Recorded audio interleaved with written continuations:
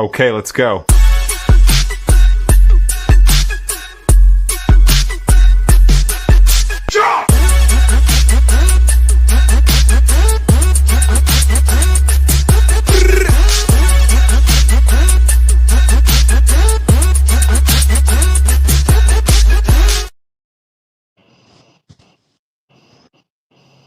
Well, good evening. Welcome to Whiskers Gone Wild. I'm Dustin, Team Snaggin Whiskers. We got Chris and Telly from Hooks and Hammocks with us this evening. Hope everybody's doing fantastic tonight. You know what? Let me switch over to my headset. See if y'all can hear me okay. Here comes the iPhone turn. Going to the headset. All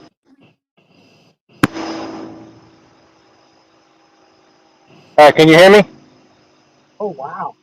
Wow. Can you hear me okay? We can hear you. You sound a little weird, though. Yeah, I switched over to my Bluetooth headset, which I didn't realize my batteries were low. The thing must have been on this entire time. Silly me. Sounds like you're on a CD or something. Let me check my settings again to make sure my You're loud. That's audio.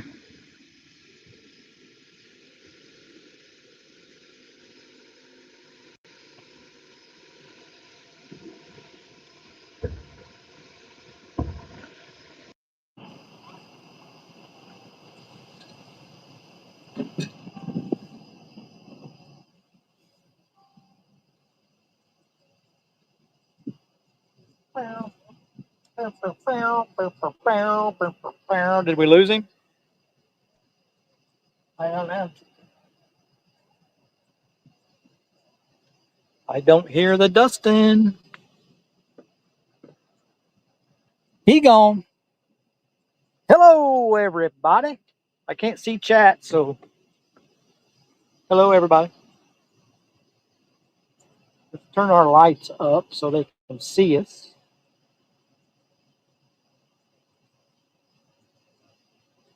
I don't know if that's any better or not.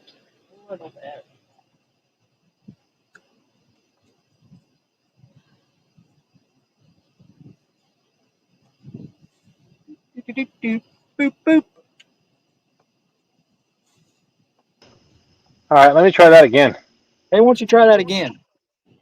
I had to wake two boats go by as I was trying to touch the screen and do something, and it kicked me out. Ah, yeah. That sounds like an excuse. I know. I'm full of excuses. Oh man. Hope everybody's doing all right or doing fantastic. I know. See if I can get. There we go. Get rid of that backlight. I got a lot of bugs out here on the James River, but hopefully in a couple of hours or maybe an hour or so that will die down. Had you taken a bath before you left, you probably wouldn't have that problem. I already took my bath last week. That might be a barge right there. Where? Oh, right there. Yeah. I'm honking I do at it. I do understand that the Way Out There tournament series or the Watts series tournament series is still going on. It goes on for another 56 minutes. So they were pretty cool with us starting on time tonight. So we did.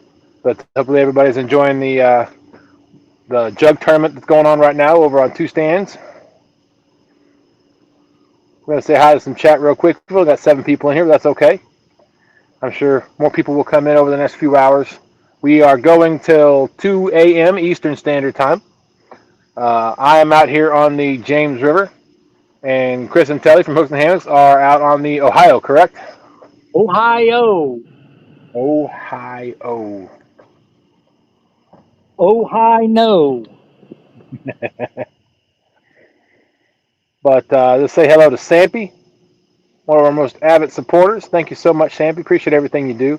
Bugman saying, hey, cool, I should be on the river. Give me something to watch. There you go. Good luck, Bugman. Hope you catch something. Bugman saying, hey, from the riverbank in central Indiana. Oh, Sorry, Buddy's on Steve. the river, huh? Yep. Sweet. Steve said I was loud too, so I do apologize.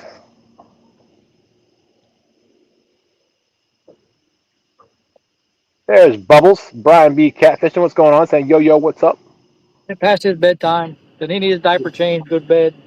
I think so.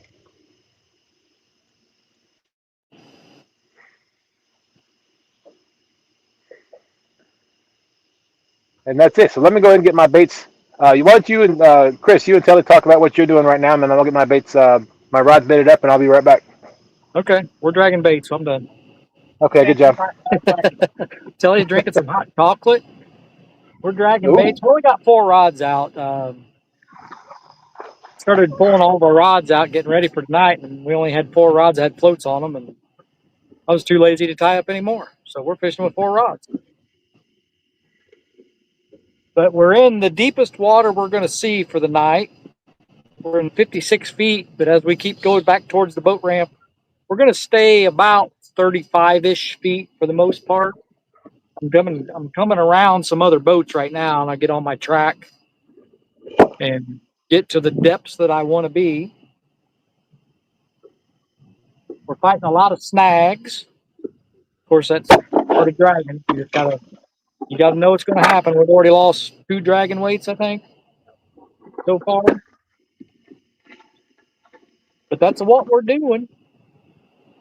Glad to be out here. It's been a long, long time since Telly and I have been on the water. Yeah, fishing wise, we were on the water a week and a half ago. Big water. Well, I am, big water on a big boat. I am extremely glad that you guys were able to join us tonight. We appreciate Anthony, the invite.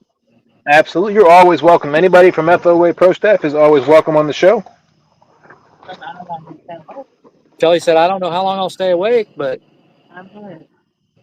Well, hopefully you're catching fish, and that'll keep you awake.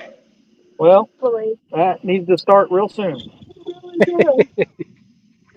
No, not that. What'd you do? I told it to start recording. No, stop.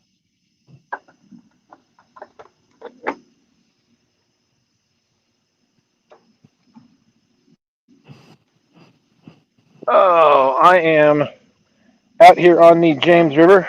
It is currently outgoing tide. I am not 100% sure how long that's going to last. Yeah, I'm a bit wonky here for a second. Yep. But I've got all FOA rods. And I am currently sitting in about, I think, 28 feet of water.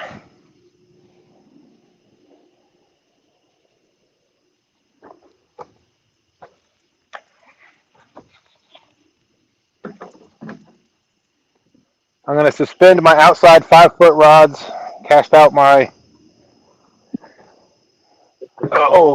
6 foot, one up on the bank, one on the channel, and then my 7'6" effing rods are going to go straight behind the boat. Even with them effing rods.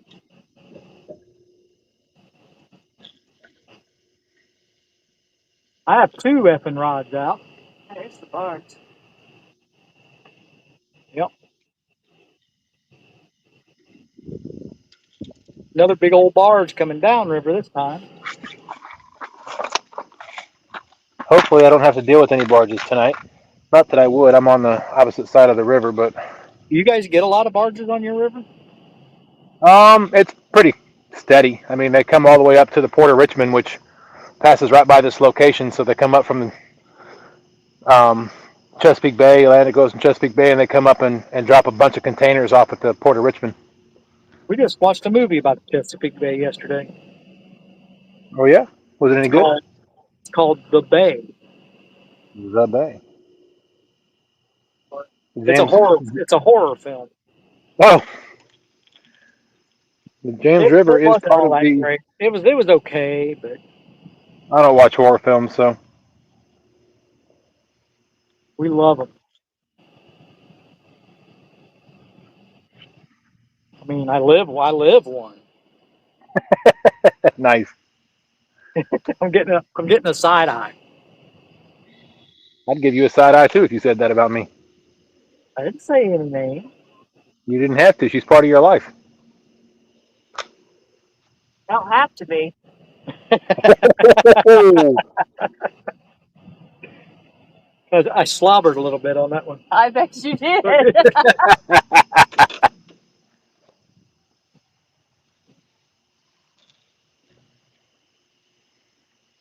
chat, I will be back with you here shortly. Let me get all my rods out real quick.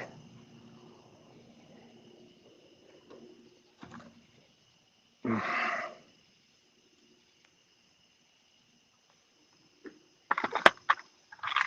hoping as we get up in here a little farther, we marked a lot of fish when we were recording this track coming in, but that's been 2 hours ago or more. Hoping it picks up a little bit once we get up in. A lot of gnarly stuff up through here, all the way back to the boat ramp. A lot of gnarly stuff.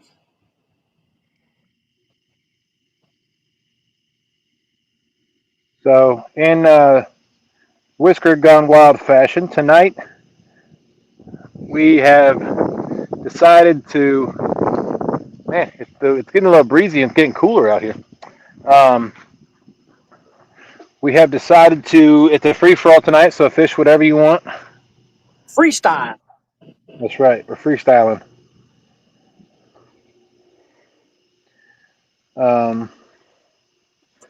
I personally am. First off, I'm probably going to change out this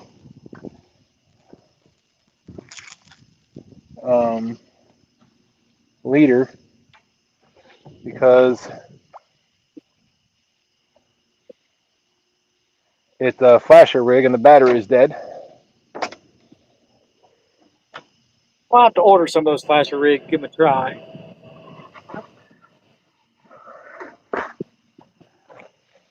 They are, in my opinion,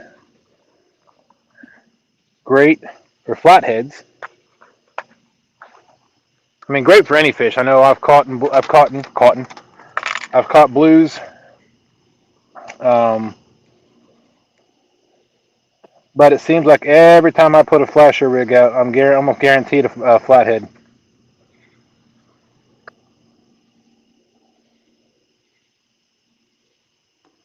You know what I think it is? What's that? I think it's the electric pulse more than it is the light. Yeah, Austin and I talked about the same thing. Now, I will say that, and I've talked about this before, that out of all of the catfish species, the flatheads have the best eyesight.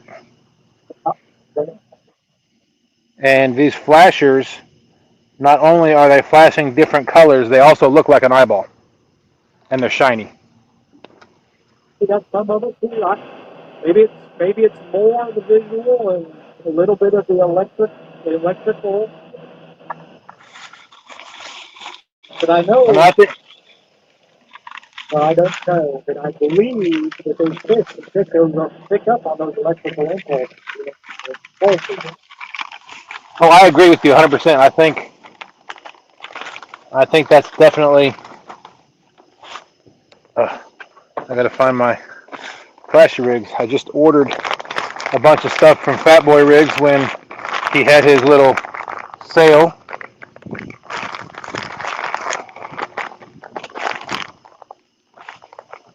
There's one.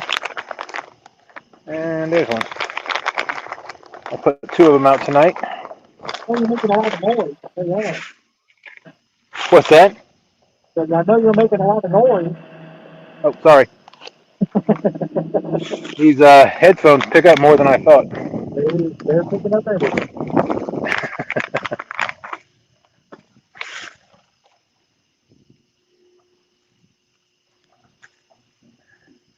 So I'll give you a little idea of what the flasher looks like when it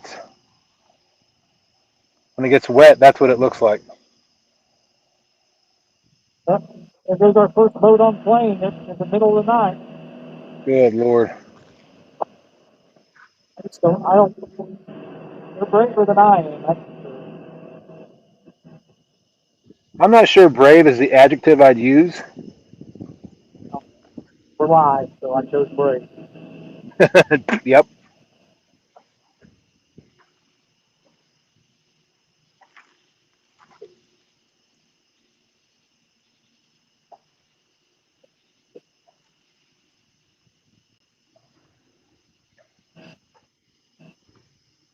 We should have a good mile and a half before we get into this track. I started this track right after all those stick-ups I told you about. So I Okay. know that when we get to the end of this, I need to start watching out for those trees sticking out of the water.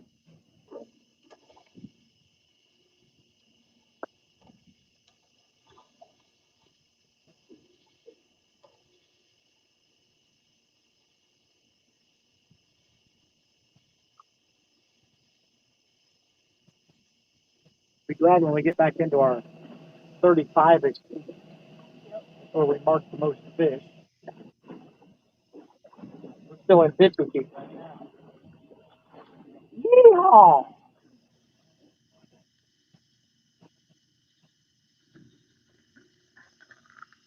I should have done all this before the show started, but I was walking baits for the very first time here on the James River, just to get some practice in and to see if I knew what I was doing.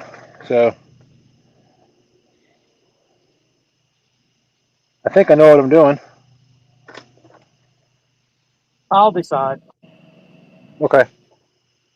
You know what you're doing. Oh, thanks.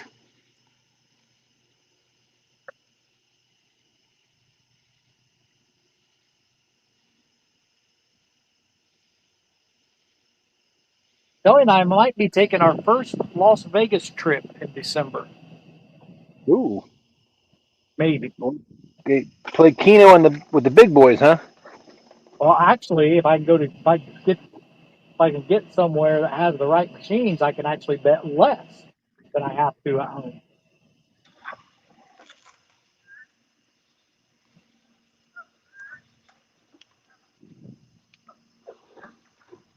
Oh, all right. Headpiece going on the flasher rig.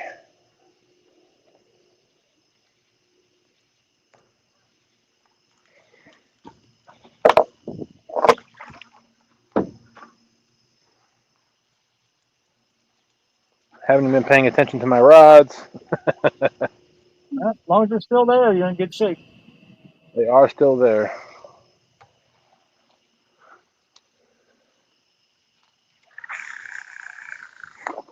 Oh, I saw it start flashing as soon as it hit the water.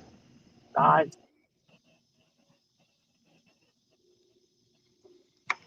Go get them, flasher rig. So my location right now, I am in the area. The when we did the Flathead show, I don't remember which week that was, but it's the week where I think it was week 2. My the tide flipped right at about 1:30 in the morning. My boat flipped, and I was fishing on the other side of where I intended to. So I don't know if that's going to happen again tonight, but I got a boat I up in am and I can't tell what it's doing. I can't tell if he's anchored or if he's moving or.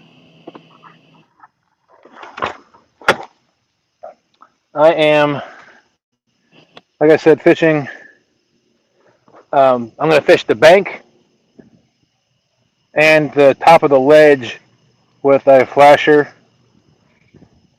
I am fishing the top part of the ledge and just closer to the bank. Well, I'm going to suspend my left-hand side, and I'm going to go bank with the flasher rig, and then straight back on the left-hand side, just on the top to the probably about 10 feet on top of the ledge. Ouch! With my other effing rod, I'm getting ready to throw that out now.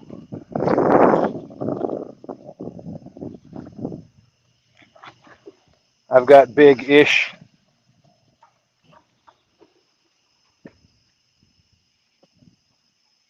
big-ish baits.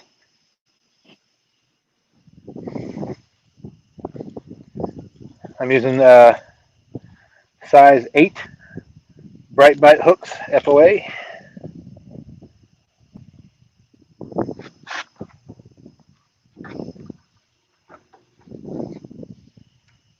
Get this out.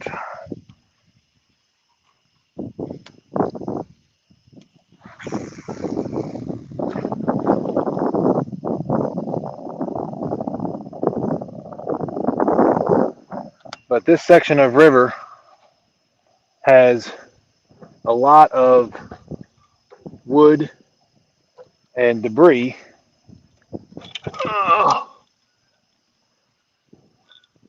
And the wind is picking up for some reason, and it's going upriver, which is the exact opposite of what the tide is doing. So this is going to be interesting.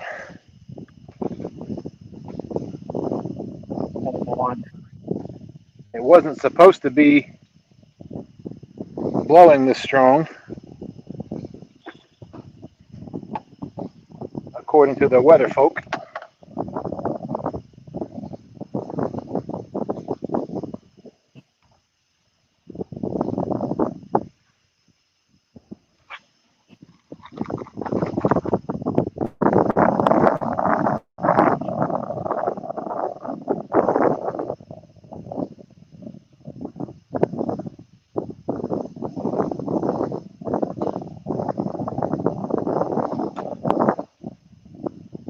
I hope the weather doesn't change on me.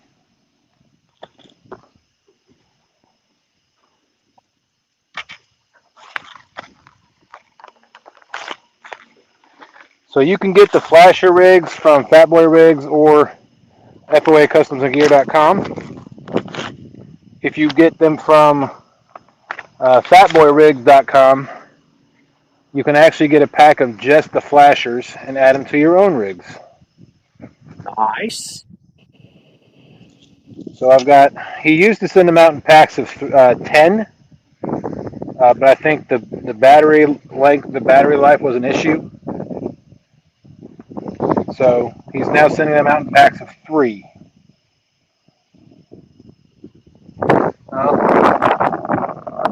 I hope I'm not getting the storm coming in, but the wind is picking up. We can hear your wind occasionally.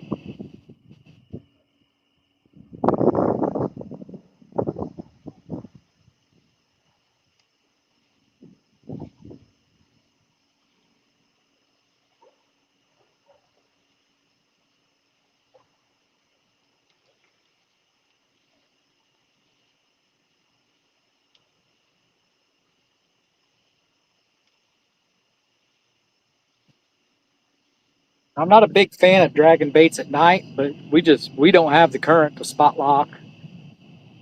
Even with the drift sock, I mean, there's just not enough current to do anything like that. Yeah. I know we've talked about that on the show before, where there's times where moving your baits is a necessity. And that's when you have no water movement whatsoever. So,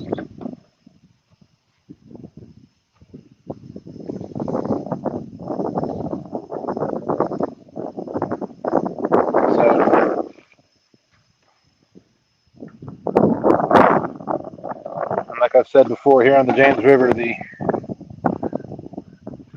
tide is typically moving one way or the other pretty consistently. We do have some times of slack tide, but they don't last very long. If that wind noise is too bad, let me know.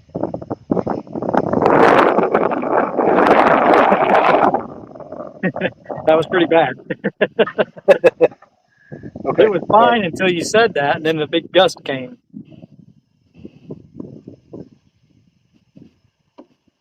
All right. Flasher rig number 2 with a big body chunk going out. This one's going up near the bank. Up near the bank.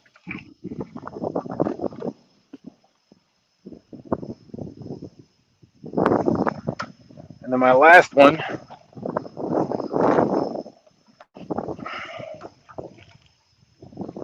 is going to be a smaller body section. I'm going to suspend it right under the boat on the left-hand side.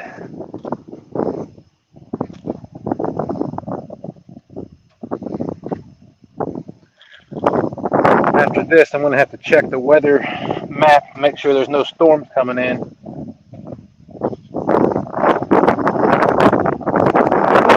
That's stronger than it's supposed to be. It's supposed to die down to like 2 to 3 miles an hour.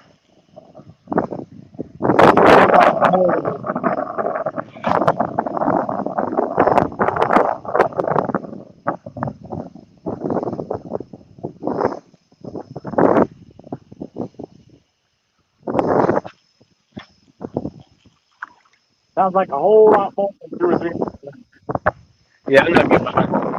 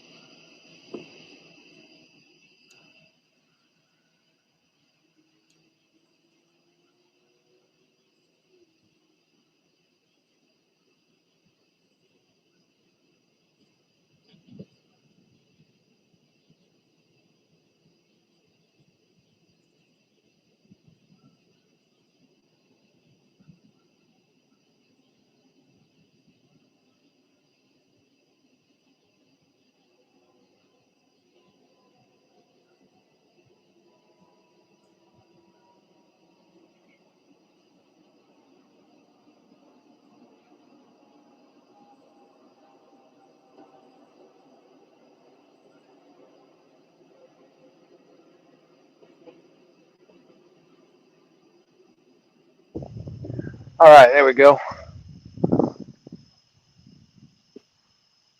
Let me go back up real quick and read chat. Not many people else, not many other people have come in. Jerry Hagar, it's good evening, y'all, from Nebraska. Thank you, Jerry. Appreciate you coming in. This Catfish Cowboy said, howdy, Dustin and Hooks and Hammocks. What's up? John Boys Catfishing saying Dustin and Chris. Don't forget Telly. Go sleep. Oh, okay. There's Benoit Fishing Outdoors from Florida saying good evening, everyone. I think they're still in Florida. Living Waters Outdoors. There's Josh saying, hey, what's up? Hit that thumbs up button. Appreciate that. Says love y'all. Appreciate that, Josh. Love you too, buddy. Butterflies and Sunshine. Said good evening, Dustin. And Chris. My towel was whipping and hit one of my rattles, and I thought something was going on. Says hello, good evening, Dustin, Chris, and Telly in chat. There's Howdy, howdy. Whisker Warrior, Mike Chavez, fishing and cooking with Mike Chavez. How you doing, my friend? Hey. All right, Mike says it's completely rain-free. I love it when Mike comes in here because he's always good at checking the weather for me. Appreciate you. It's just going to be windy, so we will deal with it. And like I said, I've got my Bluetooth headset on. It's going to die at some point, so I do believe I have a whisker, good Lord. I do believe I have a curler, so I can always put that on if I need to. But we are fishing. I'm going to sit in this spot for probably, it's 10:20 to 10:30. I'll probably stay here to about 11:30. If I don't get a bite, I will move. I don't know if you can see, probably not with the light. But there's a red light. That's not it. That's my anchor light. There's a red light that flashes every now and again. Back behind me, that's a buoy channel marker. The river goes back and it splits to the left, and that's the natural bend of the river. I'll go up and follow that and try to anchor up in there and cast out into about 40 feet of water behind me to see if I can find anything over there. Y'all got a fish? Well, we think.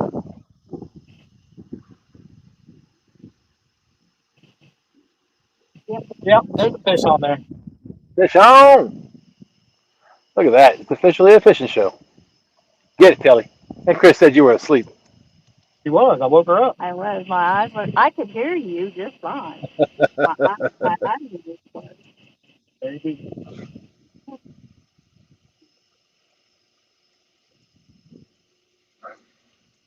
First salmon fish of the night. There you go.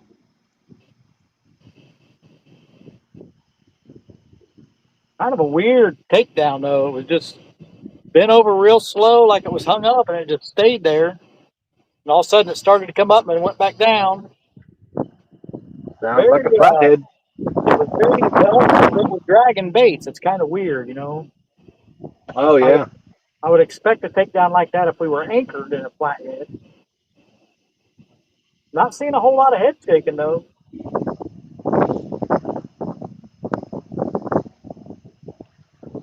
We're still in 50 feet of water, so she's taking her time with her. I got you.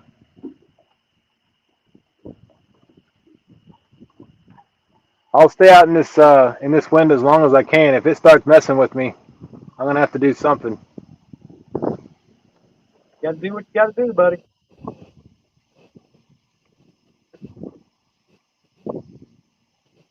I may have to throw sunshine out the back. Hey, Greg Burgess, what's going on, my friend? Appreciate you coming in.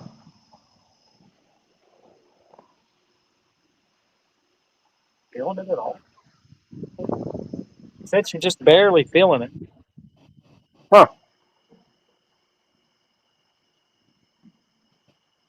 May not know it's hooked yet. I know my first 50-pounder I ever reeled in, it felt like a 2-pound fish the entire time until about a quarter of the way back or up to the boat. That last quarter, it realized it was hooked and it went to dive back down. That's when it's fun.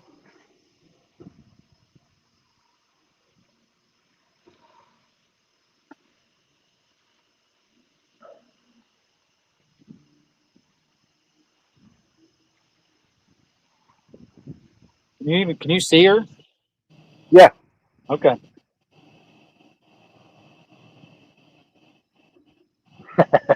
Butterfly Sunset said, "Okay, I'm ready. I'm ready. Thanks for the warning, Dustin. Absolutely. Butterflies is already out the front holding me in. I may need sunshine depending on what this wind's doing, because the tide's still going out, but the wind is blowing the top of the water back upriver. I'm not moving yet.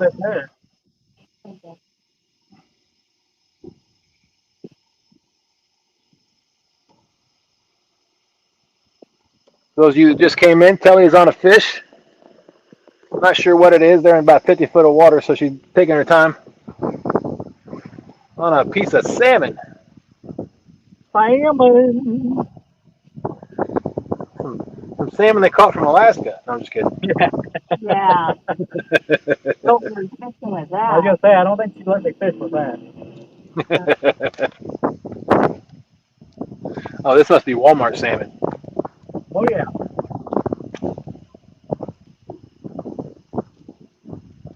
Saying that makes better bait than a meal? She eats it. I'm not a big salmon fan. Now we did have some salmon on the cruise that was really good. I liked it. I also had some swordfish on the cruise that was really good. Ooh. I had a shepherd's pie just for salmon. That was cool.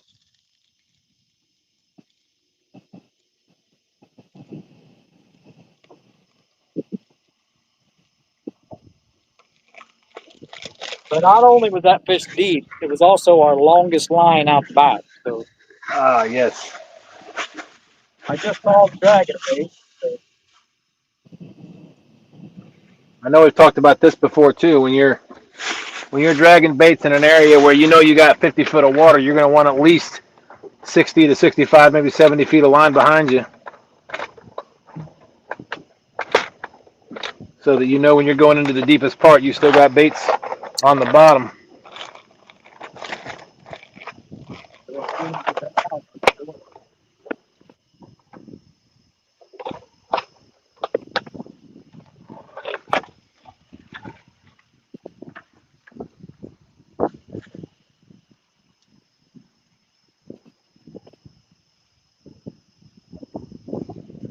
Better.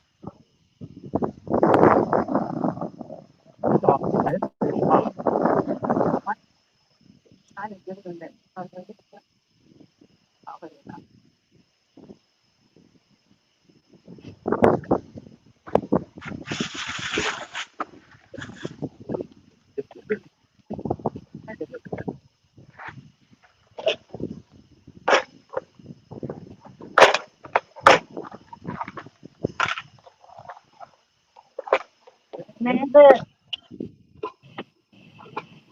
In the net.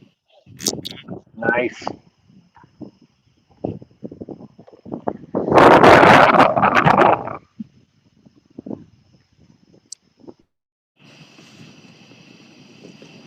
Oh yeah, baby. She goes, oh, he's probably 6 or 8. He might be 20. Nice.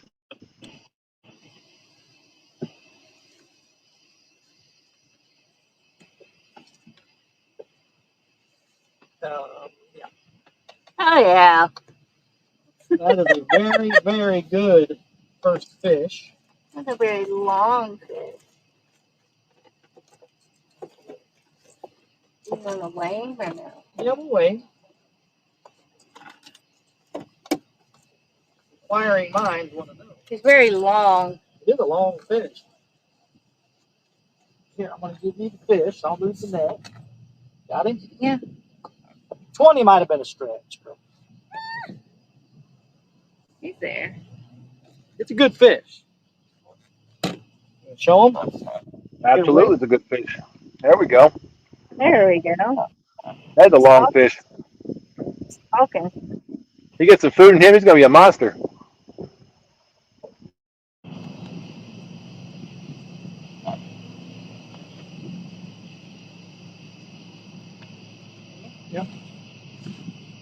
Yeah, 20 was a stretch. All right. 20 was a stretch. 13.59. Nice. Mike Chavez said nice. Butterfly said, Got it? nice one, Telly. Good old salmon fish. He goes.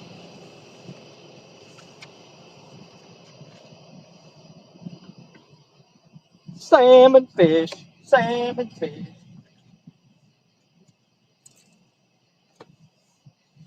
The only thing you get Great job. Thank you. Hey, the seal has been broken. Let's keep going.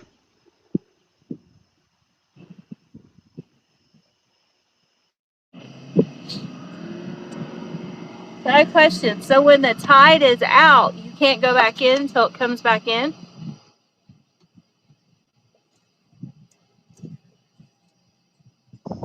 I'm sorry, what was that? So when your tide is out, that means your water's like super low, isn't it? No.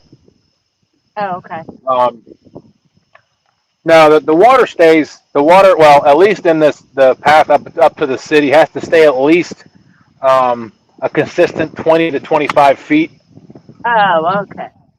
for the barges. Ah.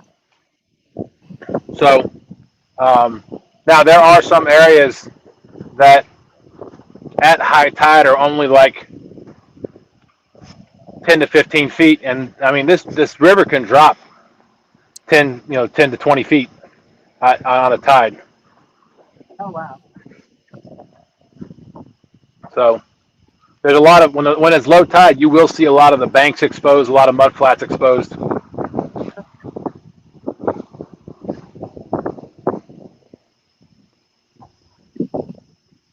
Sorry if that wind is. I'm trying to put my hand over my ear so it doesn't blow into the microphone. The wind's blowing. The wind's blowing so much. I'm getting white caps on the river right now. Oh, wow. You've seen a lot of white caps. We're on that ship.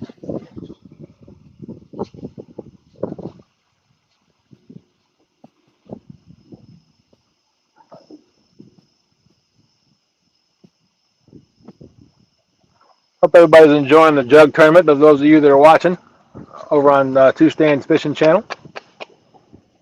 Anybody tell me if Daryl and Brandon are still in the lead? What time's that in? 11 o'clock. Where these waves come from? They came from the James River. You're welcome. I sent some your way. Appreciate it. I'm always here for you. The lights turned. That's one problem. Oh, come on. Don't do this.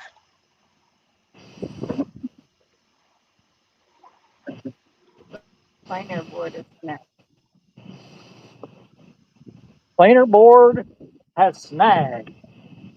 Oh, boy. My boat's trying to churn on me.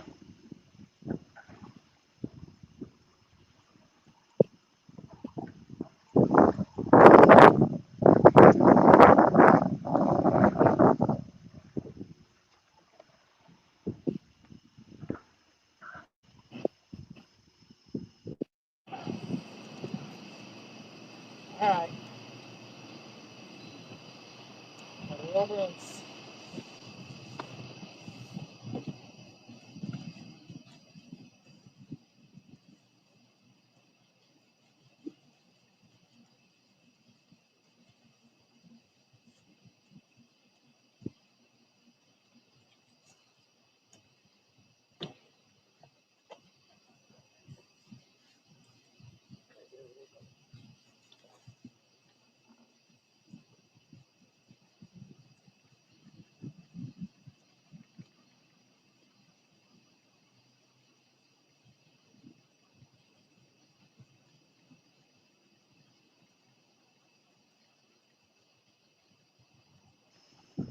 Greg said, Dustin, caught anything, my brother? Absolutely. No, I have not.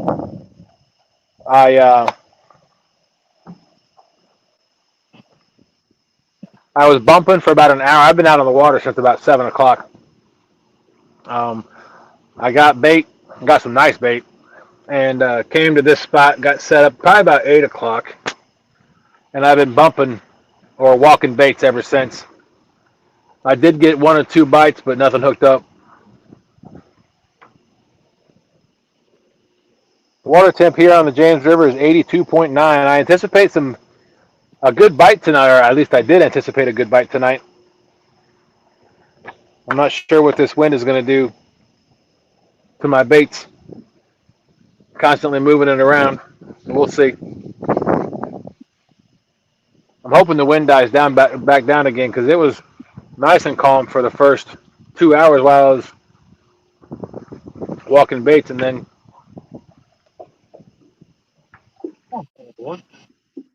it decided to pick up on me.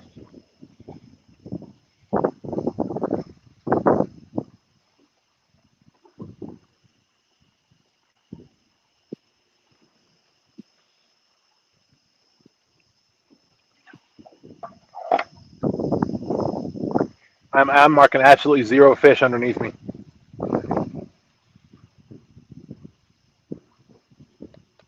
Ooh, that's a little fun. Yeah. You have a bat. Oh Eating boy. bugs. The bat Got a bat in the got kind of cave? close. Little Batman got a little close. If you get bit by a bat, do you get a raspy voice and have automatically get a cape? Well, I mean, that's how it works. Now, fish, I'm going to tell you what to do here.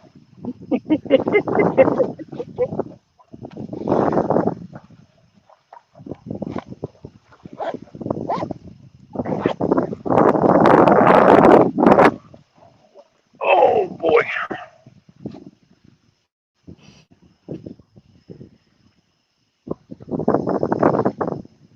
Trying to put the line back.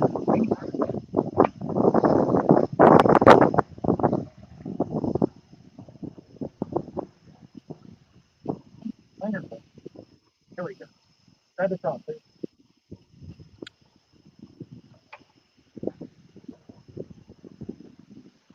Now,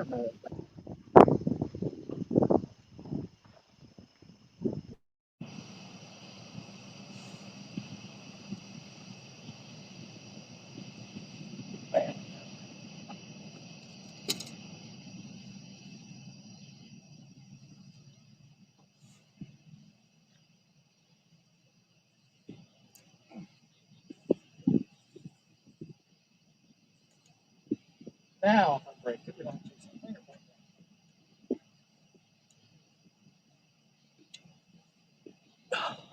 Just like that, it comes loose. What?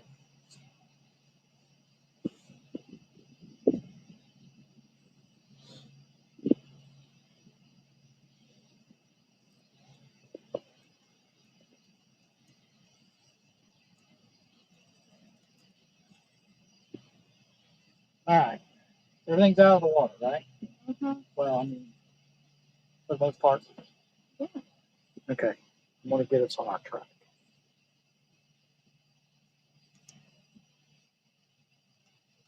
My track. To start.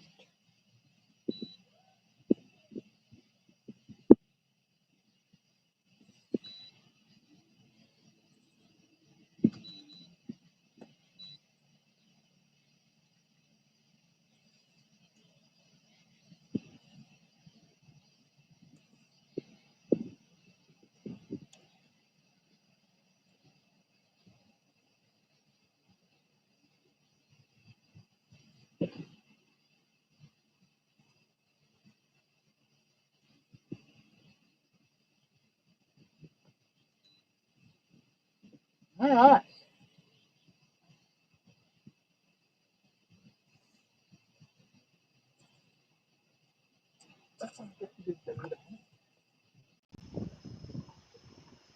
Greg Burgess said, Dustin, I want to go fishing, but down here yesterday I got 3.5 inches of rain in an hour. Wow.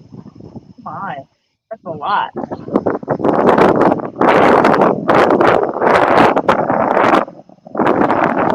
Yeah, it's rained here off and on, like typically overnight, and a couple of times during the day, but nothing significant.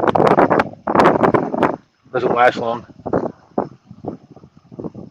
It's just been cloudy and cool for the last week and a half, which I'm not complaining about one bit.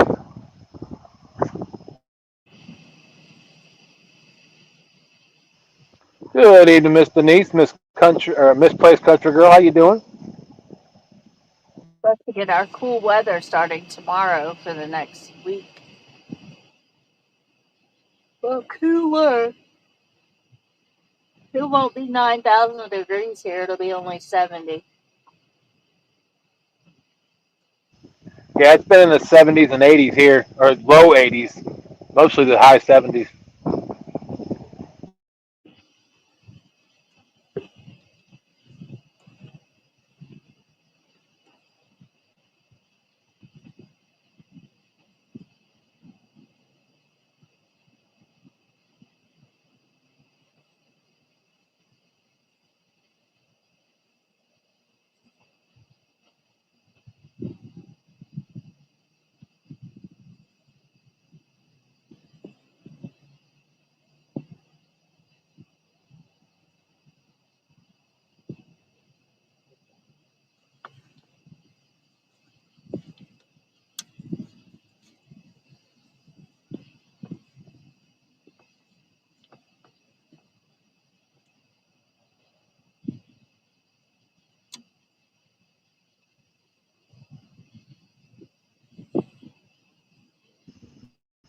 I'm glad to hear that, Denise. Just is not too bad there.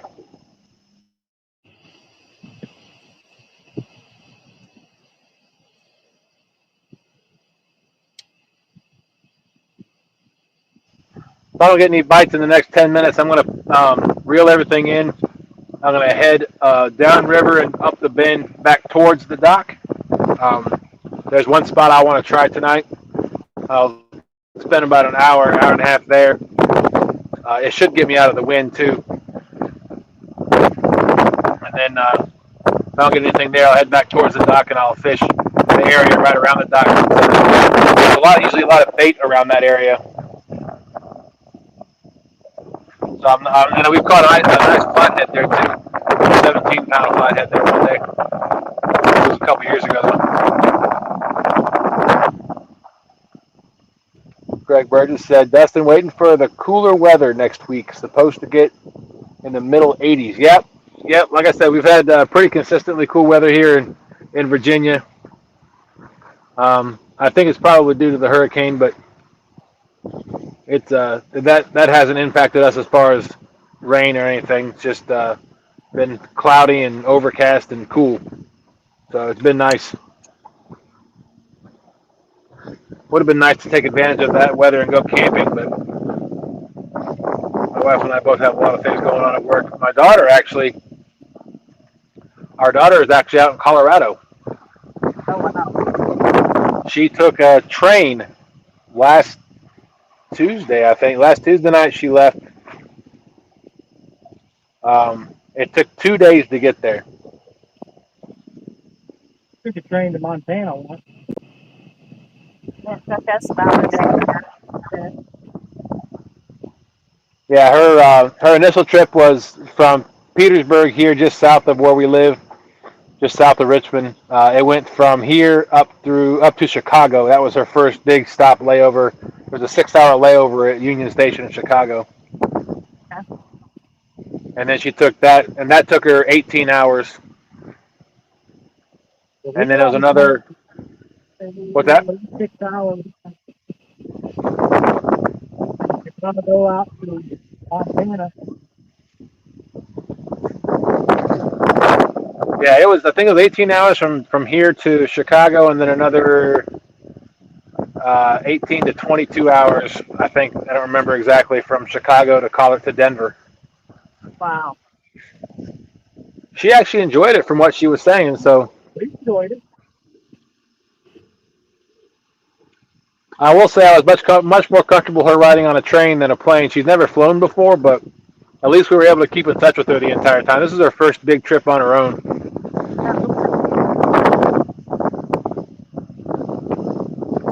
So we're really proud of her, super proud of her. She planned this trip, she paid for this trip, and she did it all on her own. So How old is she? How old is she? 19, she'll be 20 in February.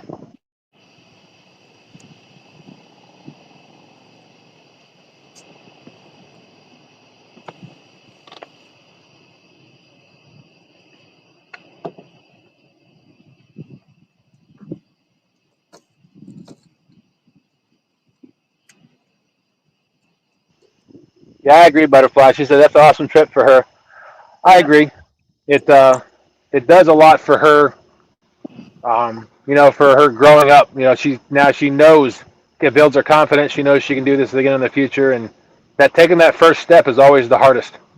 Oh, yeah. Especially when you've never gone anywhere, done anything other than with your family.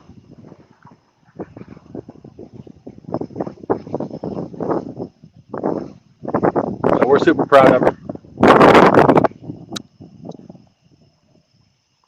Greg said, my wife wants to go on a train ride. We are in our 70s. I think we might do it. There you go. Do it. Just, like I said, it's always that first step that's the hardest. Book it and do it. Yep.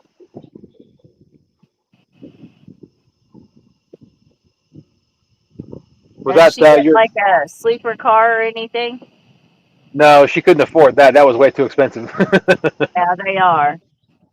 She was, but she said, I know. She was able to get. I mean, I guess there's. I don't know. I'm assuming there's 4 seats, but 2 they face each other. Yeah. I honestly don't know, but anyway, she said she got the seat to herself. Well, she had to sit with somebody from here up to DC, and then pretty much everybody got off at DC. Nice. And so she had the extra seat next to her. I think for the most of the way to Chicago. Then from Chicago to Denver, they actually took a double-decker train. Oh, yeah. Yep, that's what we did. And it was what's that?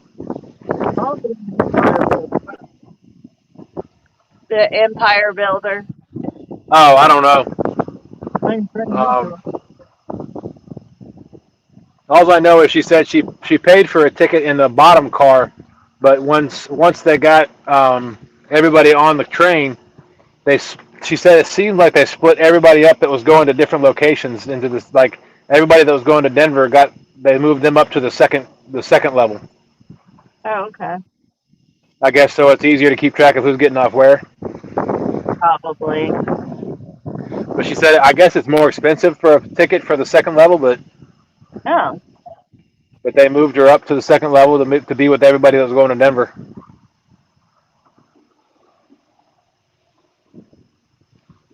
So she's been out there since, like I said, I think she got there Friday. So she's been there for a week yesterday, Okay. and she's not coming back. I think her train leaves 7 o'clock this coming Wednesday evening Oh, okay. from Denver. So she'll be back here Friday morning.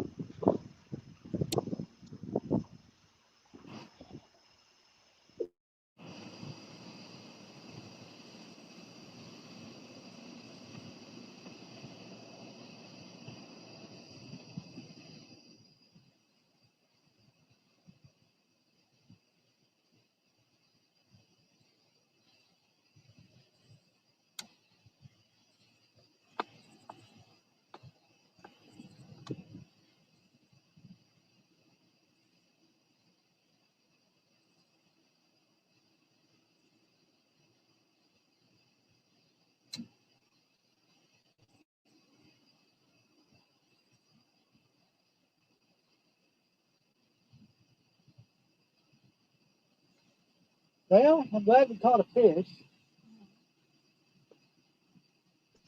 Me too. Makes Hey, me there's happy, Mullet Man. happy. Happy, Now, happy. time for some coffee.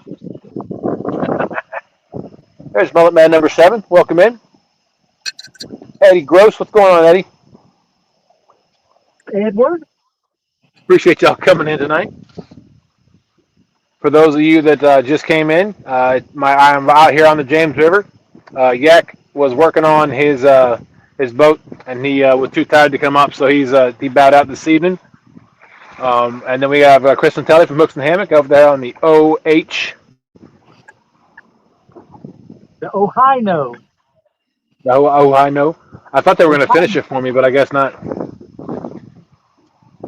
I thought that's what Dustin they paid did us in to be Ohio. here.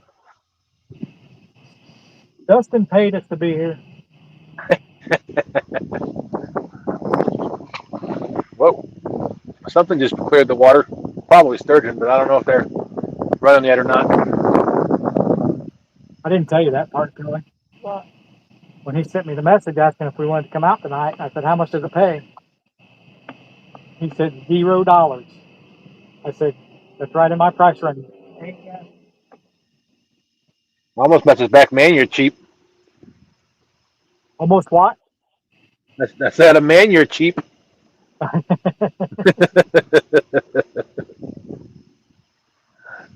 But I appreciate y'all being here with me tonight. Well, we appreciate you thinking of us. Always. Just glad we actually caught a fish on your show.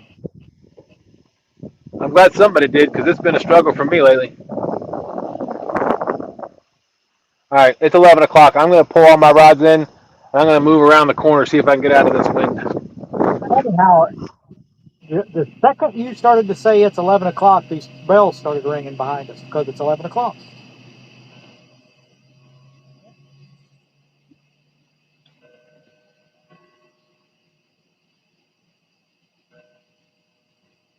Fishy, fishy.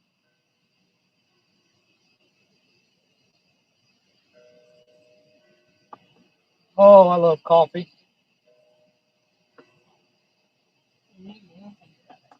I love Telly because she made my coffee.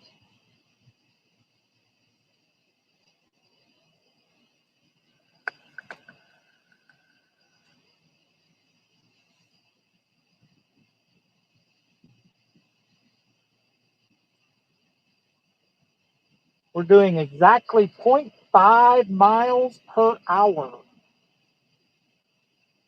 Me like it.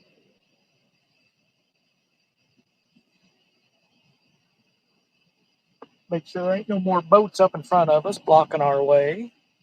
I don't see any.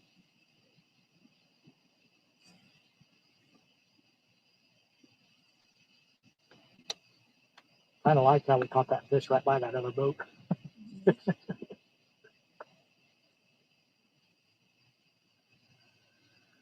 This was long. It was really long. Had a big old mouth on it too.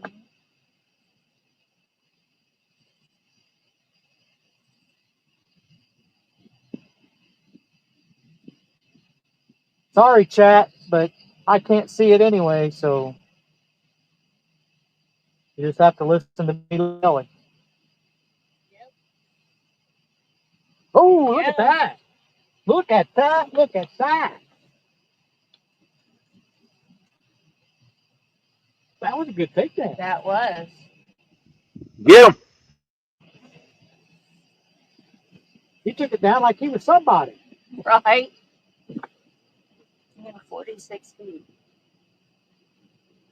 I think he's coming towards me.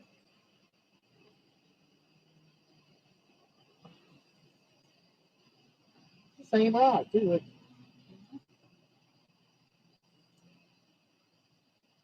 Yeah, he's swimming towards me. This little Batman.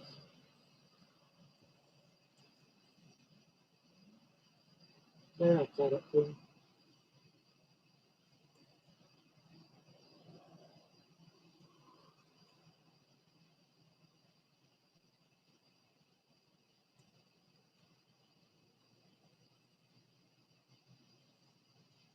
We're both catching a fish I on know. our first night out.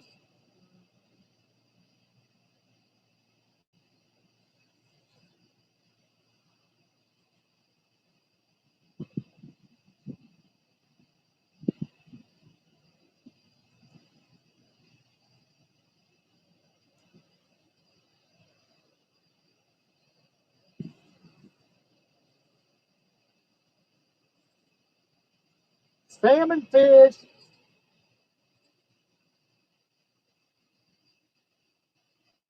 Come on, don't go over and get that line. You've been doing so good. I did for that. Oh, he's trying to pull him out. Maybe. Now he's hooked up. Look at it. Let's see. He's trying to make a run. He thinks he's somebody. See. Oh, Lord. Trying to make a run, baby. Don't you take my effing rod. The net. I haven't even seen him yet, babe. Oh. He thinks he's somebody, though. Let's see.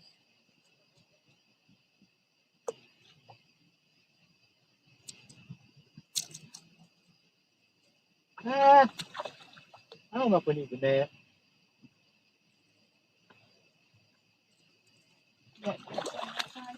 Nope.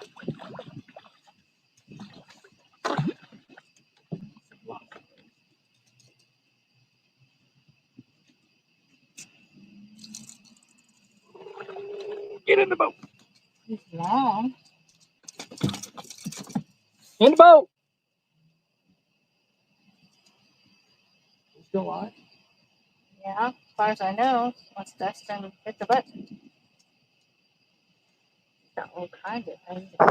We're still live. I got you solo. The wind's blowing too bad here, so I got my muted. You're good. Look at the pliers on this bad boy. That's not pliers.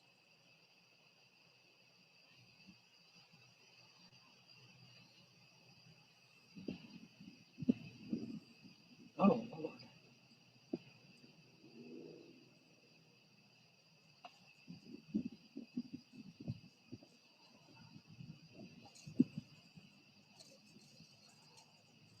These pliers are rusted.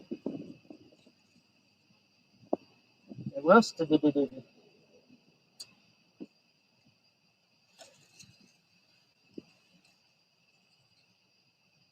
right.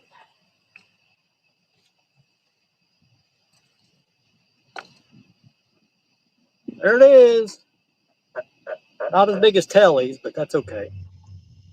Good fish. Good fish. Let me weigh it. Totally up to you. Sure, why not? He's covered. I don't know what those things are. I don't like them. Reminds me of that movie you watched. Hey, Yeah. Once again, another reason I don't watch scary movies. how much? 8.79. Good fish.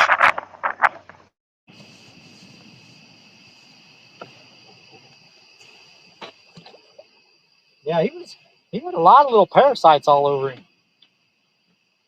And by a lot, I mean a lot.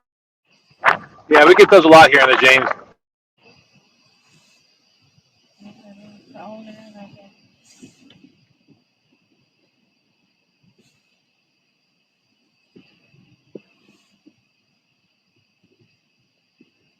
They like salmon.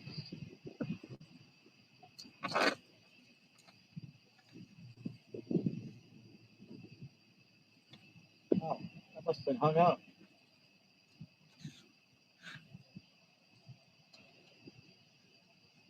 I'm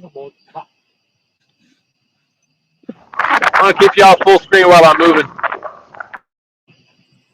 That's what you want to do. No, this is a fish. There's Miss Dana saying, "Woohoo! Big fish." Man. Oh, look, the planer board. The arm of the planer board came off.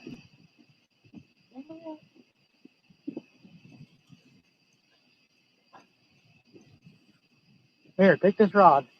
For what? I gotta get this.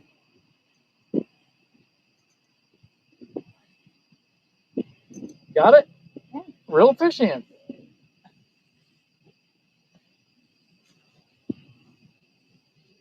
You got another fish? I think so. I don't know.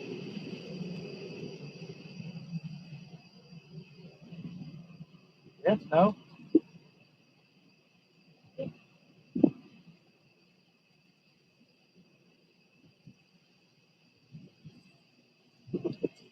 It broke the planer board.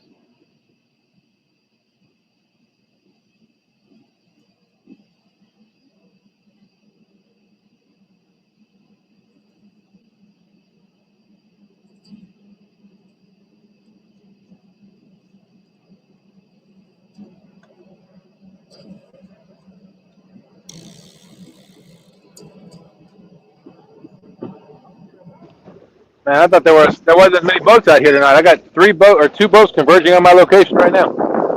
3 boats.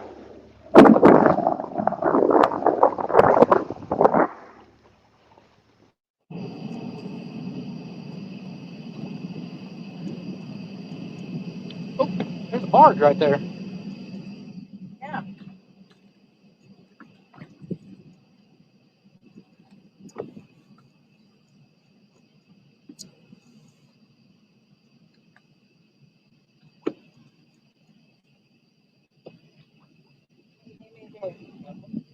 Huh? Nothing.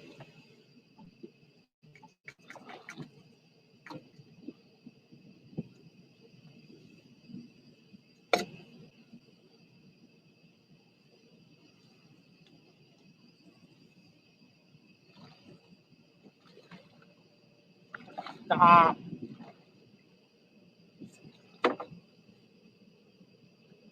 He's not cooperating.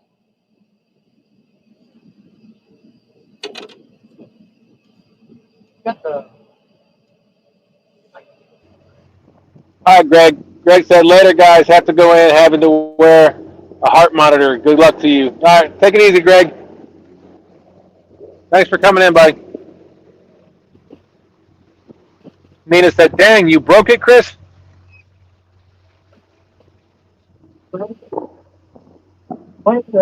The arm of the planer board broke. And I'm blue.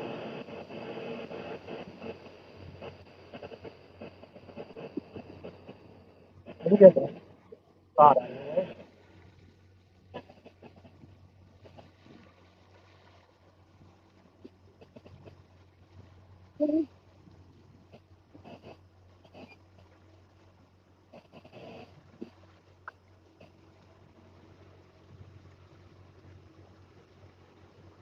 That was a tag team fish.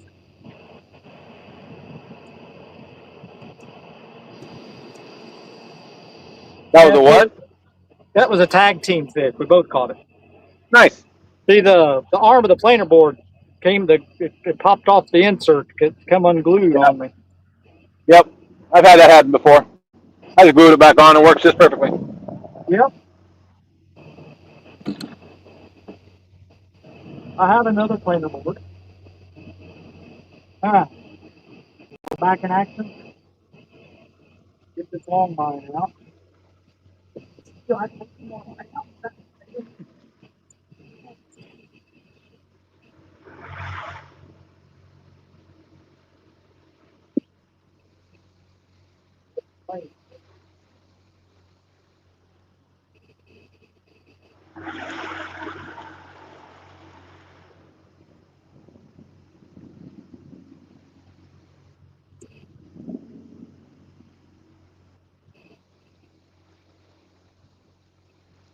Good old crab. Am I making too much noise for y'all? Didn't know you were making noise. Okay, perfect. If I'm too loud for anybody, just let me know. I will say the motor on my boat's really quiet.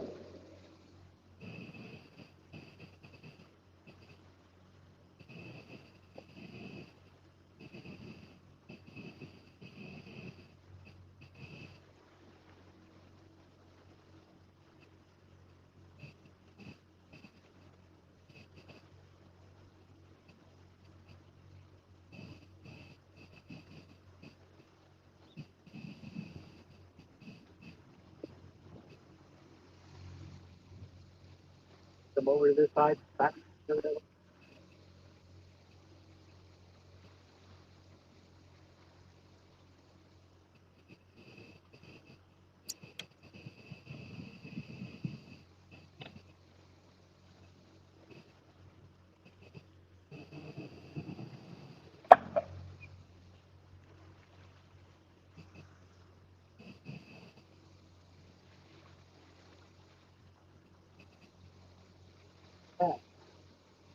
Planer board out.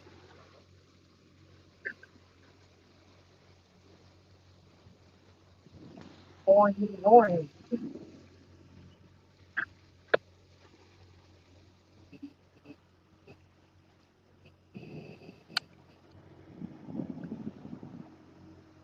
Something's wrong. Alright.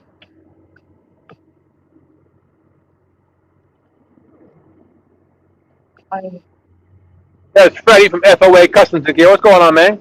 Says, out of all the hundreds and hundreds of planer boards I have made, only 3 have come unglued, and all by staff. Dustin, Austin, and now Chris. Hey. It is because we use it more than anything. That's right.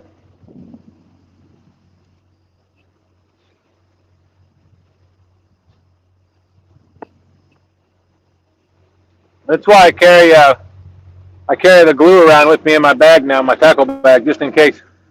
Yeah, we've got some here in the boat somewhere.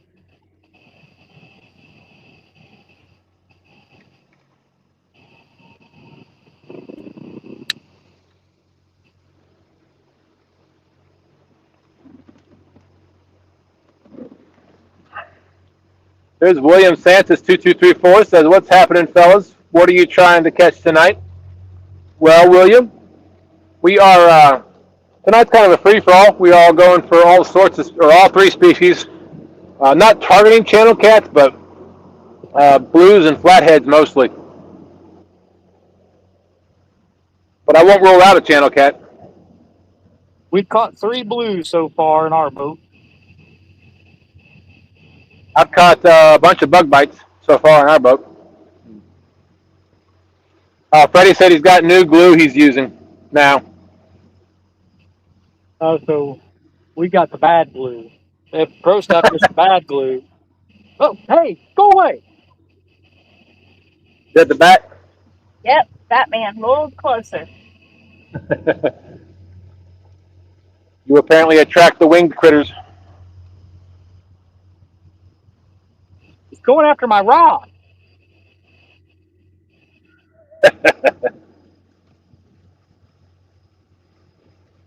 There's Trophy Seeker Outdoors. Says good evening all. Hey Dale, are you and Brandon still out fishing? I was gonna say, how come they're not up here? Yeah, y'all should be up here fishing with us. Hey Jenkins, good evening, sir. Ed says evening, folks. What's up, Ed?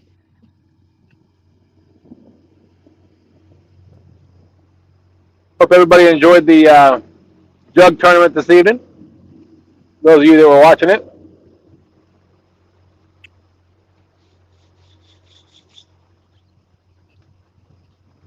Dale, if you and Brandon are still out and you want to come out fishing, he's got the link.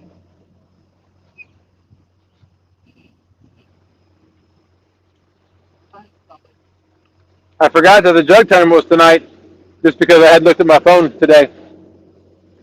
I was joking and said that tonight's stay blessed and keep them lines straight. Thank you, William. Appreciate you. I was joking and said tonight's show can be about teaching Dale how to fish. We weren't joking about that.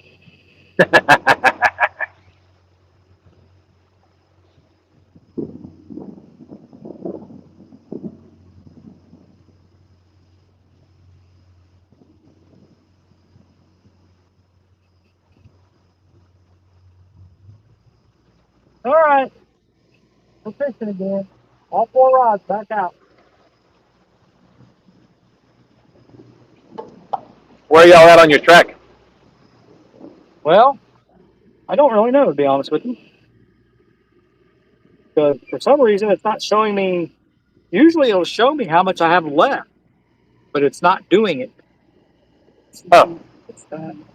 Well, no, it was doing it before. I think it was because I don't really know when I recorded the track, the motor was still stowed, and I don't know if that was something. I don't know. Normally, it Gotcha. will show me though how much distance I have left, and it's not doing it. But we still got a ways. Daryl said they just finished up and they're wore out. Brandon wore Daryl out.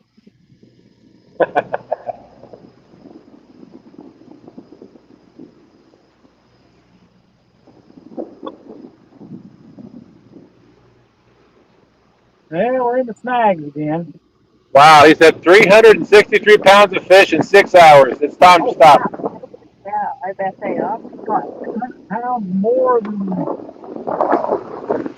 4 pounds after we left. Oh, man.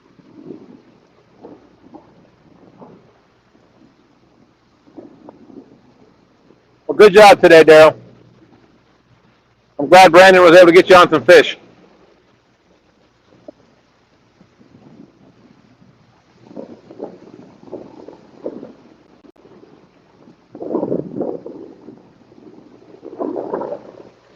I had to snag up right when the barge went.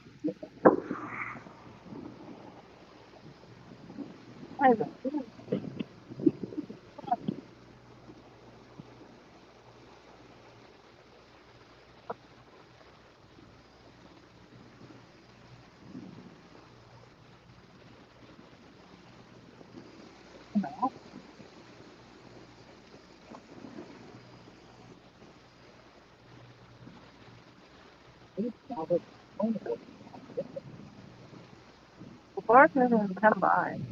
The barge doesn't even come by yet. Where's all that way? From a boat going toward where that barge is coming from. That was stupid. Yeah.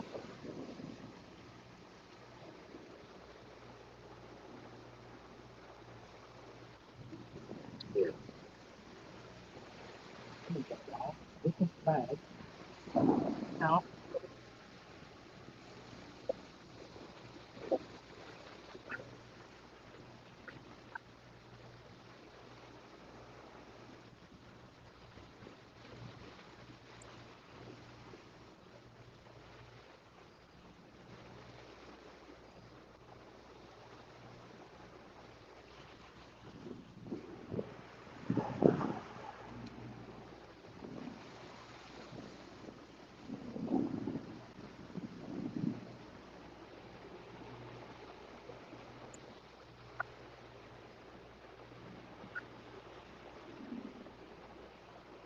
You ain't snagging, you ain't dragging. Appreciate everybody coming in this evening. Anybody has any questions about what we're doing? Or just any questions in general, please put it in the chat. I We'll got a do our question. best to. I got a What do you have a question about question what we're about? doing. Okay. My question about what we're doing is, what are we doing? We're fishing. Oh, That should answer your question. okay. You're catching. I'm fishing. Right now we're snagging. Oh, well. Wait, why are we going 1 mile an hour? Whoa.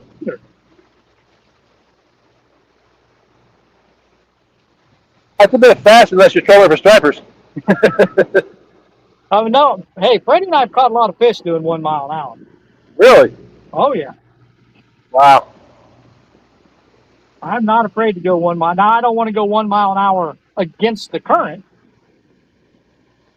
That's why I popped that planer board off probably.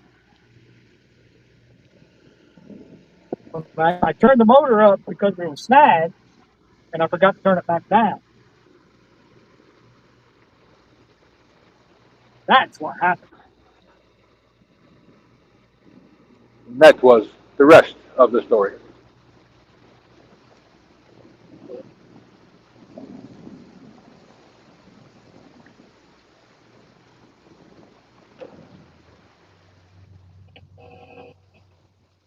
Yeah, I am not afraid to drag baits at 1 mile an hour if the water's warm.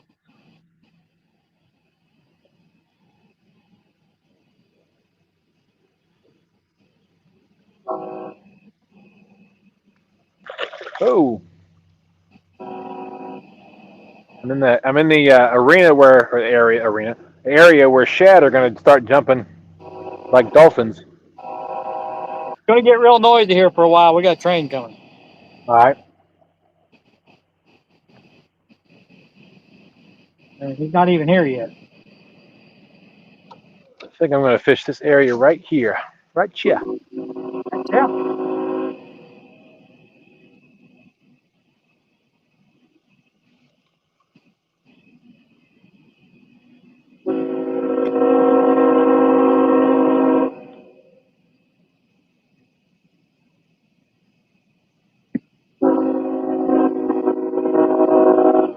All right, now the question is, can I shut down?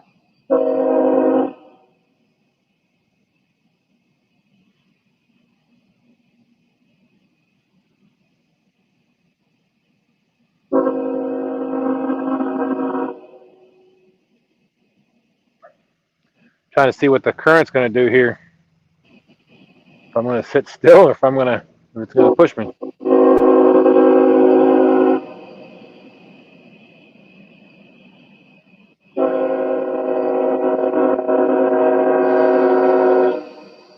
The train is making a lot of noise.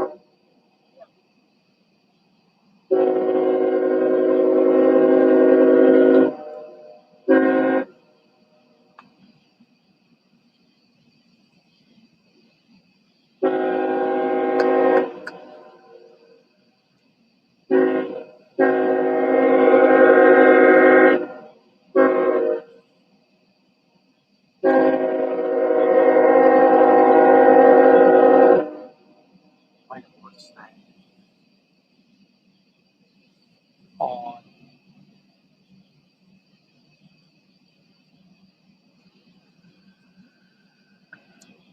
Good job.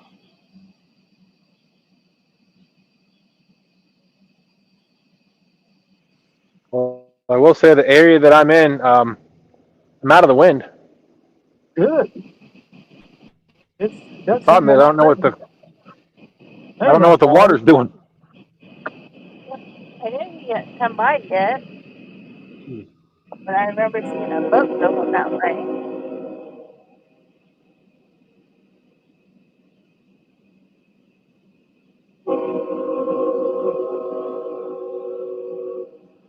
I like it when the snakes come out.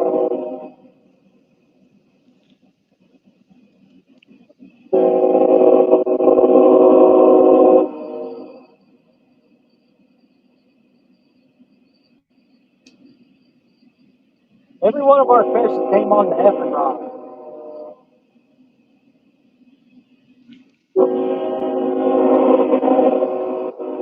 I'm going to throw my anchor out.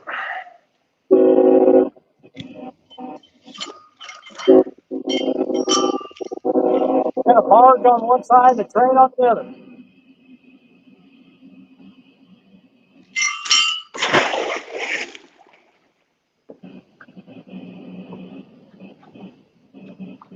Ow.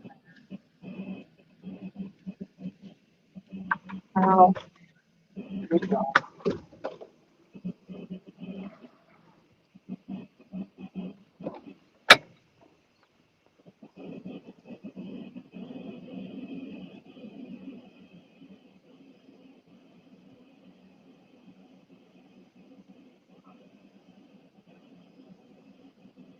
Ow. Good job.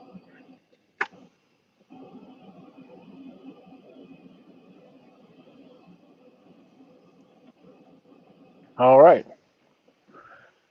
Take you back off full screen. Put my glasses back on. What the heck? Train's here.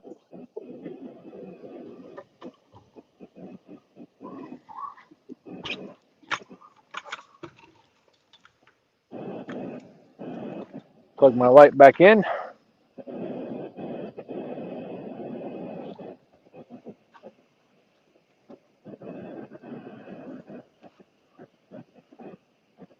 Cut up some more bait.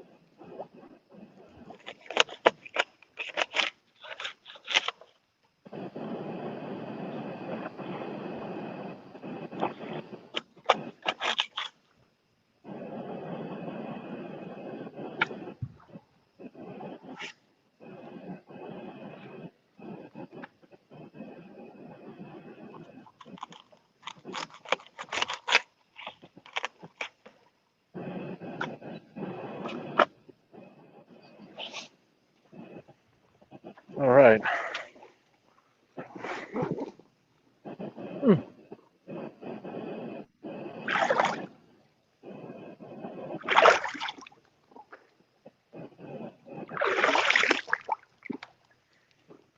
Taking a bath. Maybe. No, I forgot my rubber ducky. No, I was washing my hands off in the river. Oh.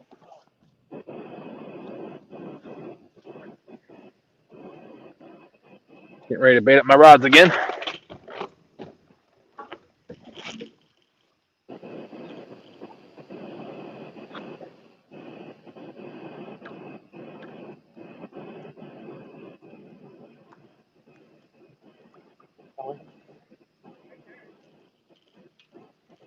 Where'd that laptop?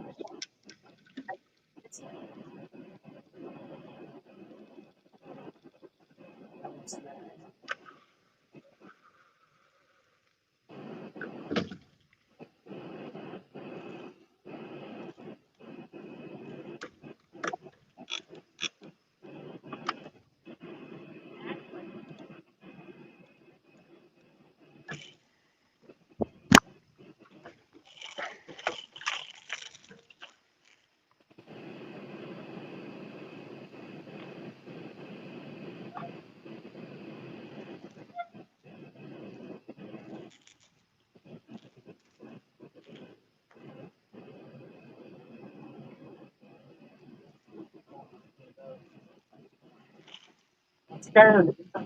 Scared it free.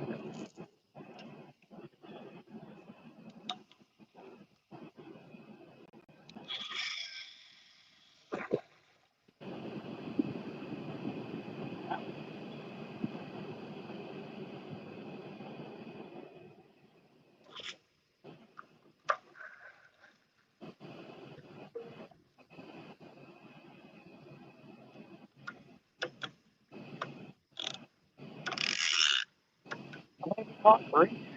That's a wicked. Yes, you have caught 3.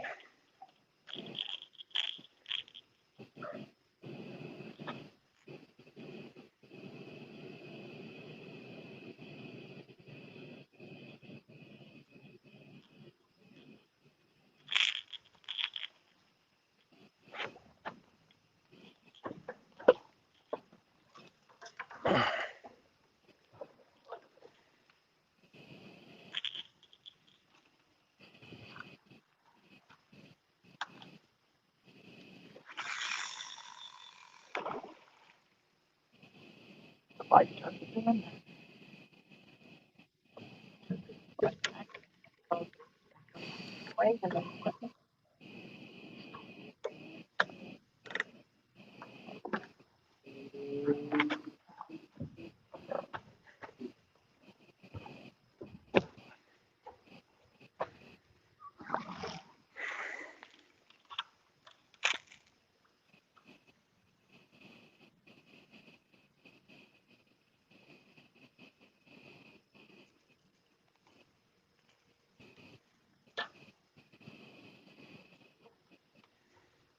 Wait a minute.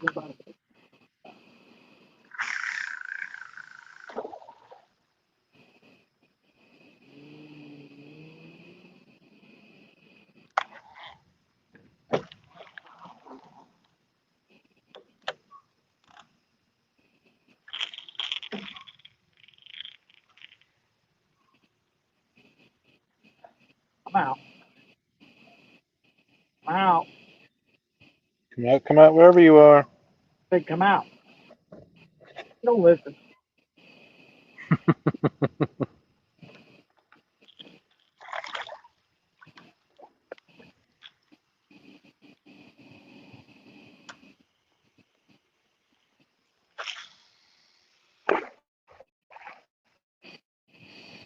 I remember to slow it down this time. Yeah.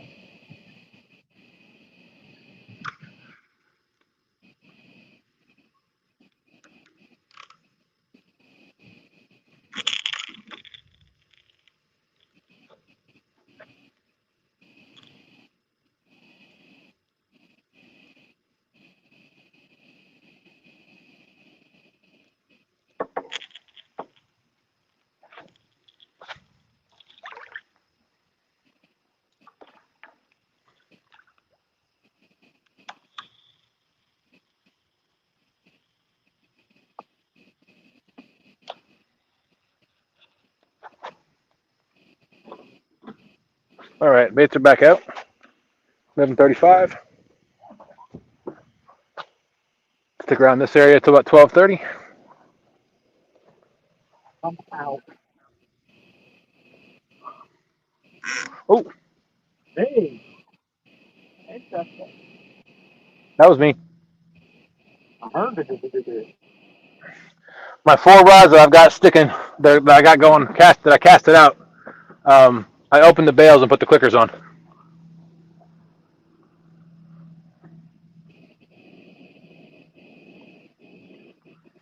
The 2 outside 5-foot rods I have at they're suspended.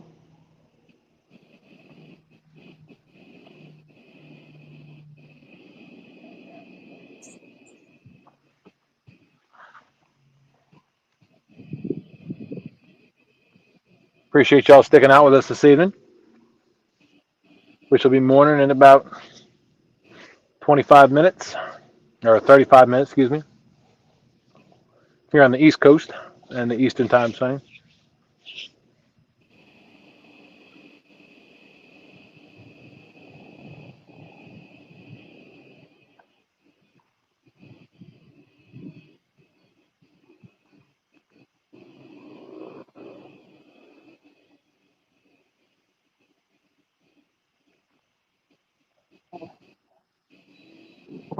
Oh, man. My neighbors caught a bunch of quality fish in this spot.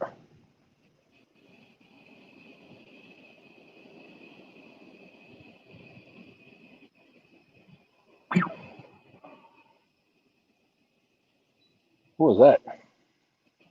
Yeah, snag. Oh,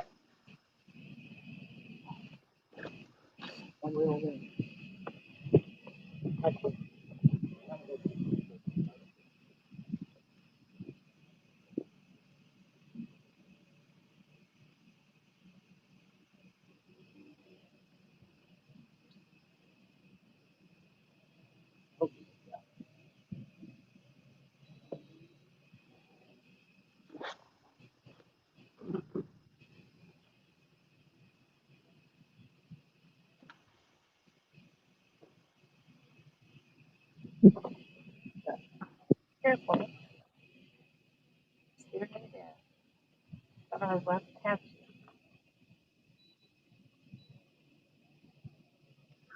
I don't know if I made the right move for the fish, but I definitely made the right move for the wind.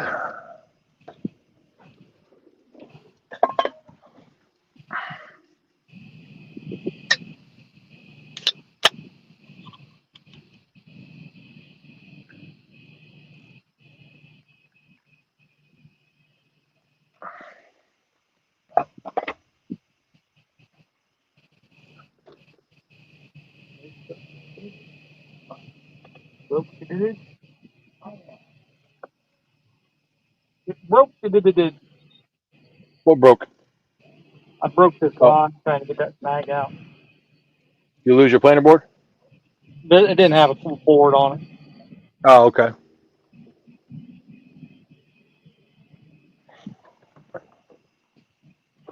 Not What is gonna get going on? ready to re-rig this one. We got so many snags going on right now. Just gonna wait to see what happens for a little bit. We still got 3 rods out. Only need 1, right? That is correct.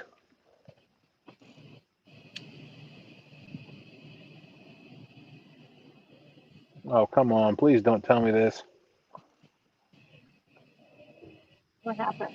Tell me what it is, and I won't tell you. What's going on over my, here? my boat's turning. I think it's plenty full. Crap. I gotta reel my lines in. I think the tide's starting to shift. That's that. Downside of being on a tidal river. Oh, so there's a fish on there. Yeah. There you go. Go fish. Get it.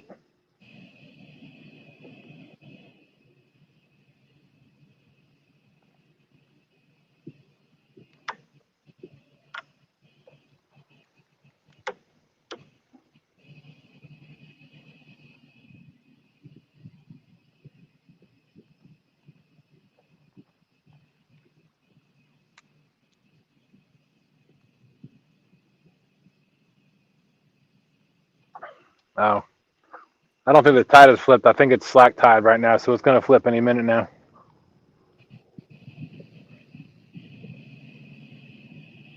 Get away from the other line.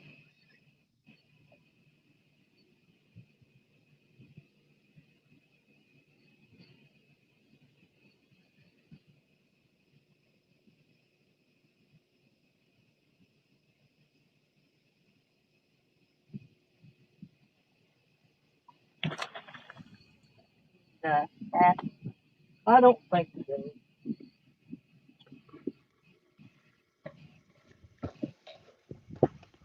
I'm going to leave my lines out for a minute.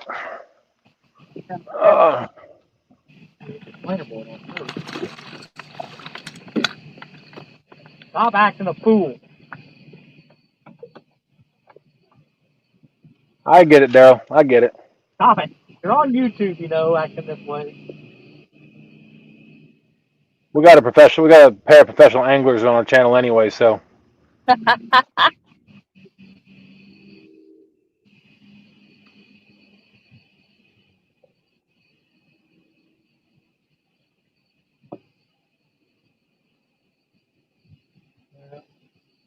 I think he's got that other line. Big dummy. Starting to sound like Brian.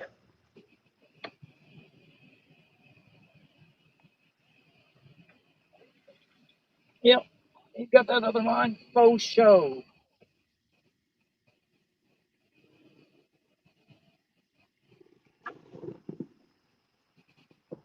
What in the world has he done?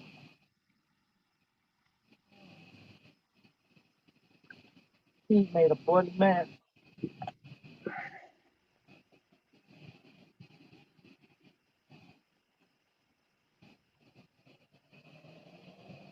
Yep.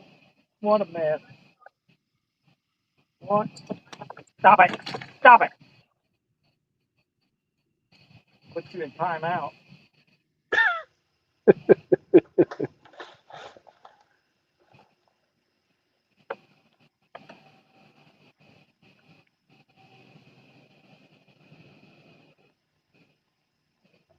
Apparently my Bluetooth headset needs a charge because it keeps telling me to charge it. It says charge me. Well, there he is. And another long fish. You gonna weigh it or not? I don't care. I'm not gonna weigh it because I got a mess over here.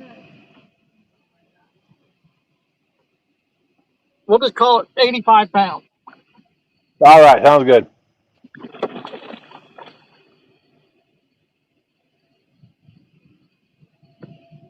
All right.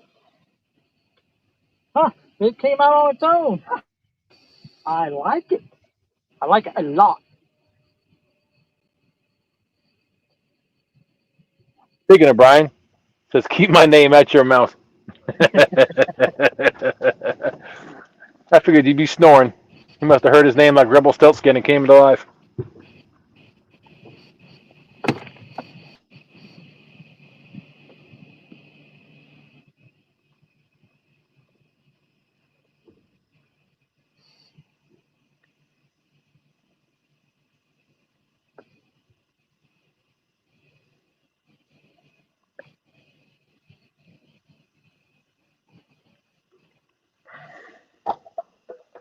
Appreciate all y'all coming out and hanging out with us this evening. Hope everybody's had a fantastic week and a great first half of your weekend. We got one day left. And then for most of us, back to work on Monday.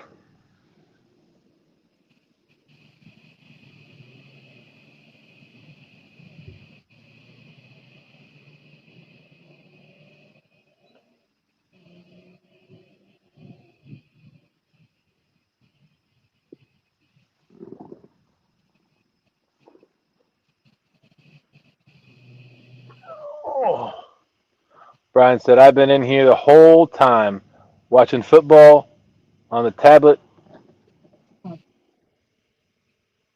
and on the TV. Yeah.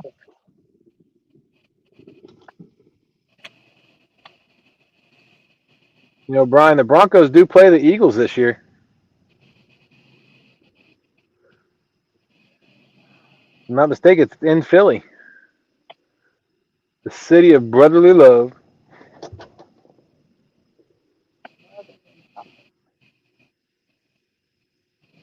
Where they throw snowballs with sea-sized batteries in them at the football players.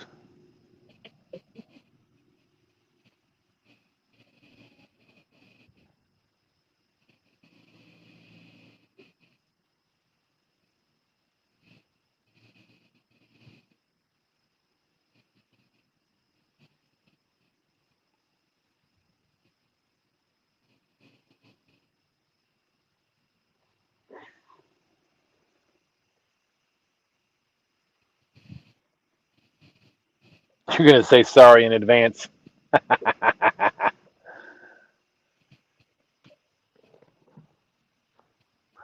don't know how this season's going to go.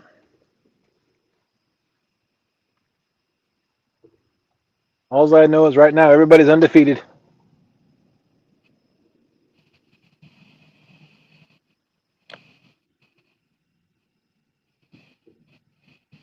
All right, baby, your turn. about I take you off full screen? You can do that. There we go. Now everybody can see my beautiful rod rack and tow bar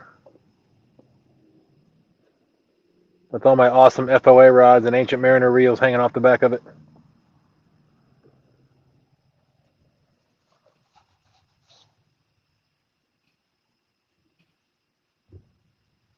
Probably sure that.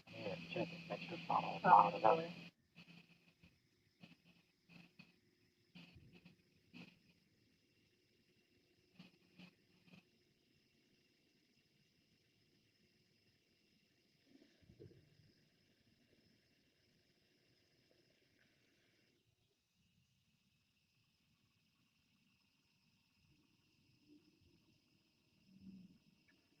I get the feeling that my headset's going to die probably in the next 20 minutes. I'll have to be back on the phone.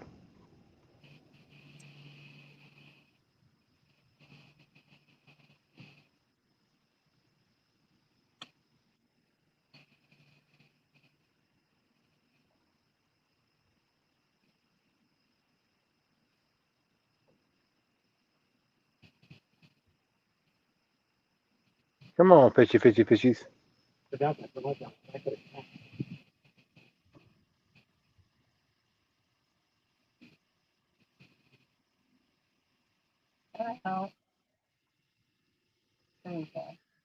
Just as a reminder, if anybody wants to get any FOA gear for themselves, you can go check out FOAcustomsandgear.com. All of the pro staff discount codes are in the description of the video or of the live. So go check that out. Use one of those discount codes, save yourself some money. You can get pretty much anything you need for fishing from FOA, minus the reels, of course. Minus the fish. Well, I said for fishing, not catching. Oh. Yeah, you can get anything for bait fish. You can get anything for catfish, rods, line, leader line, swivels, hooks, floats. All you need. You can use any of the discount codes in the description. At least go check them out.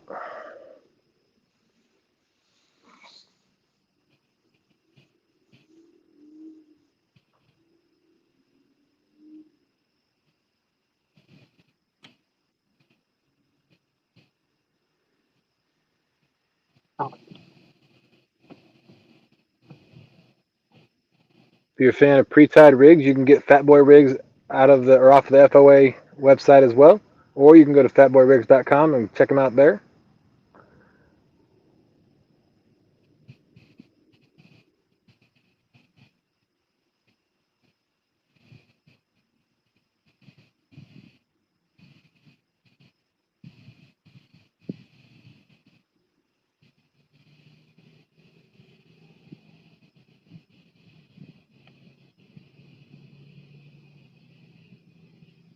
Slime, slime, everywhere is slime. I wish. Well, I guess there's slime in my boat too, just from the shed.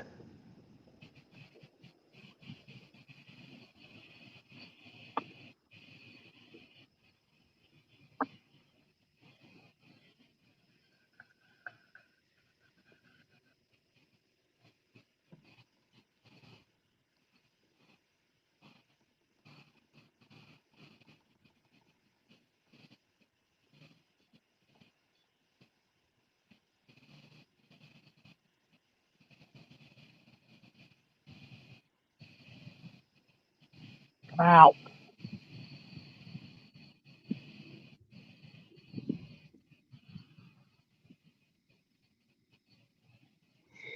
How far a drive you guys got to get back to the house? What's that? How far a drive do y'all have to get back to the house? Hour and a half, hour 40. Goodness.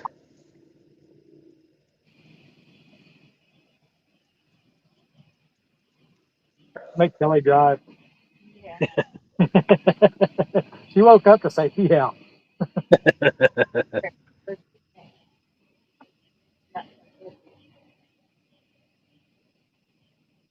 I'm getting ready to drink some more coffee.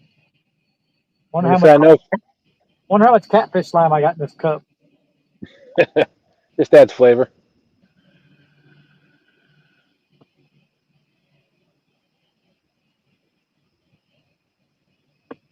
By the time I start to pour it, one of these rods will snag up.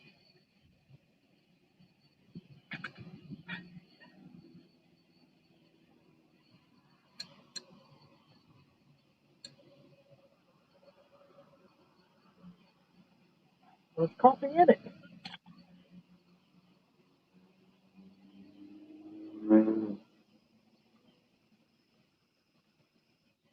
There we go. Nice hot coffee. Coffee. I should probably start bringing some coffee with me, but I'm lucky if I remember everything I need to go fishing. We had Kelly as a wife. You wouldn't have to worry about it. I came in the house and she was already making a pot of coffee, getting ready to do it. I was like, ooh, coffee, good idea. Knowing me, I would make it, and then I'd leave it sitting on the counter. I've done that. I do that every single day when I go. Well, not every day, but majority of the time, I'll make my. I'll either make my dinner or my lunch for the next day the night before, or I'll make it that morning. Sometimes I even put it in a plastic bag, and put it on the counter. And then something else comes up, like the dogs need to go out, or got to worry about getting landed on the bus, or something else distracts me, and then I just walk out the door and forget it.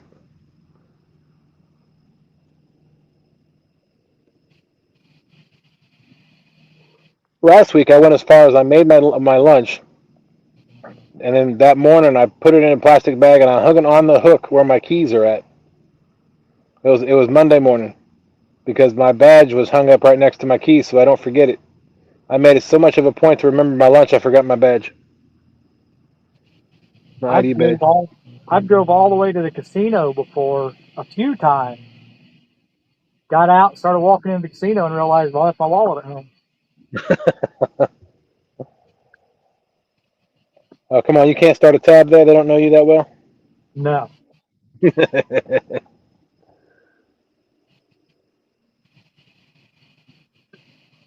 I've done that more times than I would like to admit. There's good get hooked Colorado Jay. Says, Dustin, my brother, about them Broncos. Let's go. How about them Broncos, man? 3-0 in the preseason. Excited to see what we're going to do this year. Probably play football. That's a good assumption. The question is how well.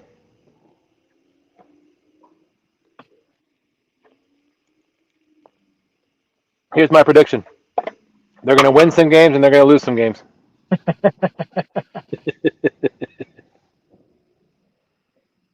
Anybody want to take a bet on that one? I used to love watching football. Now I can't hardly stand it.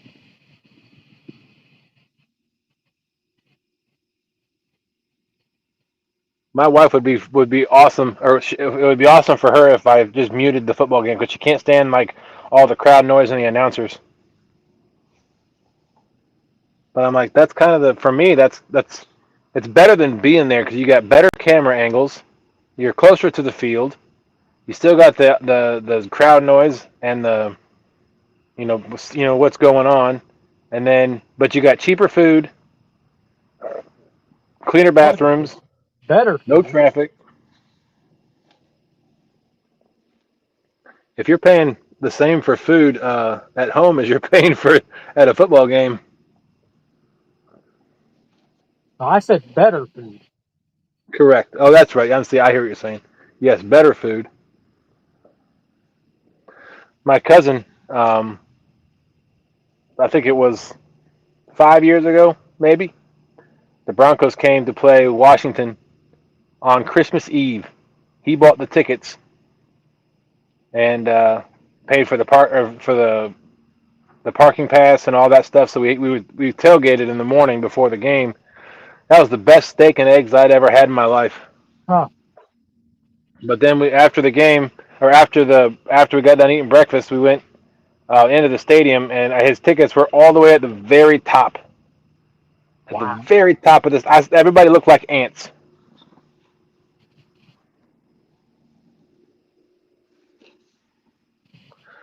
So, and then of course you have to deal with traffic coming in, traffic going out. Yep. It's so much cheaper and easier just to watch the game on TV. Yep.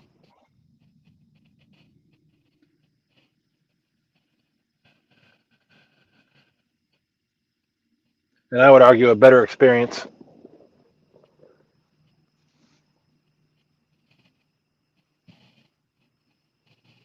Come out. I said come out. Don't make me get up. That's what I thought.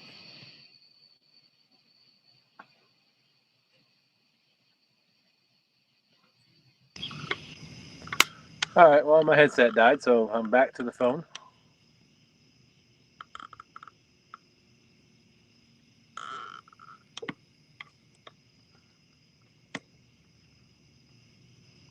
Can y'all hear me okay? Yeah. Yeah. All right, perfect. Am I echoing now? No. Okay. Sorry, Jay, I didn't see your comments. It said, heck yeah, I'm pumped. And you can see all the cheating calls the referees are doing when the Chiefs are playing and cheating. And that's right.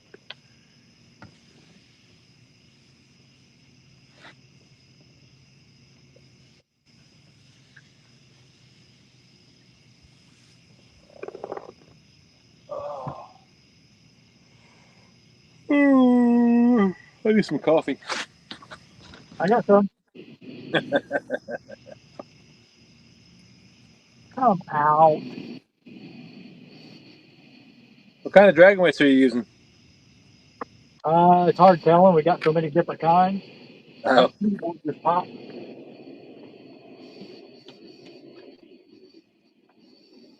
We just reach in there and grab what we think's going to work. Gotcha. I'm partial to the stumpy weights just because I do like them. They don't wrap around the line when you're trying to cast or get in the way.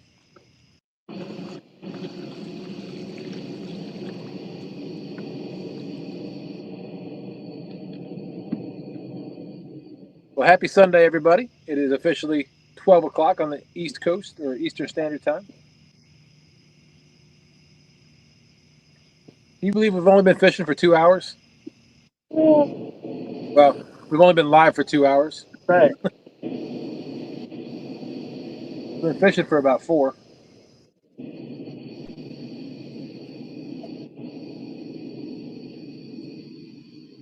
And I haven't got near a bite. I don't think there's any catfish left in the James River.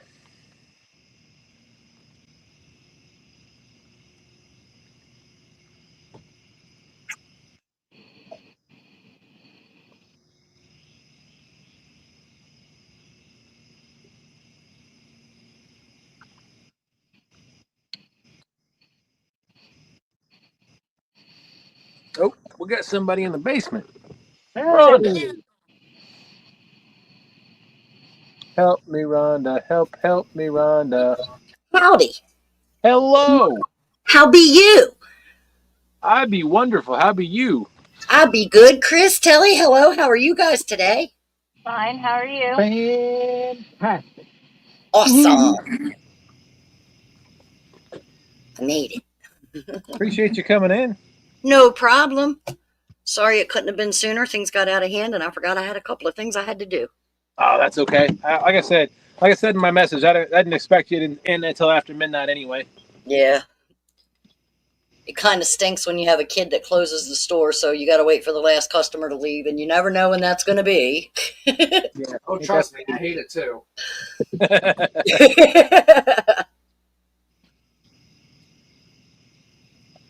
I'm glad those days are behind me. When will mine be behind me? Because if it's like 20 years from now, where's the nearest bridge? You're silly. Just to save yourself, we'll give you about 15.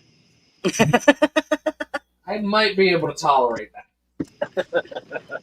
Oh, Lordy. Management. You gotta love it. And me. Mm-mm-mm. So how's everybody's weekend going? Oh, if I could catch a fish, it would be even better, but I'm not going to complain. It's been a fantastic weekend so far. Yay. How was your cruise, Chris and Tally? Amazing. I'm glad. That's one of my things. I want to go to Alaska and see it. I don't know that I want to do the cruise part of it, but I do want to get to Alaska and see it. I love the cruise. I love the boat itself, and I love the sights that we saw. But I do want to go back to Alaska, do an interior thing, like rent a car, do some fishing charters, go see Gotcha. the sights you can't see from the boat.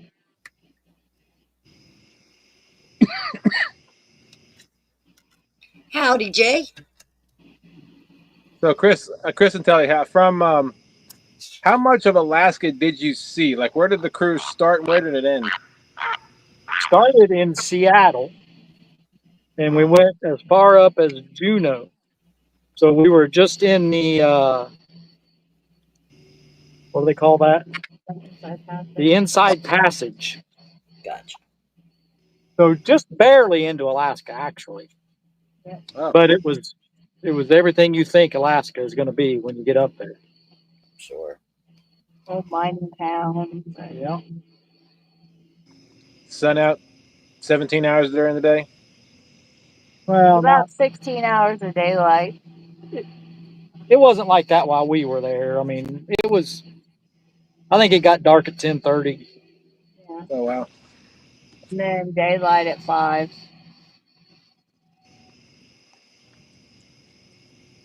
I think I could handle that. Temperatures were 50 to 60.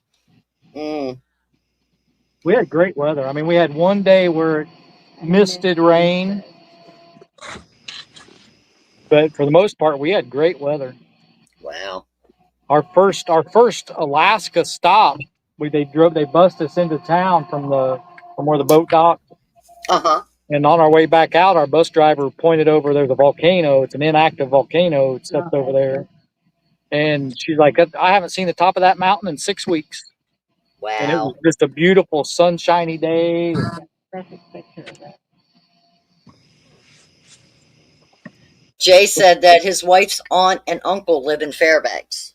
Ah, I didn't realize this until we got up in there and stuff. But that's a rainforest there. Yeah. Oh, wow.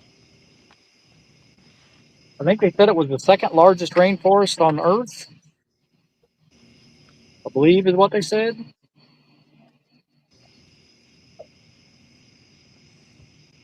That is awesome. You don't think of Alaska as like a rainforest situation either. Right. Think more of it as an ice forest.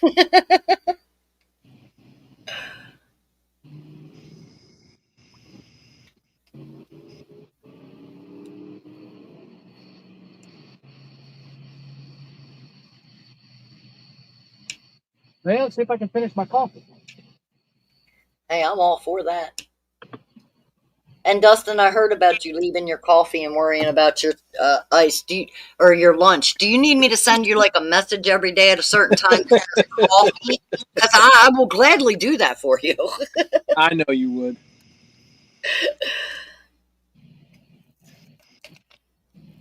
Yeah, I'm easily distracted. Me and you both. I don't need a reason to I not got pick something up.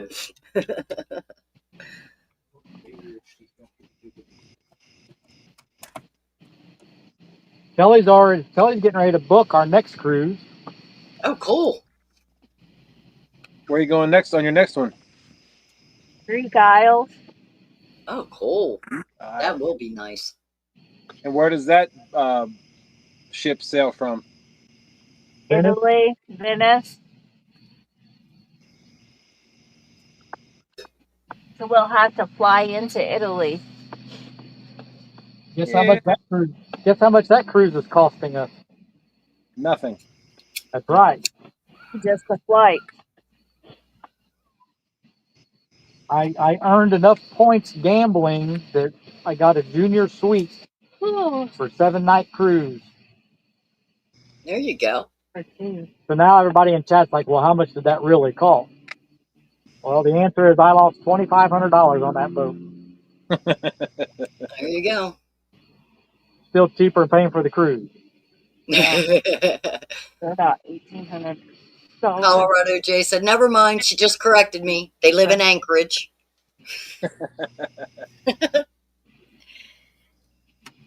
It's still Alaska. Yeah. That's sweet. $1,800 per person. Kelly said that suite's $1,800 per person, Wow. and that doesn't include the flight. We do have to pay for our flight. Yeah. Well, that's what casinos are for. You just go make a lot of money and I wish it was that easy. oh, it's not? No. Oh. But Chris, you make it look so easy. He does sometimes, doesn't he? Yeah. We get lucky occasionally, that's for sure.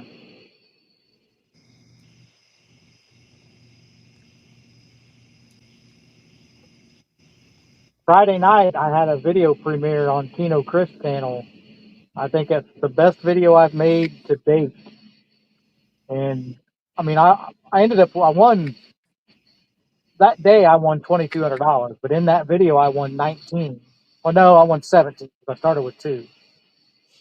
But just the way I did the video, it was like I did it like a battle, and I think that video is awesome. A lot of people like it.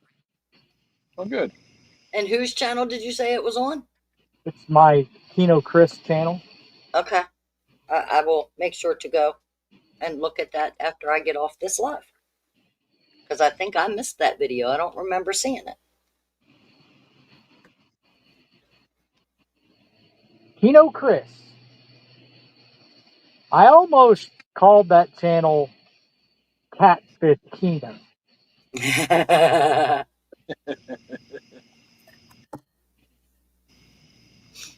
But you got to be careful with the catfish term because it means other things. Yeah.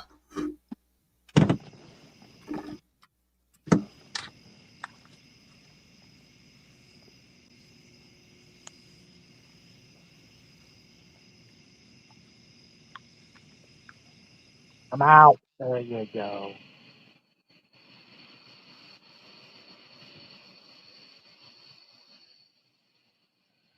Reposition. The tide is definitely coming in now. Those are.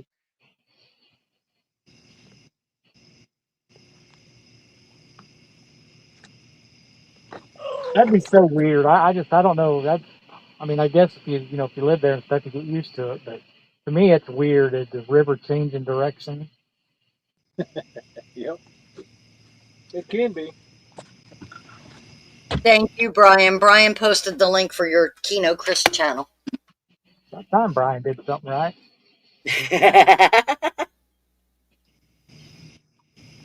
Yeah, Brian. Where were you Thanks, this Brian. morning? Love you, buddy. I already know the answer to that question. I don't know why I bothered asking him. The answer will be sleeping.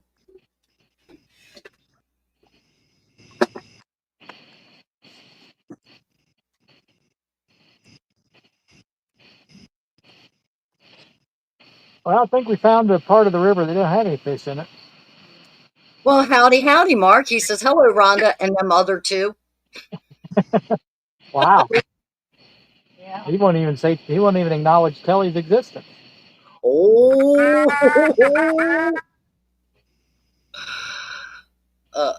Brian said I was sleeping like a baby. I told you the answer was going to be sleeping.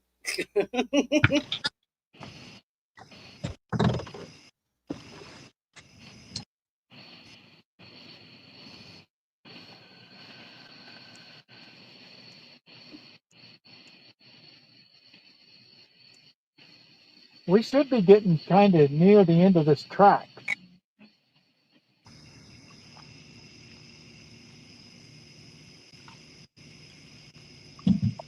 really don't feel like pinballing off all those trees sticking up down there. So, You're no fun. Where's your sense of adventure? I mean, we're only doing 0.4. It wouldn't hurt nothing if we hit one, but I still don't want to hit them. No, I don't want you to either. I just like giving you a hard time. This track should end well before we get into them because I didn't even start it until after we got past them. Gotcha.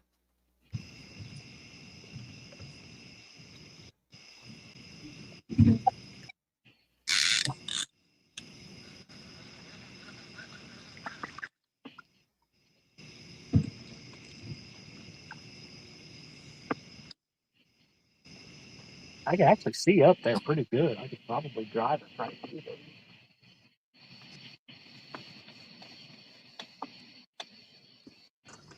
See, all I gotta do is reel my lines in and wait for the water to push my boat the other way.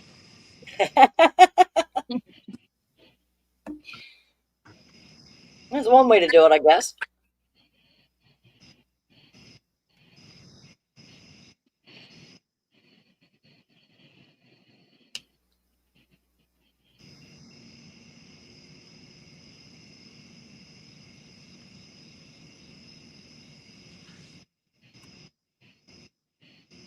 So what are we up to 4? Chase says, Brian, it was real funny this morning, brother.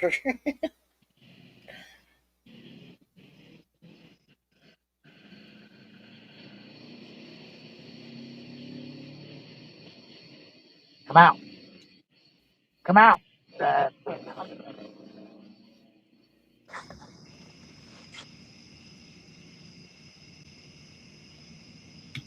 Is Chris over there playing hide and seek, telling people come out, he gives up? I yell at these dragon weights to come out. That's snag. Gotcha. Comfortable. I don't want to get up.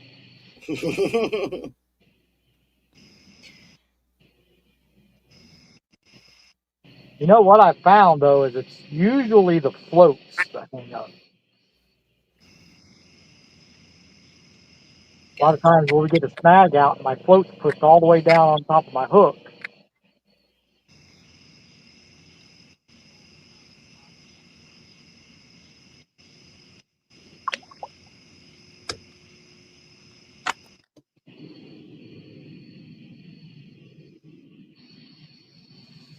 Brian says, I bet it was funny. I woke up, turned it on, and fell back asleep within 5 minutes. After telling us until almost 2 o'clock in the morning, even if I don't go fishing, I'll be up there on camera and giving you a hard time. And then he slept right through it.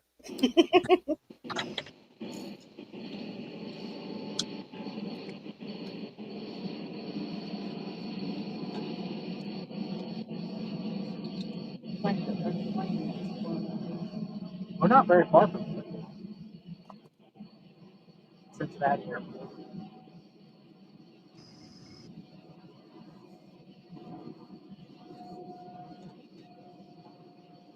At 80 degrees.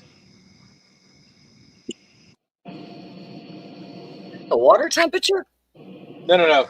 My boat just turned 180 degrees.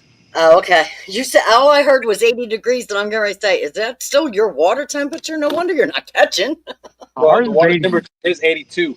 Yeah, ours is Ooh. 80. Ours is 82 as well. Oh my gosh. That's bath water. Almost.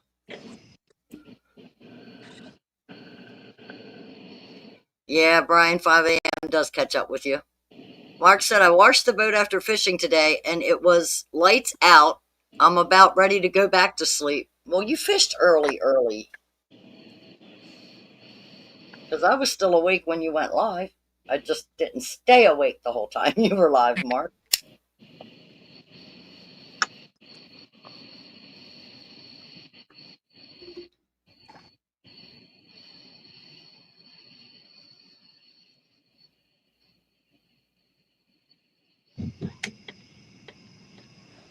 Looks like your wind died down a lot too, Dustin, because your tail's not blowing as crazy as it was.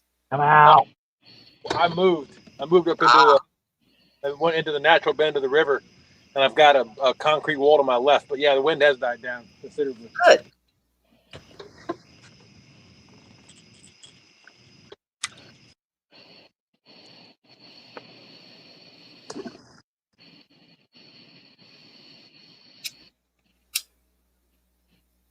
Well, that planter board snag. It was. It came out a little bit.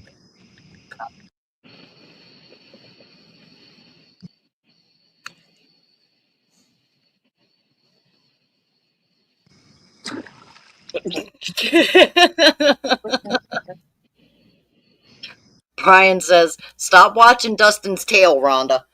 I said towel. Brian's the one that watches my tail. I was going to say, he's got me confused. He must be projecting his own feelings into that statement. He is. He's being overpossessive. He's being over possessive. He doesn't want anybody looking at your tail. He's constantly making comments about my backside. Backside.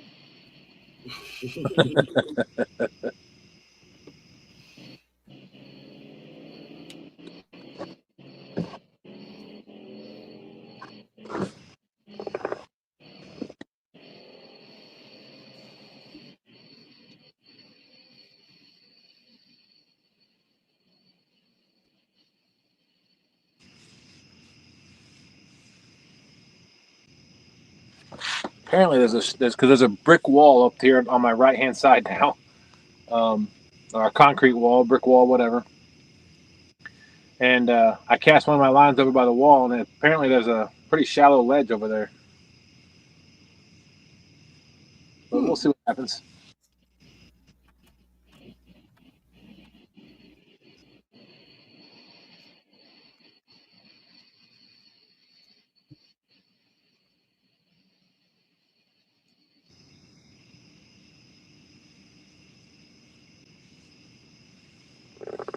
Oh, come on, fishy, fishy.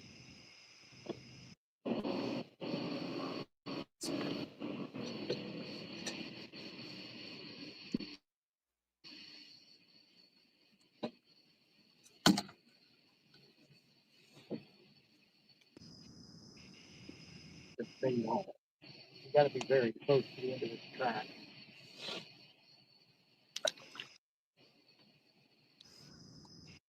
Rebel River Cats, thank you for joining us and coming in. How are you today?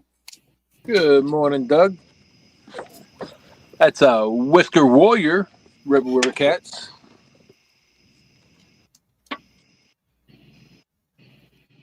Appreciate your support, Doug. If anybody else would like to become a Whisker Warrior, I don't think I know. Well, I know I didn't put the link for my channel membership in the description for this particular live. I try not to advertise my memberships for this live because this is not my baby. This is Anthony's thing. Yeah, sure. But I do appreciate each and every one of you. Now this one's nice.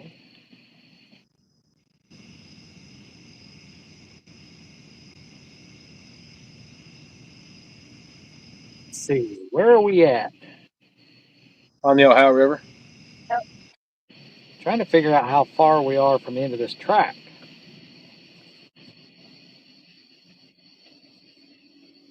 I feel like about the time I bait this rod back up and get it out, then the trolling motor is going to go beep, beep, beep.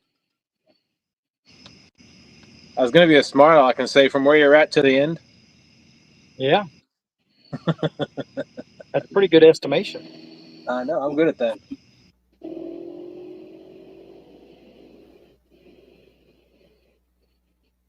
Brian says, "You're on the water, silly." Shut up, Brian. Shut the And Rebel River Cats is asking, any fish? I saw Yes. Kelly with one earlier. We've caught Chris and Kelly have caught 4.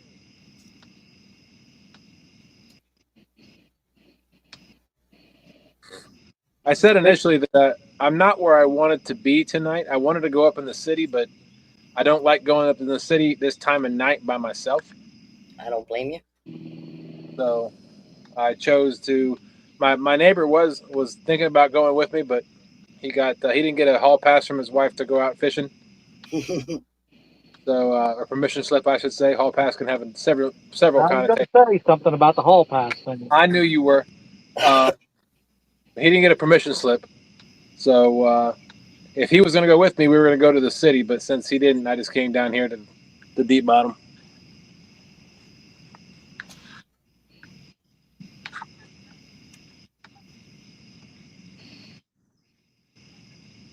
I've never actually fished this spot before. He has, and he's caught some decent fish in this area.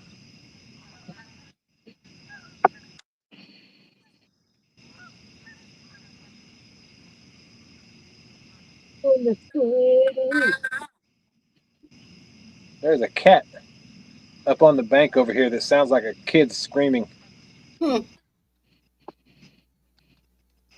Imitated. No. Monkey starts swimming towards him at that point. Well, no, because there's a house. I'm staring at a house right now. They just turned one of their lights off, and all their house is dark now. So I'm assuming they're going to bed. And there's another house, and I'm echoing right now because I'm right next to a concrete wall. Yeah, well. I'm trying to be quiet for their sake. Yeah, they'll get over it. I know, eventually. I dare you to scream at the top of your lungs. Eric yelled in the background, I dare you to scream at the top of your lungs. Absolutely not. I'll ask you the way I asked Chris. Where's your sense of adventure, Dustin? I left it at home. Well, hey, at least you're honest. I think I set it out on the counter and forgot it. Along with your coffee cup, right? Yep. Mm-mm. I will cancel a trip over leaving my coffee cup home. Just saying. You have. You hear my son in the background. You have. I hear him. When you're talking about you will, you have.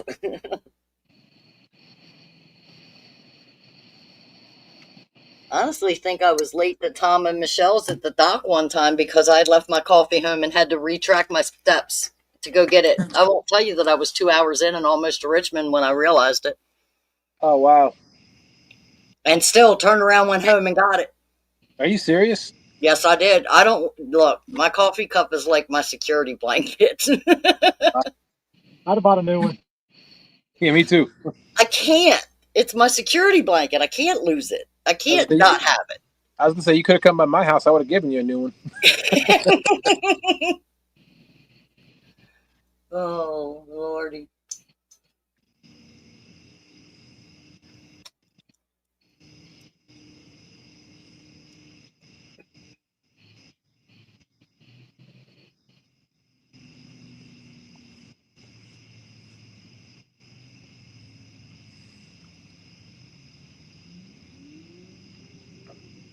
Yeah, I have no idea where that wind came from earlier, but it is calm now. It's been windy here pretty much all day. I mean, I wouldn't say like 20, 30, but it's been a constant, steady, no, just a breeze and then it goes away and then a new breeze. It's been pretty windy all day. Yeah, it was pretty calm when I got out on the water. Of course, while I was bumping, it was calm too. And then as soon as we went live, well, maybe 30 minutes after we went live, the wind picked up and it was, I mean, there was rollers up on the main river. Mm. Mainly because the water was going, or the wind was blowing against the current. Well, I heard you at one point because I have had you on while I was making dinner and everything. And I heard you say something about whitecaps. Yep. And I was like, wow, that's pretty bad. Came out of nowhere. I mean, they weren't huge. I mean, they were just little, but they were rollers. Mm-mm. They just had it out for you tonight. Apparently. I get the sense that the fish are down there laughing at me right now. I get the sense that they do that a lot. Yep. Not just you either. Nope, to me. Mostly to me. Not just to you either. I think it was Wednesday night when I was on Ed's show that I was saying how it seems like the last 2 years has been a struggle everywhere. Not just, like, okay, the South is having trouble, but the North is doing good, or the East is doing, but it just seems like universally it's been not normal for everybody. Yeah.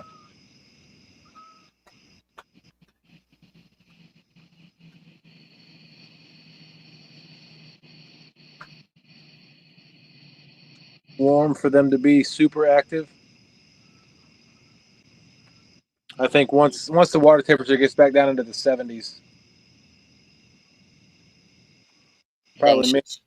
75, 77, something like that, things should And start. Brian was letting you know that the cat screaming like a little baby is the mating call. That's why he wanted you to answer them. How would he know?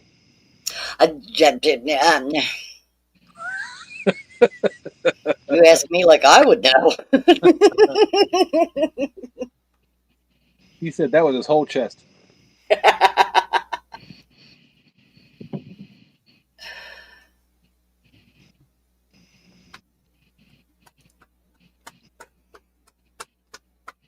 Come on, kitty, kitty, kitty. I thought maybe that was the cat calling the catfish, but no such luck. You keep saying here, kitty, kitty, and that cat may come over there and visit you. I know. It's already visited me. I mean, every time you say here, fishy, fishy, or here, kitty, kitty, my cat comes running either to me or Eric for attention. Thanks. I'll still never forget. I was early on in my YouTube era. I can't remember who it was. Whenever we said here, kitty, kitty, all I heard was somebody saying, every time you say that, my cat runs down the stairs. When Jody comes in and does her here, kitty, kitty, with the meow and all that behind it, that just sends my cats into chasing each other and running around and acting like nuts.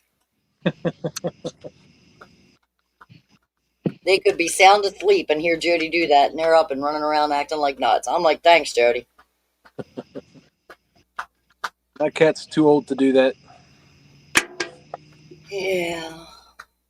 I'm waiting for that day again. I had one older one. We lost him earlier this year. He was 20. Yeah, wow. Yeah, mine's our cat is 13 or 14 now. Yep. Yeah, we got a while to go. Now I just have Tom's Doc kittens that I adopted that are driving me crazy. Get it right. We stole them. Well, yeah, I can't say that, we have his Doc kitties. We stole his Doc kitties Ah, Stole them. with his permission, but we still stole them from their parents. Catnapped. Yeah, they were catnapped. yeah. There was. I don't know if they still do it, but I came out down to the boat ramp where I launched today. Hmm. A couple years ago, I came out tried to practice throwing my cast net, and it was early in the morning, and there was a couple down at the boat ramp throwing their cast net, and they said they came down there every morning to throw their cast net, and whatever they caught, they would feed to the cats that were hanging around the boat ramp. Aw, And there was probably about 20 cats that came out every morning. that's cool. I caught mine in air jam. He is not pleased about air jam.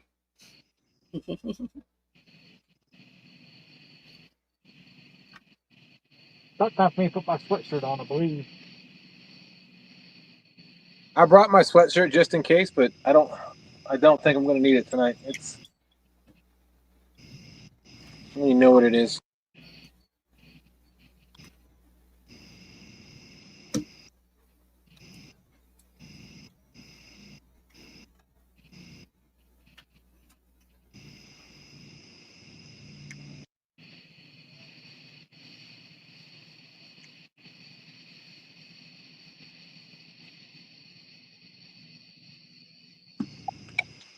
It's hard to believe the water temperature is still in the 80s. It was 90 degrees, 89, 90 degrees when I did Top Cat 2 weeks ago. Wow.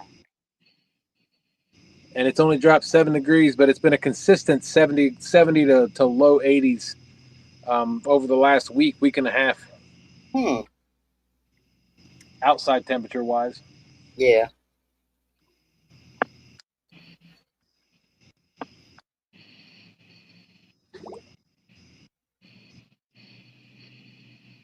My boat's blowing bubbles. Oh, world. Bubble! Bubbles.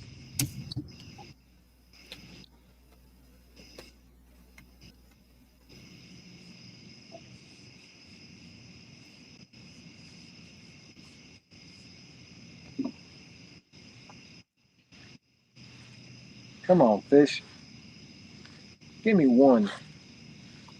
Doesn't have to be a big one, just one. There's a ton of bait around this area. You'd think there'd be some fish. No, that's why there's a ton of bait. Eric said no, but that's why there's a ton of bait. That is true. That is true.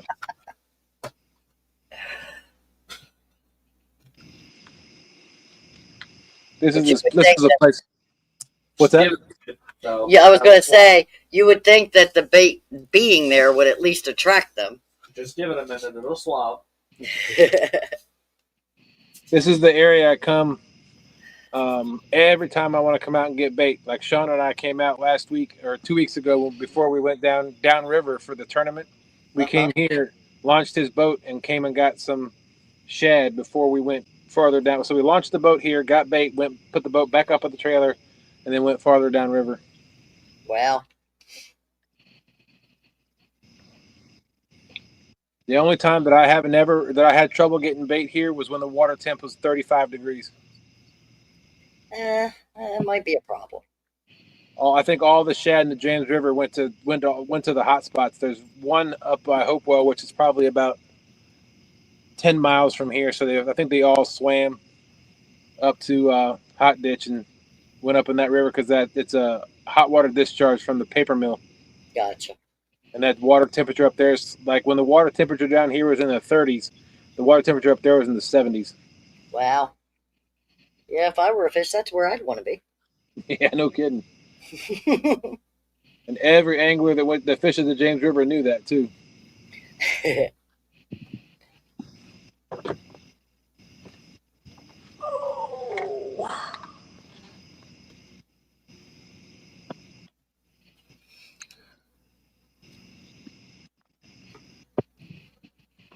Brian B says, I looked it up one day because I kept hearing cats at night doing that at my aunt's house. Late, I know. And Rebel River Cat says, looking out the window at the boat in the backyard and watching you guys on YouTube makes me wish I was at the river so bad. My lungs just don't want to cooperate. Oh, that's sad. I'm sorry, Doug. I get it, though. Take care of yourself. Yep.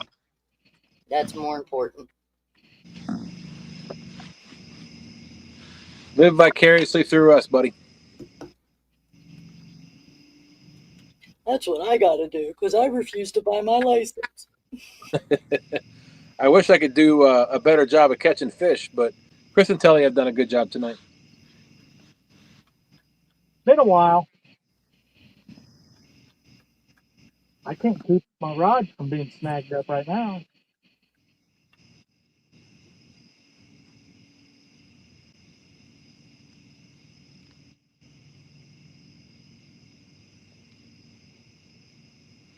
One of these days, I'll figure this river out. Fishing and cooking with Mike Chavez. Good evening. He says, still at it? Still at it. Yes, sir. We'll be out here till 2 a.m. Eastern time. We got another hour and a half to go. And Rebel River Cat says, I'm trying. I know you are, buddy. I know you are.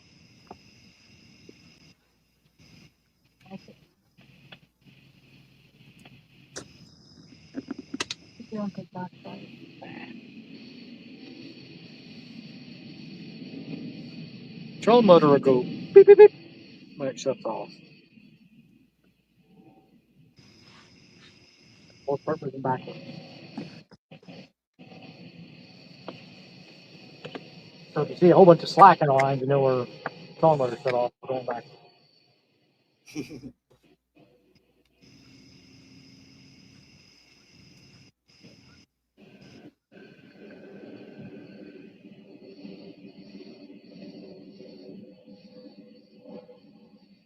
Rebel River Cat says, at least I'm still able to work.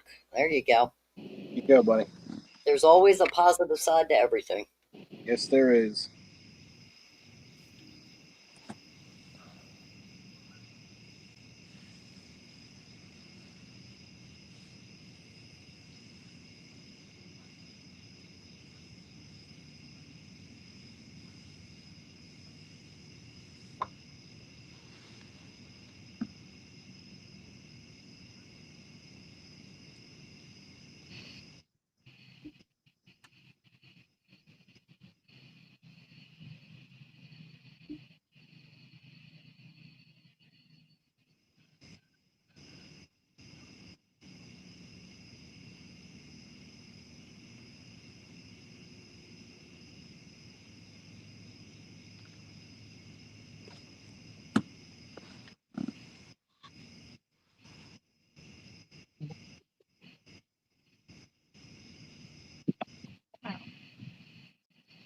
That was an aggressive amount.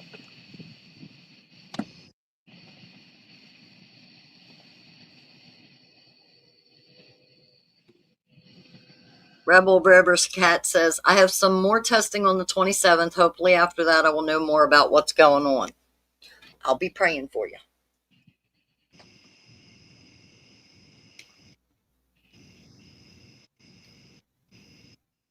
If you need anything, buddy, you just let me know. I need a fish. You're on your own. I knew that was coming. I can't even get me a fish. You expect me to get you a fish? Actually, it's Kelly's turn. Kelly needs a fish. Insult the fish. That was my technique and it worked. Eric said, insult the fish. That was his technique and it seemed to work. You stupid fish. You can't bite our bait. I used to call them unarmed suckers, and that really made them mad. Oh.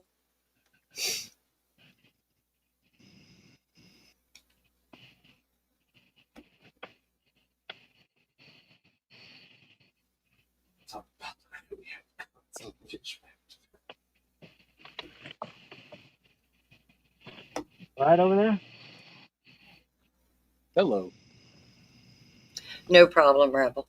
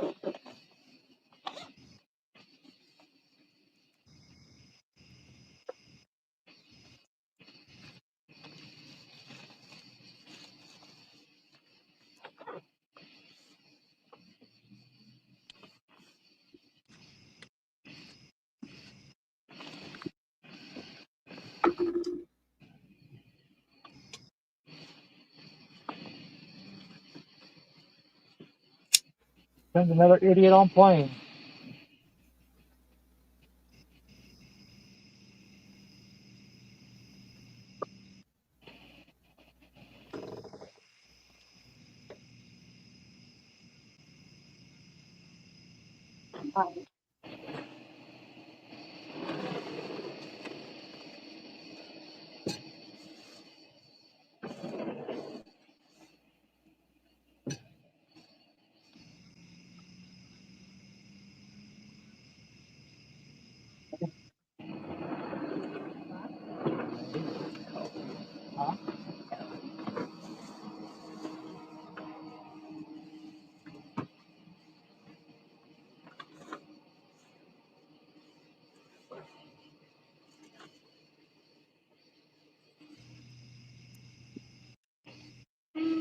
Ugh.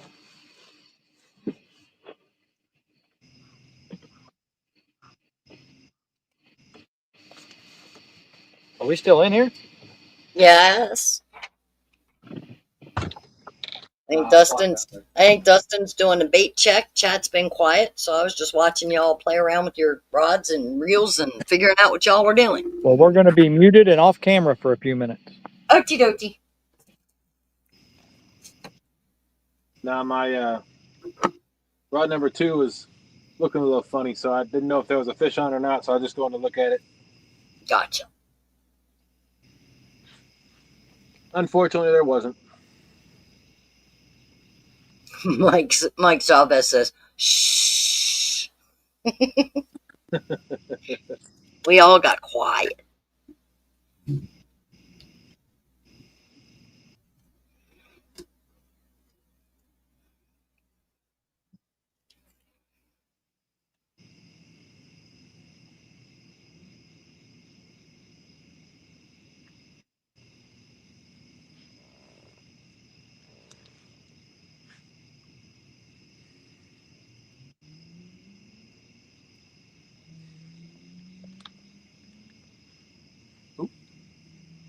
Maybe I have a bat flying around. Uh-oh.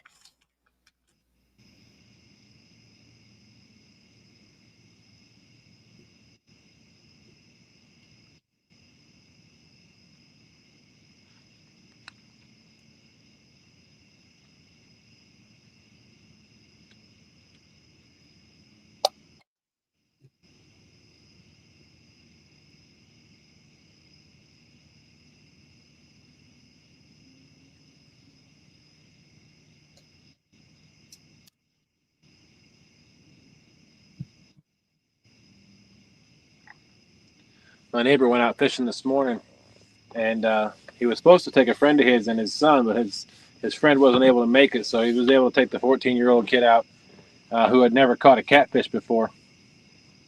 Oh boy. And they were able to land a 20-pounder, and the kid was reeling it in. He goes, "Is this a good one?" And my neighbor was like, "Have you ever caught it? Is it the biggest one you ever caught?" And he's like, "Yeah." He goes, "Then it's a good one." There you go.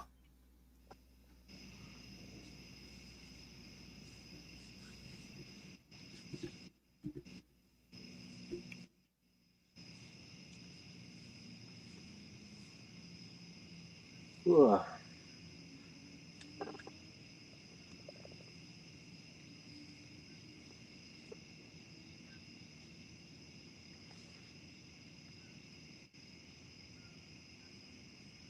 I got a couple options that I can do in the next 15 minutes. I can reel everything up. I'm going to rebait anyway in about 15 minutes. I can move to my left. There's a flat over there. Or I can move closer or go up to closer to the boat ramp. Right off the boat ramp, there's a dock. I mean, I could tie it to the dock and fish right behind that. So, but I'll let everybody in chat decide what they want me to do. I will be watching for the answers to give you what the count is. So it's either rebait, move over here to my left to the flat, or go back up by the dock and fish there. So flats or dock? I say flats. Eric's would- voting for flats. I would move to where the fish are. Yeah, what he said. I thought you were muted. I unmuted just for that. I was going to say he unmuted just for that. I mean, legit, same time. That's a more smart aleck response than I gave. So And if I knew where that was, I'd do the same thing. Funny how that works, huh? somewhere.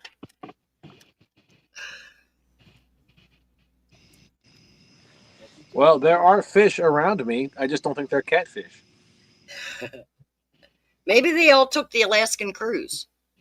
Maybe. Brian B says, go catch a fish. Final answer. Thanks, Brian. Always so helpful, buddy. I'm telling you, what would we do without him? Do I have to answer that? No, you don't. Kind of like that night you told me I don't have to read everything in chat. No, you don't.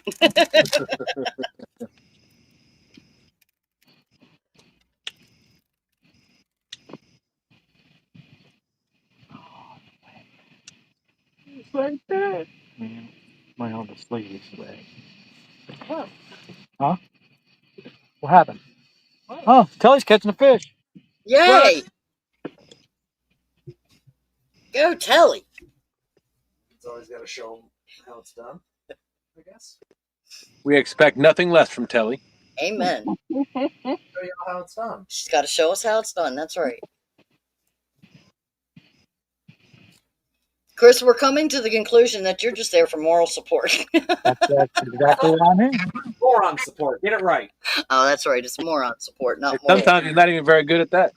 Oh! It's moron support. Yep. Now we got a snag on the other side of the boat. It just popped the planer board. Mm.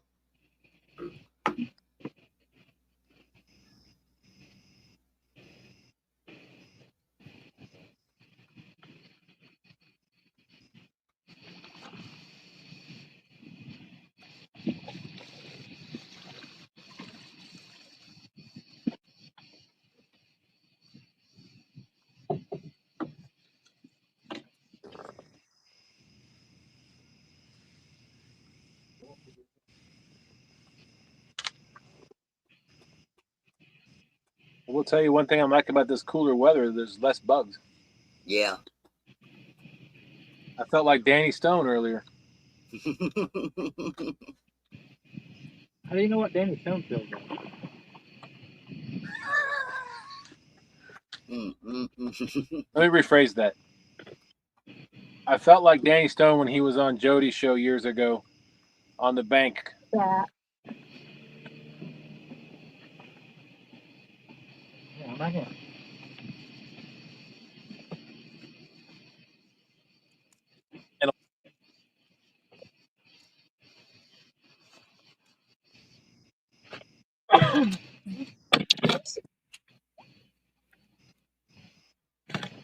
Thank you. You're welcome.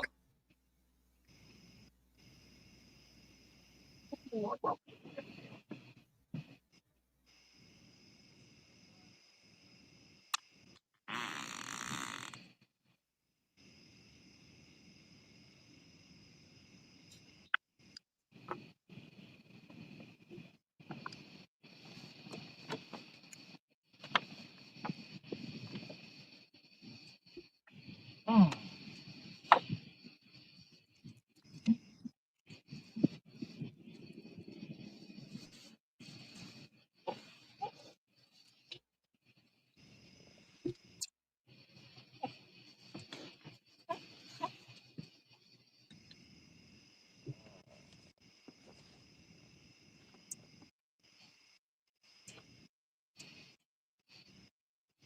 I heard the plan worked out.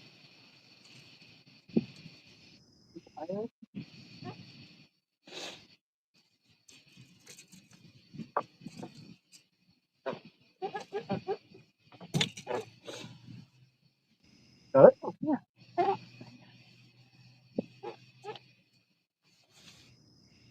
Good job. There you go. Good fish, Telly. Play that one.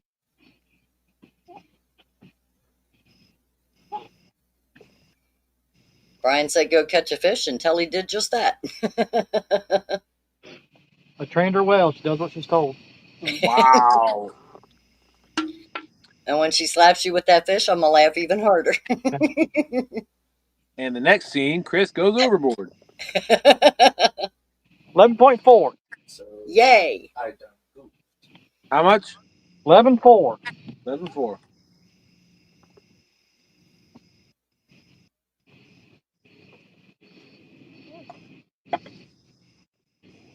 Got my glasses all wet.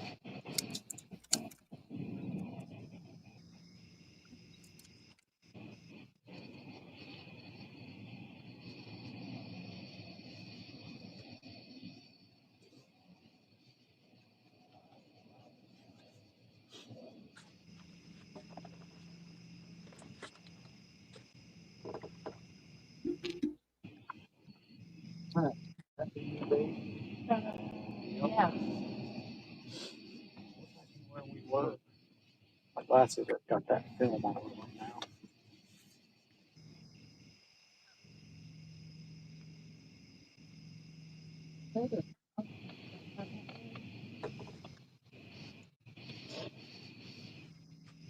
We're not up to those stumps yet.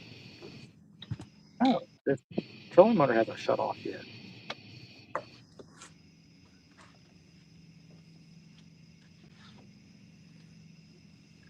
Oh.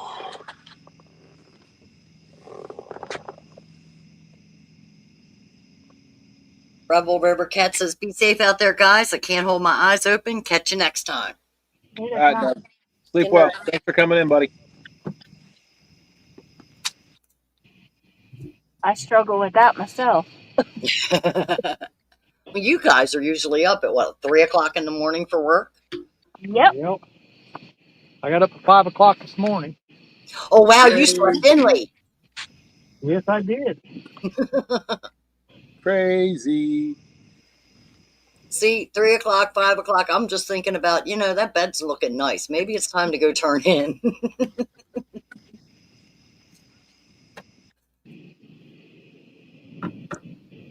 That one had a muscle. Oh, so must go back in the water.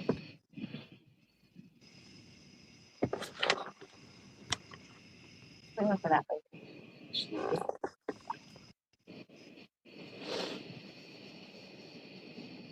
Oh, I didn't realize you had a line back in the water.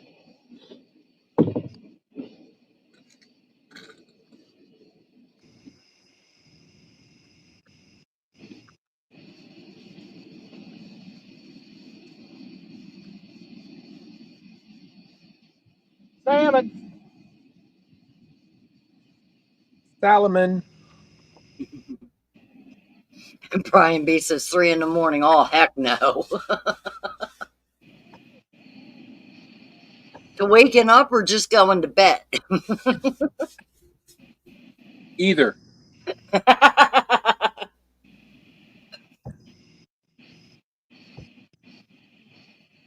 I used to tell my mom I think I'm part vampire. I don't like being awake during the day. I don't want to see the sun. It's too hot.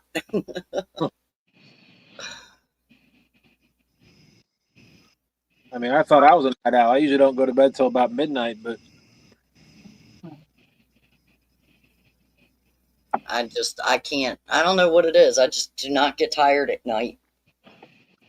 I know what it is. It's all that coffee you drink. Yeah, but you would think that I'd be tired at some point, whether, but no, I drink coffee all day long, every day. I do too. That's why I cancel trips over not having my coffee cup. I'm in bed by 9 o'clock every night. And I can drink just a cup of coffee before bed and go right to sleep. Amen. So There's a lot of times I'll be tired and I'm like, if I just had a nice hot cup of coffee to sit down and relax and sip on, I'd probably go right to sleep. yeah, 'cause, I mean, it just really relaxes you. Yeah. Brian says, no, now I can stay up to 3 a.m., but have to get up at 3 a.m.? No way.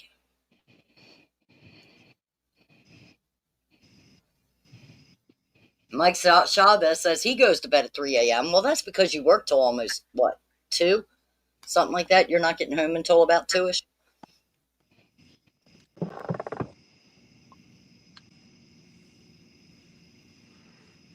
And I only know that because Mike usually visits us over at Ed's show between midnight and 4 on Wednesdays.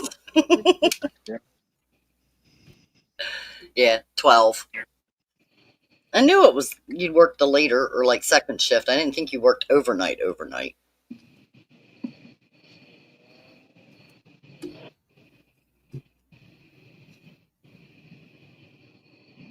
Those are 7.6.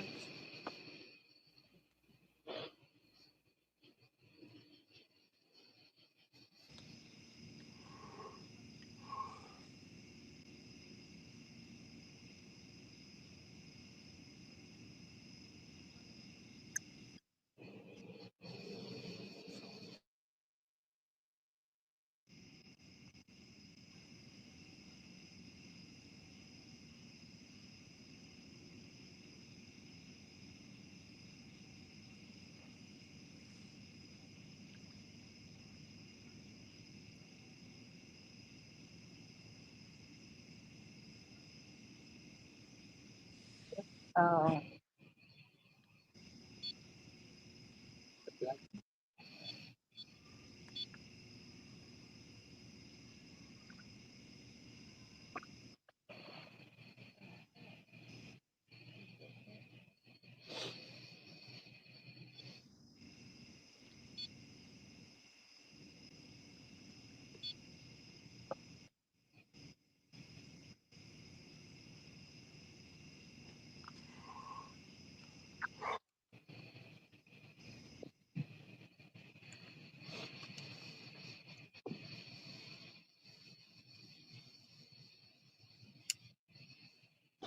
Go ahead and get my bait cut up.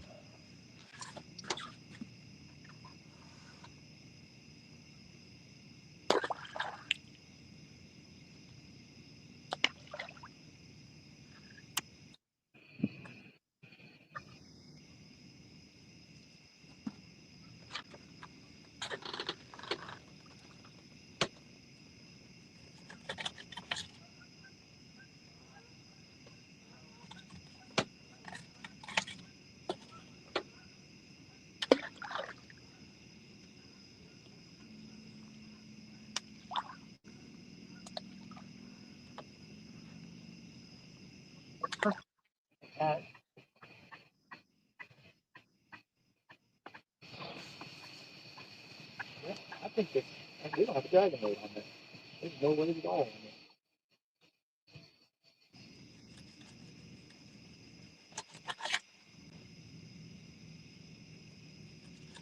Remember that that was very aggressive. Now, actually, there's not even anything. Flying fish. No, down here. And just like that, we're down to 2 rods. Uh-oh. That's why it was that's why it's so aggressive. What happened?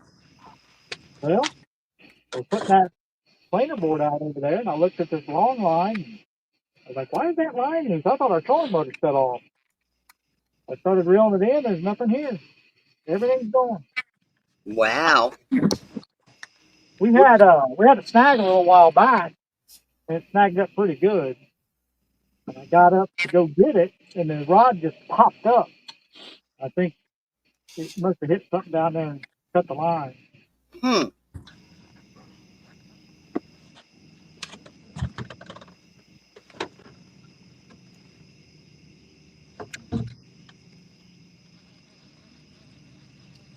So from here on out, we're down to 2 rods because I'm not tying any real stuff. Tying time is over. Is that what you're trying to tell us? I don't see very well at night, Yeah. and it just complicates everything. And yep. Now I got a snag over here on this other planer board. And I think it's top.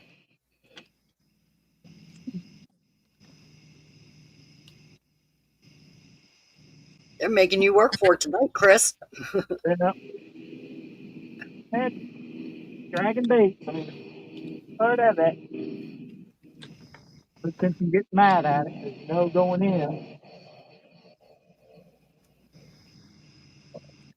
Right now that we're down to 2 rods, no more planer boards. I'll just put them both straight out the back. There you go. That's where most of our fish have been coming from anyway, straight out the back. Hmm.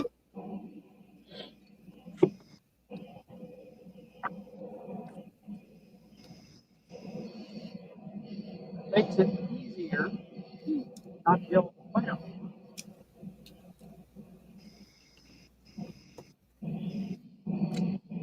It does.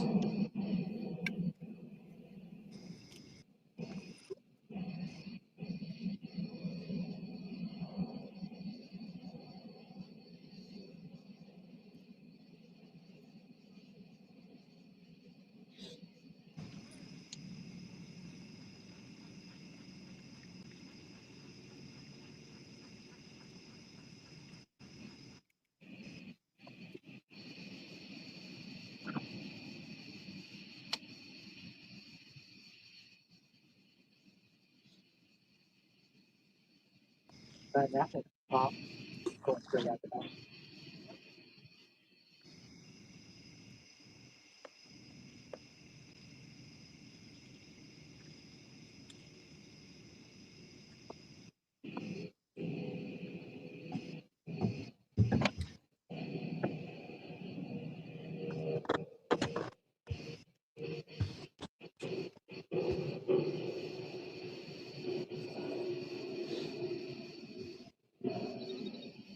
That's the trolling motor. You hear it? I did the little chirp. Yep. Now all we need to do is hit that, turn that back on. I want to start moving us out to avoid these stumps up here.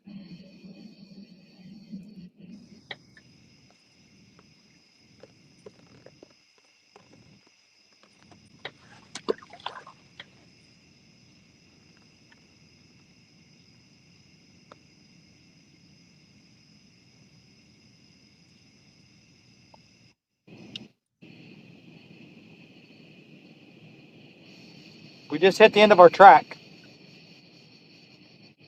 Time to turn around.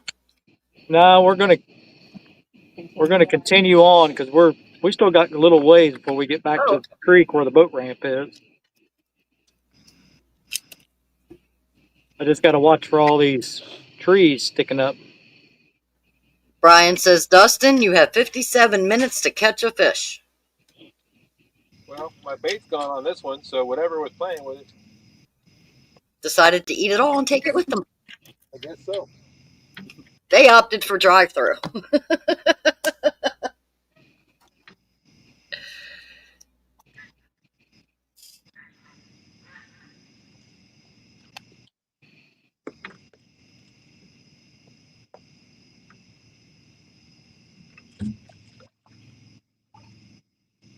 Why you so that fine?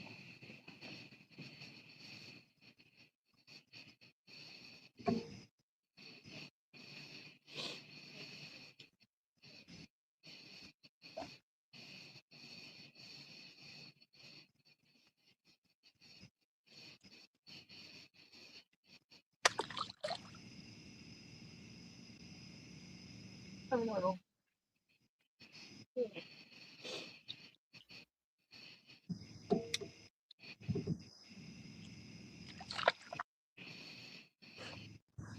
All right, time to pull the anchor and move that way. You can't see me. We can pretend.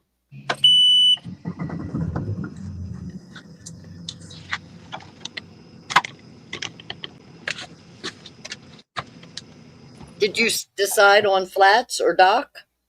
Yep, I'm gonna go to the flat. Okay.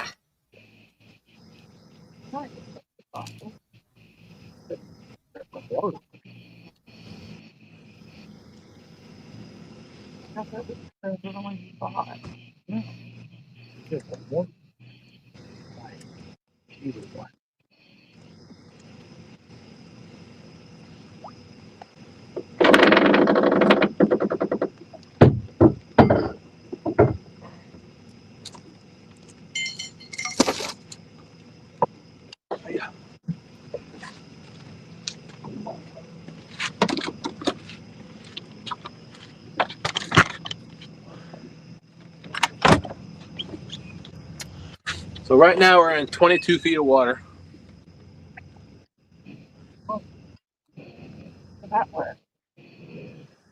Mike Chavez says, hey, Dustin, move that way. Thank you. That was the plan.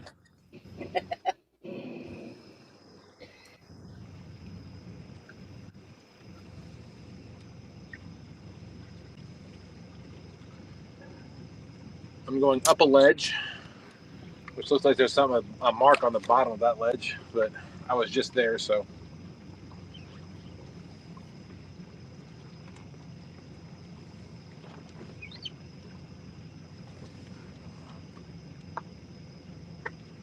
I was in 22 feet of water. I'm now in 17 and still going shallow. There's a lot of bait over here, though.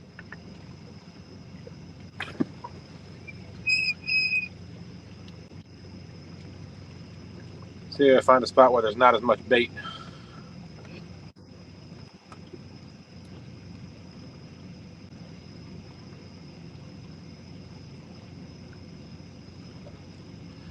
Doesn't look like that's happening. It got thicker. Just when you thought it was safe. I'm now in 12 feet of water.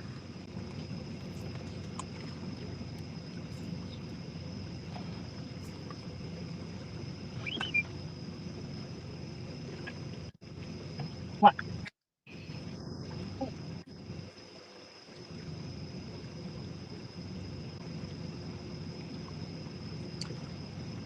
11 feet.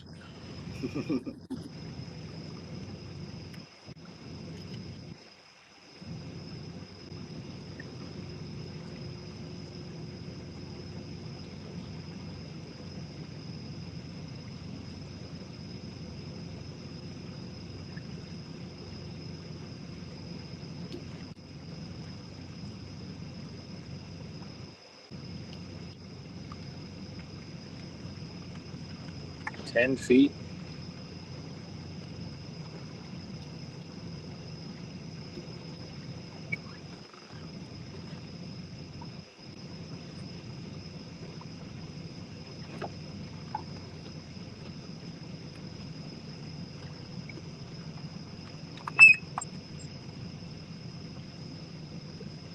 9.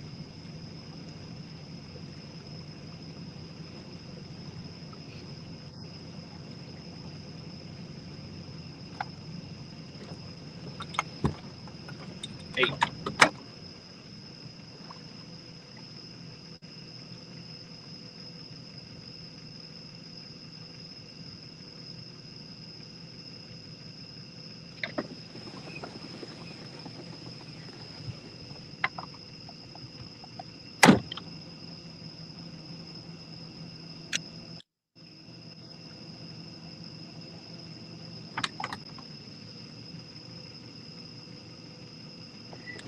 Six.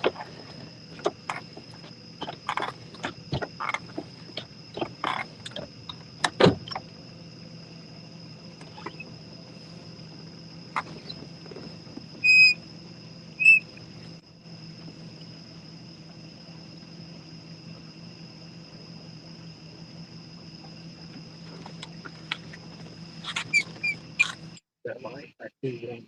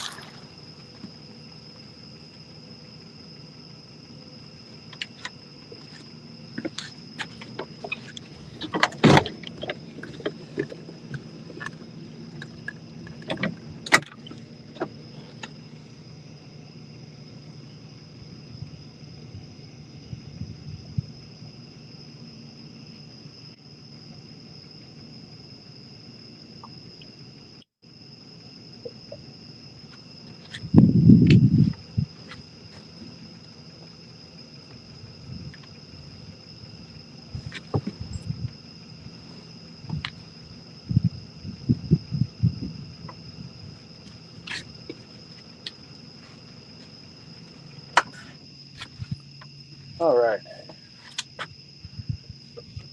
We're in about 6 feet of water. I'll cast all my lines out.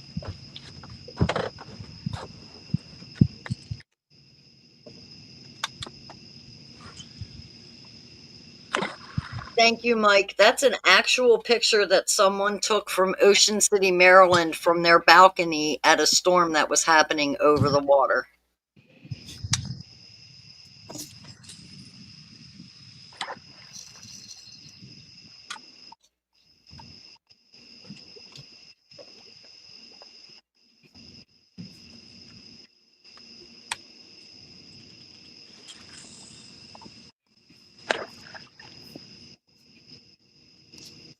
We're almost back at 30 feet now. Yeah, we are super shallow.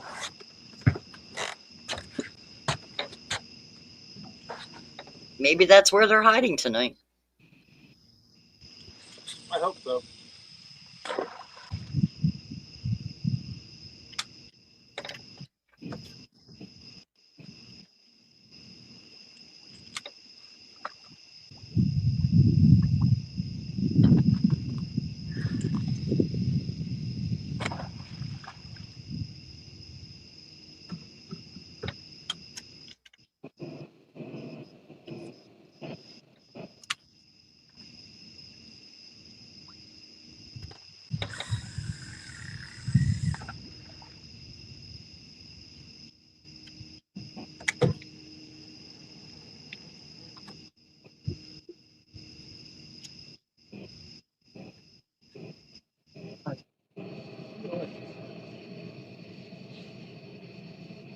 I guess we shall find out, huh?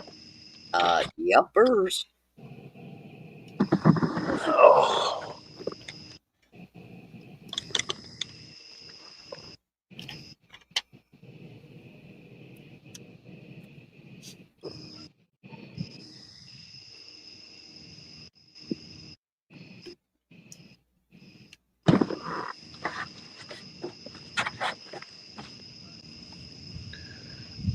My biggest fish I ever caught was caught in 8 feet of water.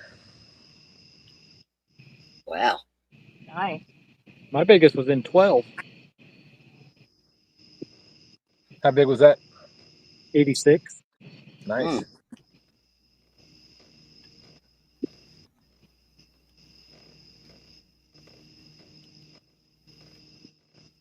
I do know that they like to come up on the flats and feed at night. But my concern is there's just way too much bait around here. So there's a reason for that.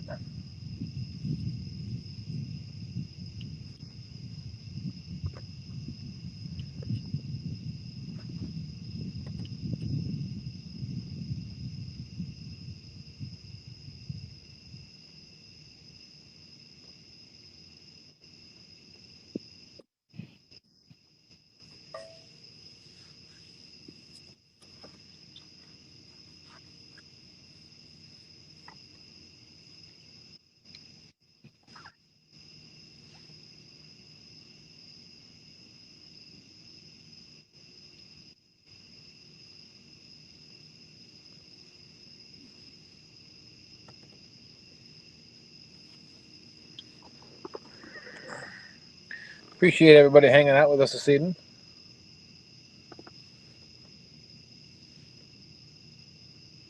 I've been missing you the last couple of weeks. I'm sorry. That's okay.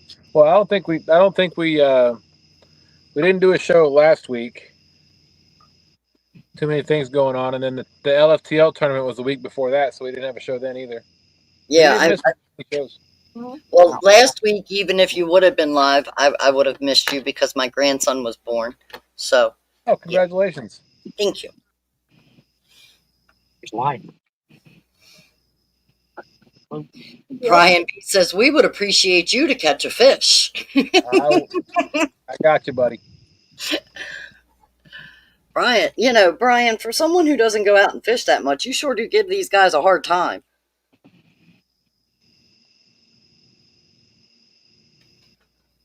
He's a backseat fisherman. Takes credit for all of E's fish that he catches. You know,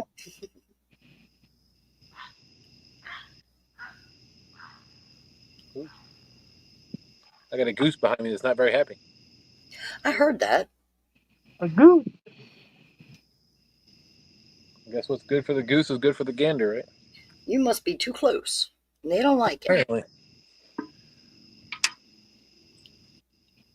And they letting you know.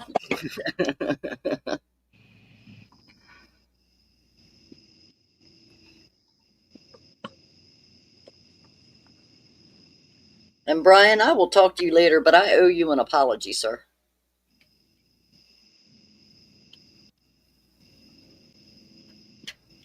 Don't do it. I wouldn't either. No, he's owed one. He's owed one. He tried to tell me something, and I said differently and found out differently, and he was right, and he's owed an apology. Oh no, not go. Oh, good Lord! You just said Brian was right. Yes, I did.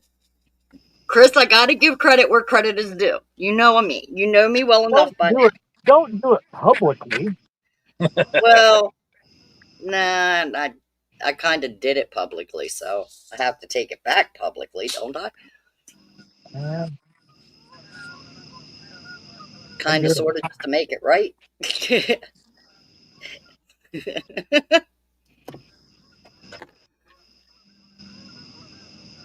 Oh, good googa-mooga. If I try to say that, I'm going to be all kind of tongue-tied, but I'm going to give it a shot, Mike. A goose is loose in the hoose, and I can't get it out.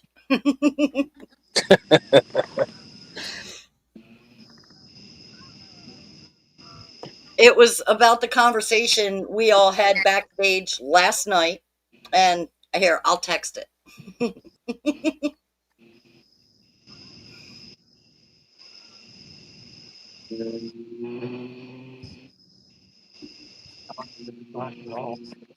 And that way it's in writing, and he can like screenshot this and show it to everybody.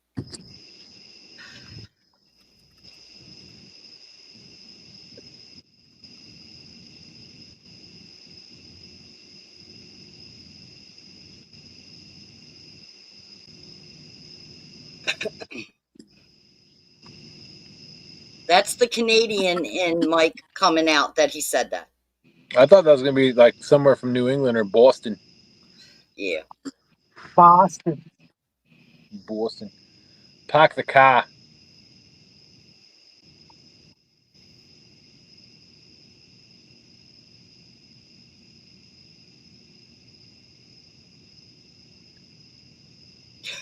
I knew you weren't worried about it. I just felt I should apologize because I shouldn't have done it. I should have known better. One of these days, I will learn. Nah, Maybe. no, I won't. Who am I kidding? Here's what I've learned about being wrong. I thought I was wrong once, but I was mistaken. Yep. You know how it goes when you try to give something or someone the benefit of the doubt, and then somebody tells you differently, and you're like, no, it'll be okay. I'll take, and then you find out they were right. That's kind of what happened. You guys Mike look. Chavez said So that go his ahead. mother was Canadian.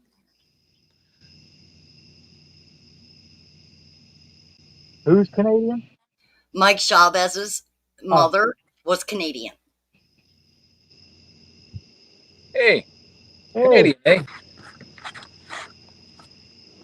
Oh, Canadian. You guys ever watch those little TikTok videos about the AI with the old man and the woman? Not I. I've seen some of them. Yeah. The reporter like sticks a microphone in the guy's face, and she's like, 80 years. How such a long marriage or whatever? He goes, well, first day she's right, second day she's right, third day I'm wrong. Yep.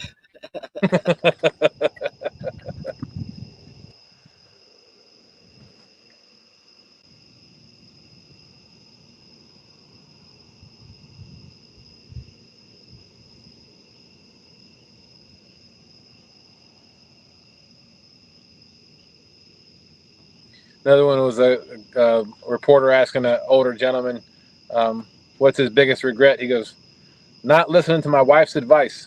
And she goes, well, what was it? He goes, I don't know. I wasn't listening.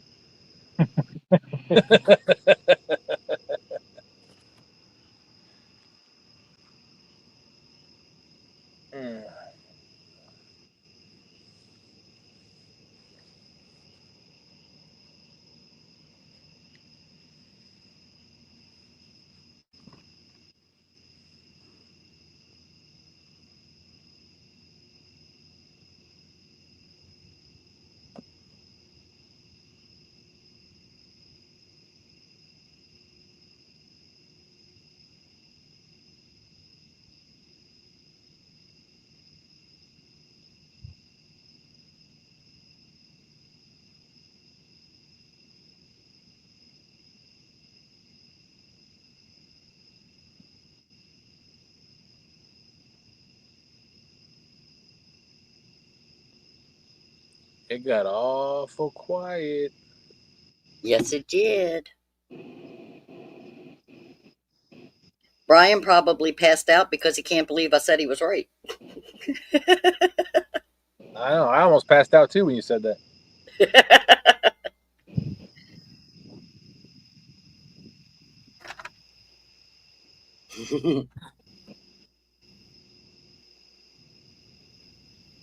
We all know he's not used to hearing it. He's used to saying it, but he's not used to anybody else. He's not used to anybody else saying it.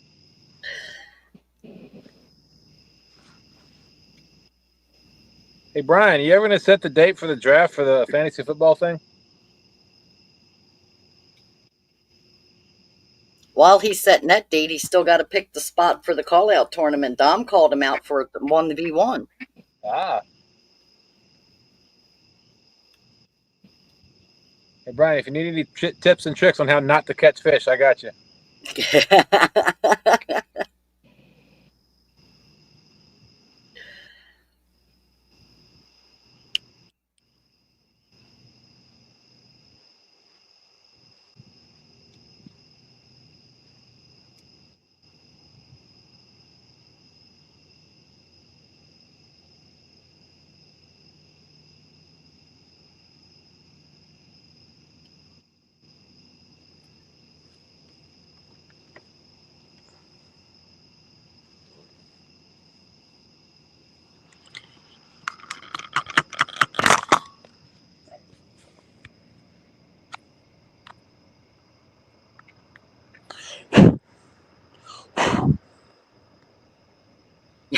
Brian says, I'll deal with that Dominic guy tomorrow.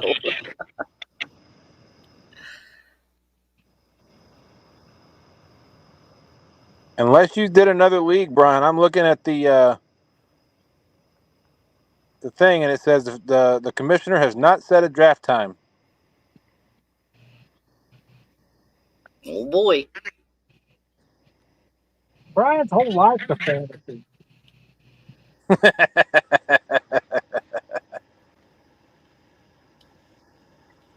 Oh, look at that. Week 1, it's me versus Brian.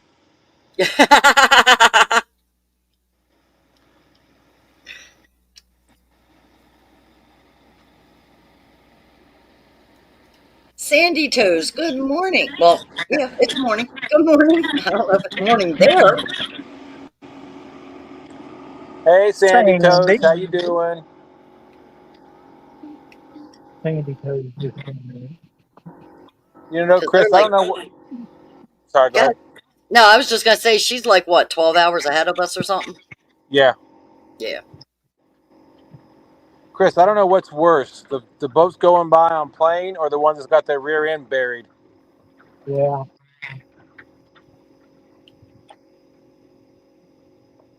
Either way, you can't see anything.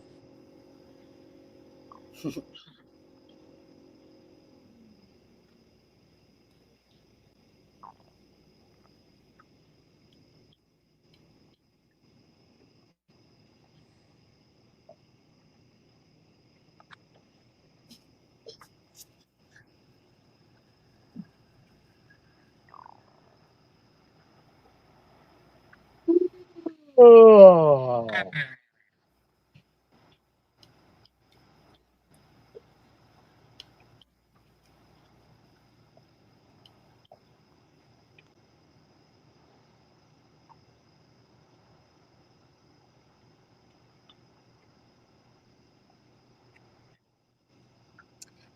Sandy says, just finished work, you knuckleheads. It's 3:30 p.m. Sunday. Happy to listen to you guys and put my feet up. How's the fishing been? Well, Chris and Telly are up to 5, correct? Yep. 5 fish down to 2 rods.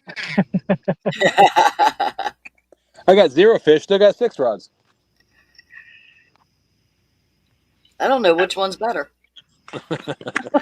I would take the 5 fish. That's true.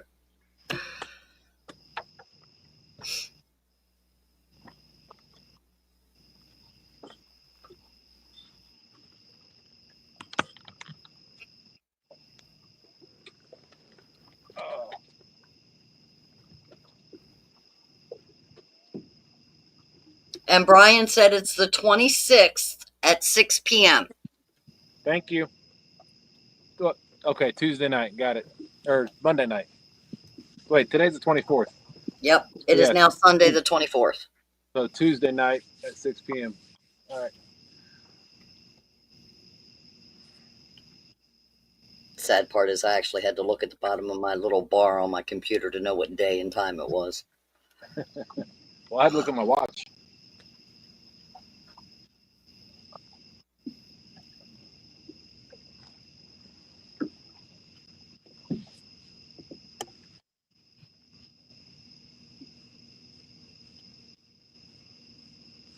Brian, can you send that information to me in Messenger so I don't forget?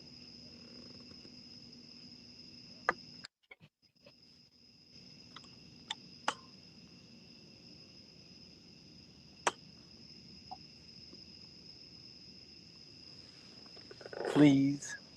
Even if he doesn't, I'm copying and pasting his comment into a message for you. And you now have. Yes, sir. Got it.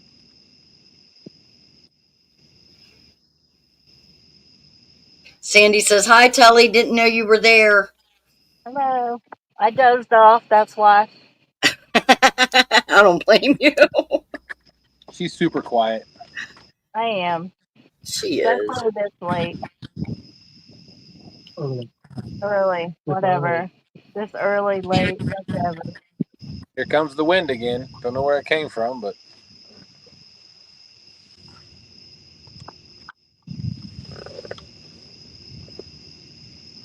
It hunted you down. Apparently.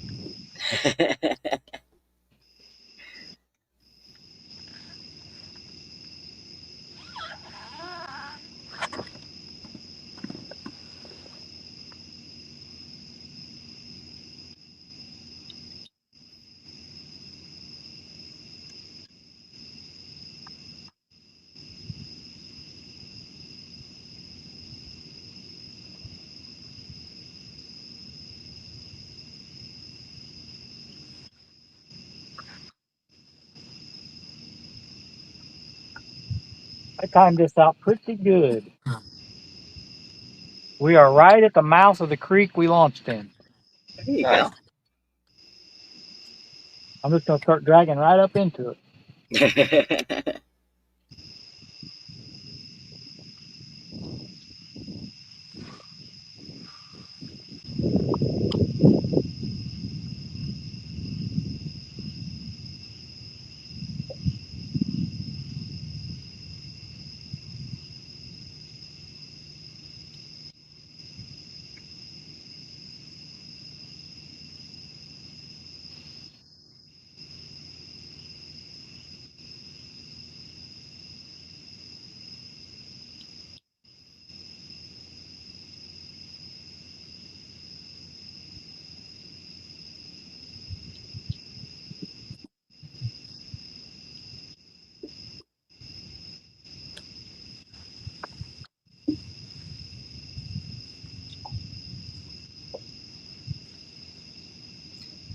go. Ryan says, Chris, you're a genius.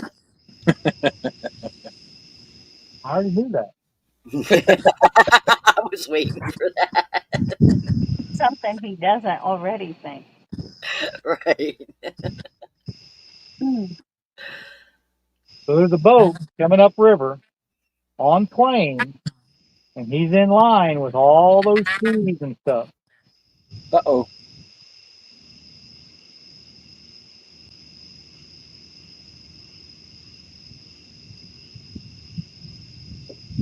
And he's got so many lights shining right towards us.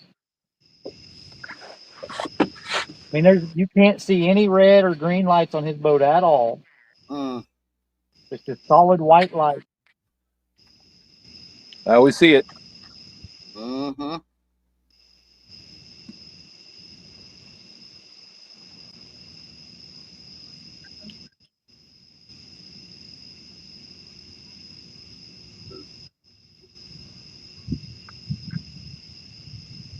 Hopefully we won't be playing Now We See It, Now We Don't.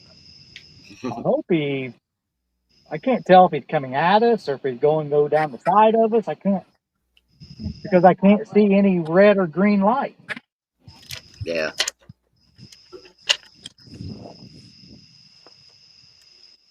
Standy says you need like a train spotlight. Just blind them before they get to you.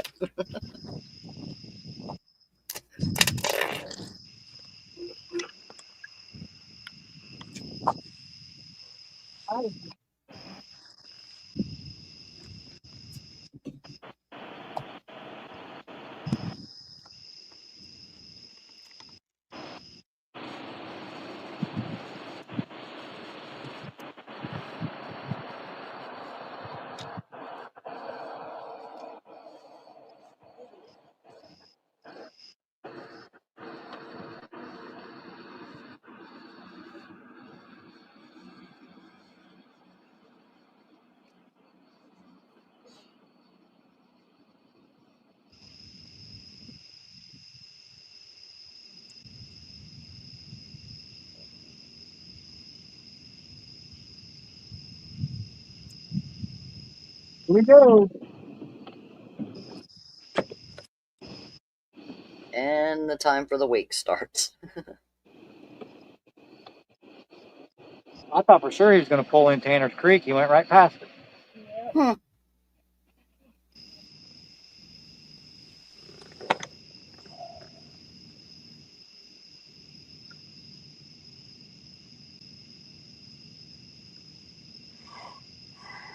Ooh,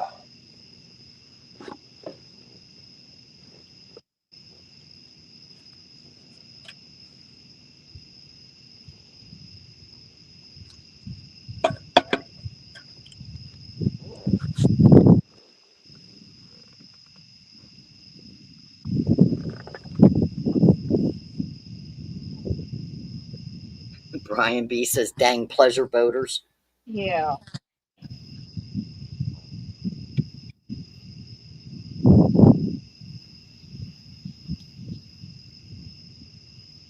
Bad thing was he was a catfisherman. See the rod, net, Anglers. hanging off the side of the boat.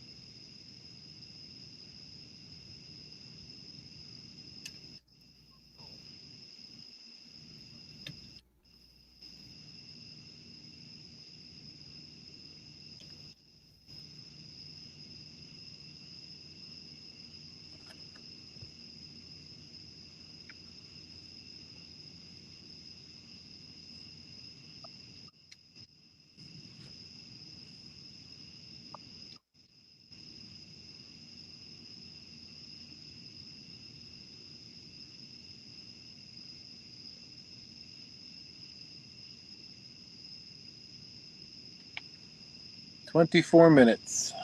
Yes, sir.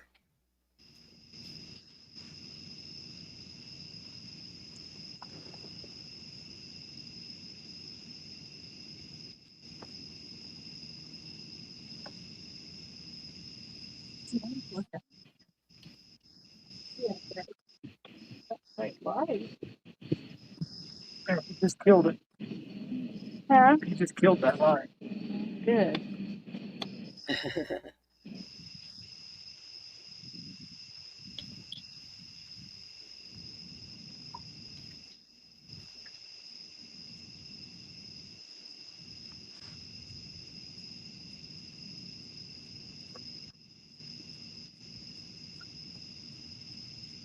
Worst part about launching here and coming back at night, as soon as we get up into this creek, we get under the bridges. The where the boat ramp is, it's all lit up, and it just blinds the crap out of you trying to get in there. Can't really see where the dock is or anything. Mm. Wow. Sandy Toast says, good luck, guys, and get home safe. I'll catch y'all later. Good night, Sandy. Hey, Sandy, thanks for coming in. Appreciate you. Hope you have a great rest of your day.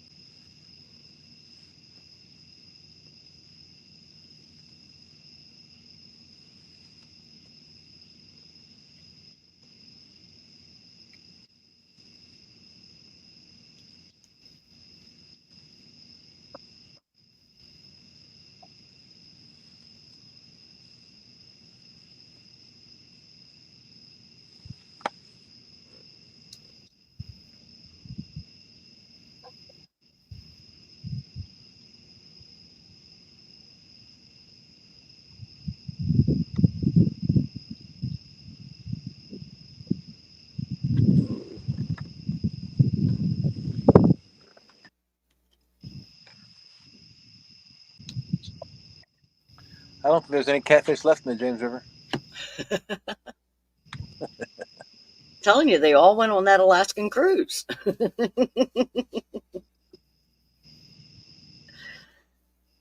They decided they needed a vacation too.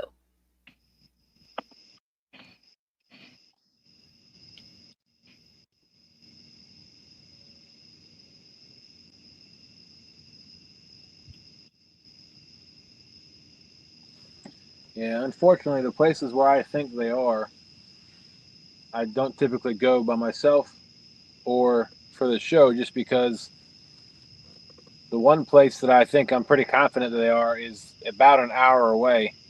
And I know Chris and Telly got about an hour and a half, hour, 45 minutes to get home. Uh-huh. But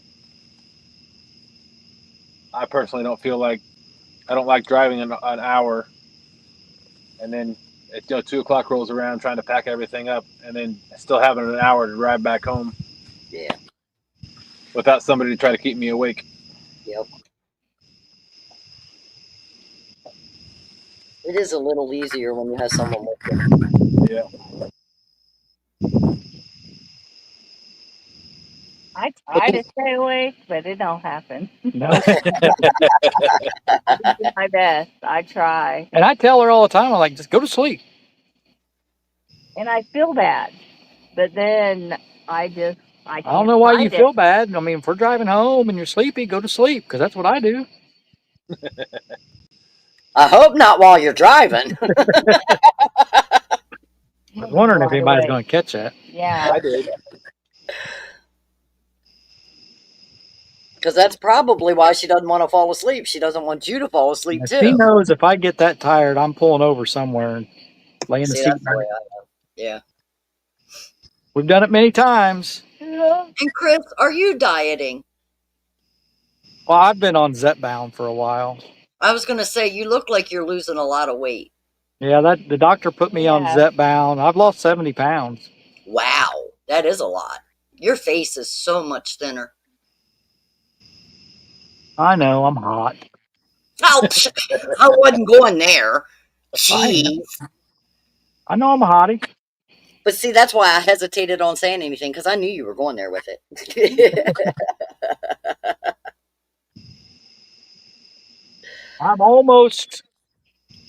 I'm just about to the weight I was when Kelly and I met. Wow. Well, it's working. It's been wonderful. I feel so much better. I bet. All my blood work and everything looks great. Yay. What is Zepbound? You went and got your blood work done, didn't you? Not this time, no. Similar to Ozempic, I imagine. Well, yeah, well, I mean, we make it where we work. Gotcha.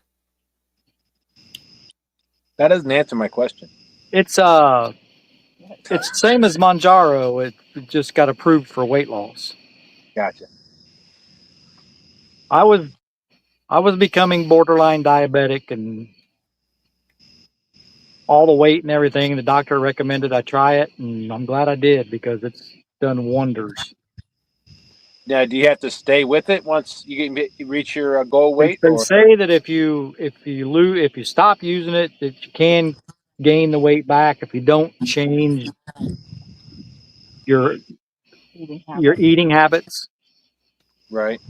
But what I found is just from being on it, I mean, I'll eat a sweet or something occasionally, but nothing like what I used to do. I don't even crave that stuff anymore. Yeah. And My husband is diabetic, and they have him on Ozempic. When it first came out, he's been on it since, and he's lost a lot of the weight, and his sugar's more balanced. And like you, he doesn't crave things anymore. It's like he's never really hungry. He eats because, well, he's diabetic and has to. Well, no, I still get hungry. I heard that too. I heard a lot of people say, like I got to make myself eat, and that hasn't happened to me at all. Well, that's good. Because I don't know which one's worse, being hungry and not knowing what you want, or trying to find what you want to eat and eating everything that isn't nailed down, or not being hungry and knowing you have to eat and trying to figure out what you want. I don't know which one's harder.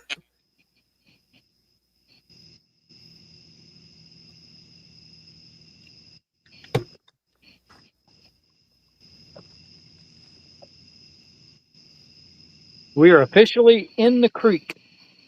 Yay. We're in 6 foot of water right now. It's about the same depth Dustin's in. We're right here at the mouth. It gets really shallow, and then we'll be back in about 14 feet here in a few. Do you have a paddle? No. I'd hate for you to be up the creek without a paddle. I got Telly. Okay. I'll just have her get out the back, start kicking her feet, push against the boat. Nice. I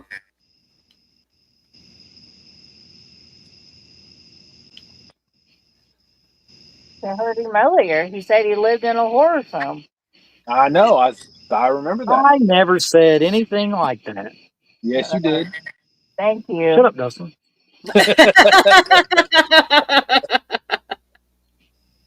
You were dreaming that. No, I was not.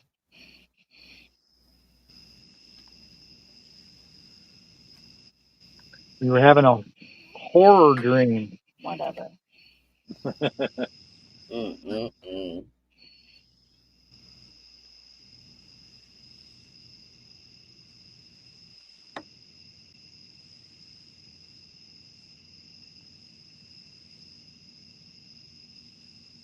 Maybe Mr. Big's up here in this creek.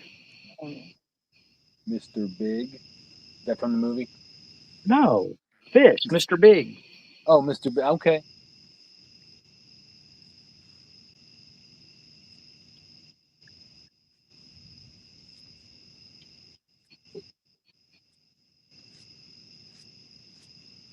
$15. I want to say I did get hit on my outside left rod, but I could have been seeing things too.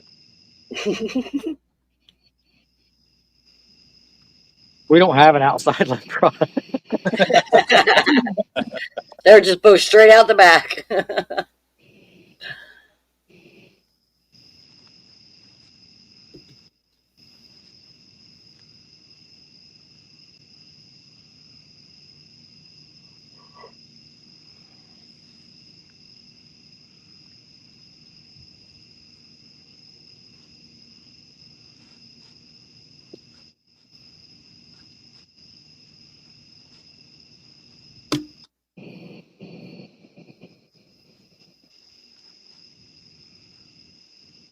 Oh, it's getting deep now. We're at 7.4. Uh-oh. Oh boy.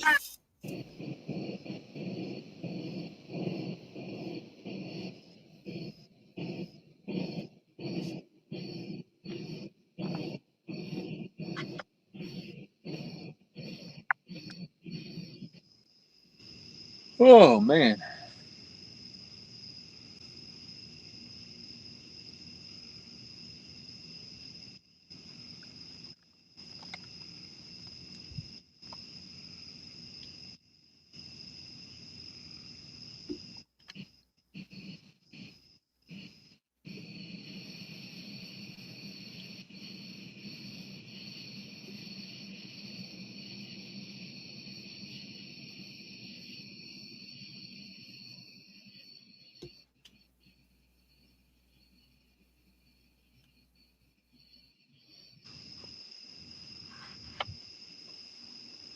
Anybody got plans for the rest of the day? No. Please. Please?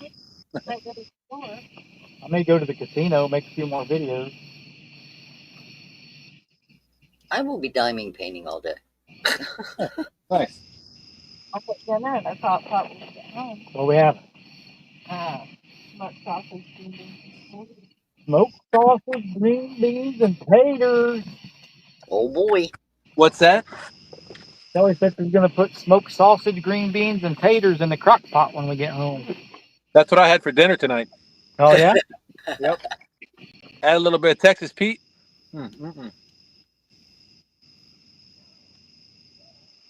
That's one of my wife's favorite meals. Can't hardly go wrong with anything in the crock pot. That's about That is true. true.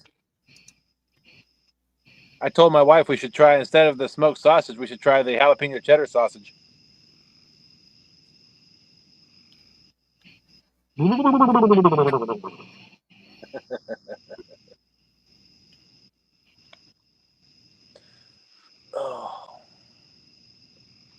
I had a nice size roast the other day. So we're doing Mississippi pot roast at some point. Mississippi pot roast. I like that too. And then that stuff with Joey. Beef stew, pot roast, chicken pastry. Yeah, you would sit there and talk food and make yourself hungry. What's chicken pastry? Kelly wants to know what chicken pastry is. It's kind of like chicken noodles, except for we use flat pastry. Interesting. And so what my wife does is she'll cook like chicken thighs and chicken breasts in the crock pot or the Instapot we have. Mm-hmm. and then she'll shred that chicken, and we'll use that that broth that was cooked, the chicken was cooked in, and cook the noodles, and then I like to add some shredded chicken back to it. It's really, really good. It must be a southern thing because I never had it until I went to my wife's grandmother's house in North Carolina. Now I'll do homemade chicken and noodles, or I'll do chicken pot pies. But Yeah, it's essentially the same thing. It's just the pastry is a flat pastry. You can get it. I think it's Aunt Sarah's. It comes in a red box, and it's just all it is just like a pastry sheet cut into 6 pieces, and and they're like dotted. You just break them up if they're frozen, and you throw them in the thing. interesting. But it's really, really good. That's one of our favorite meals too. Kelly's going to be doing that recipe search. I see it coming. Yep. I need to check that out. I like making new things. Yeah.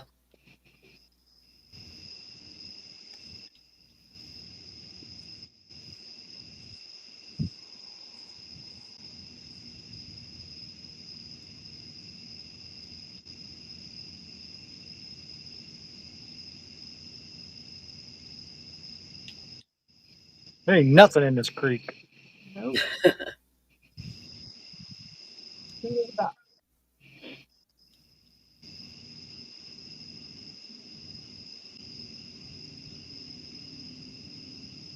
Fog.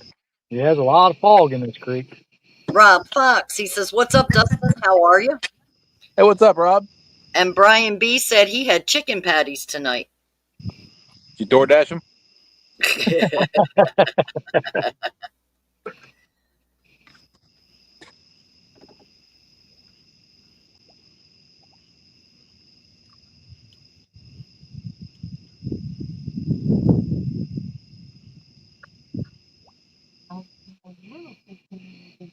I know. Usually there's little baby shad and stuff all over the creek. As soon as they see the lights from the boat, they're everywhere, and there's nothing in here. Mike Chavez says, "I made fried jumbo shrimp and yellow squash today, and you're going to make me hungry." Brian B said, "No, it was out of the freezer."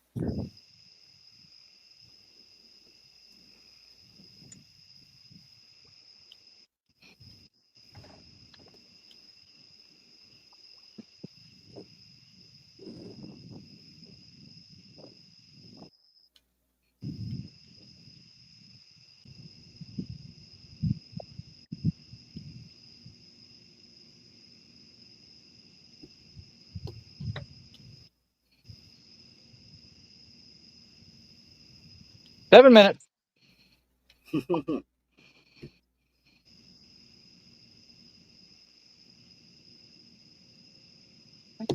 That has one light on it. One thing. Yep, he's just about dead.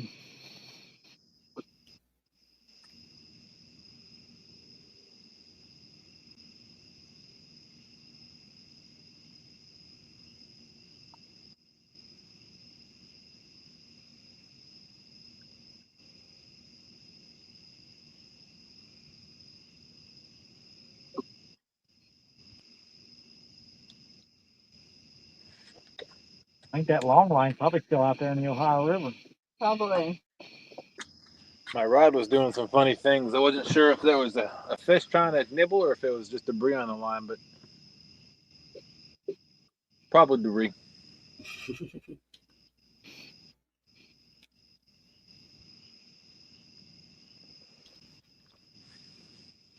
Brian said he's going to fire up the grill later. Nice. What you cooking, B?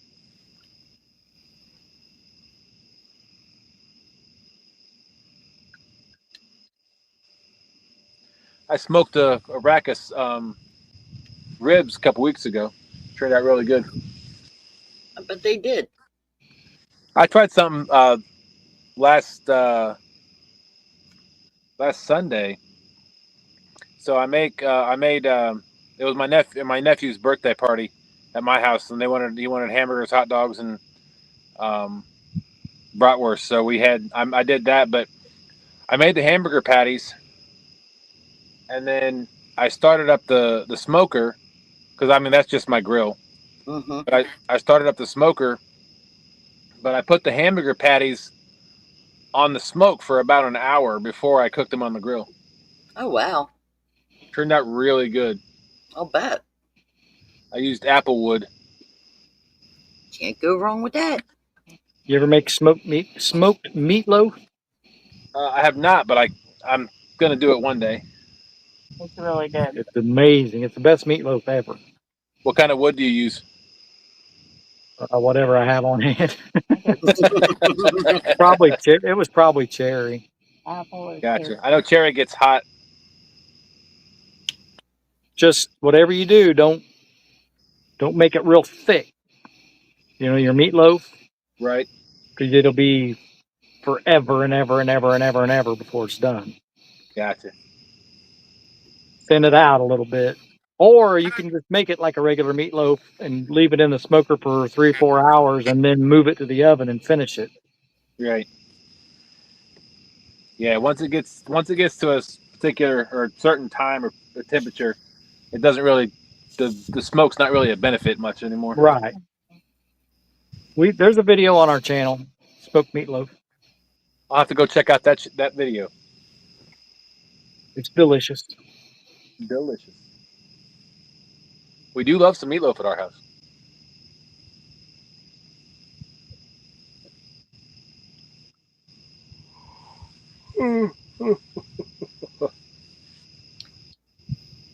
Brian says hot dogs, chicken, and pork chops on the menu so far.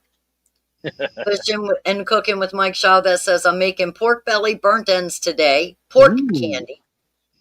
Nice. And I have a few smoked meatloaf videos, he says. Ah. Brian says I'm going to smoke a meatloaf next Thursday for the game with smoked mac and cheese. Mike, since you're the expert, what kind of wood do you use for the meatloaf?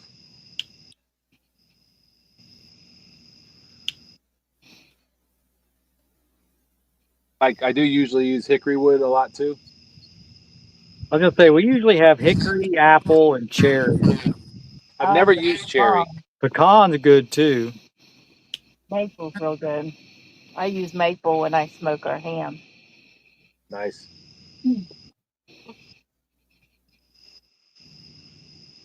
I got one of my coworkers. His family or his wife's family owns an apple orchard up near Charlottesville, and he said if I wanted any of the old trees, I'd have to come cut them down myself, but I could have them. Nice. Mike said apple or pecan. Okay, apple or pecan. Yeah, the sweet woods. The only downside to that is I would have to cut it up into the small pieces that I like and then let it sit for a while to dry out.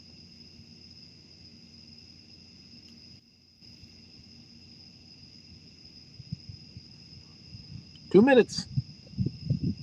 You hear that, Fish? 2 minutes. Right. And for those of you that don't speak English, 2 minutos.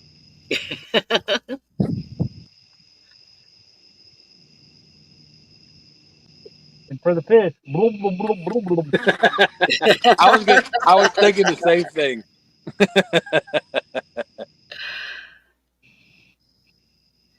I got you, Chris. I was thinking the same exact thing. Mike said that he uses hickory for butts or briskets, and hickory is strong. Yep.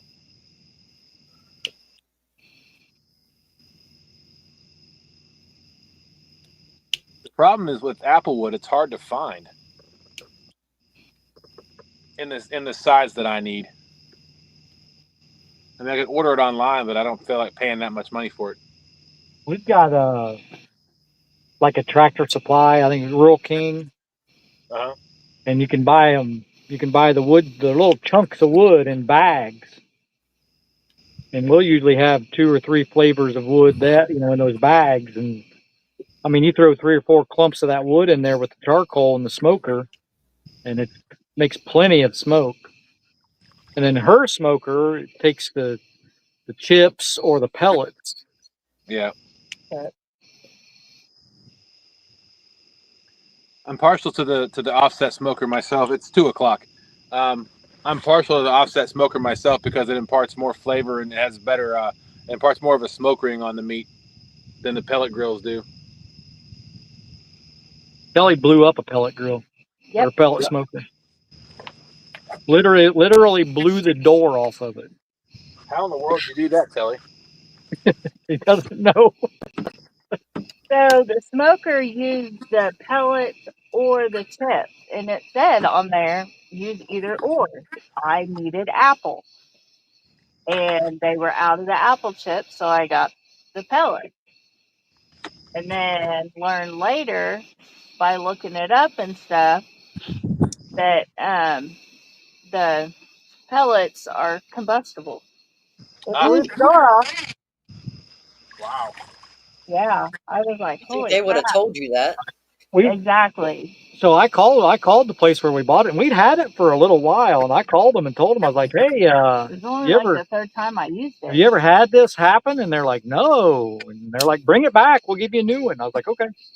There you go. On my way. Mike Chavez says, I usually cook meatloaf at around 300. Gotcha. Well, it is 2 o'clock, and I'm going to wrap things up. I'm gonna start reeling all our odds in. That's what I'm doing now. Well, 2 of them, right, Chris? Yeah.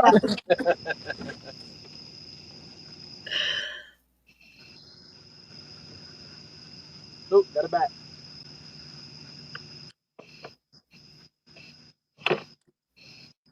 We had that. Okay. Well, nothing on the flasher rigs tonight. Dang it.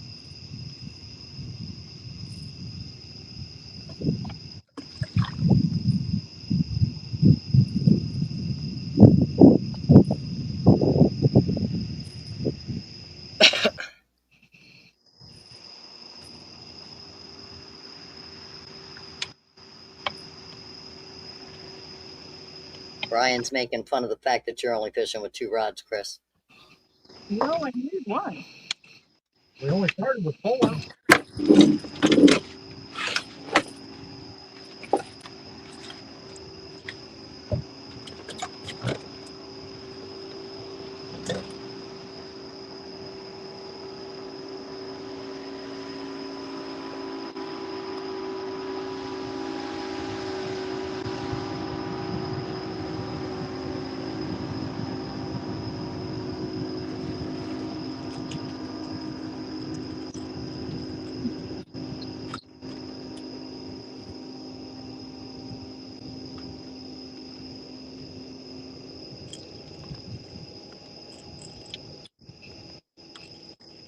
Mike Chavez says, all right, folks, have an awesome Sunday. You too, Mike.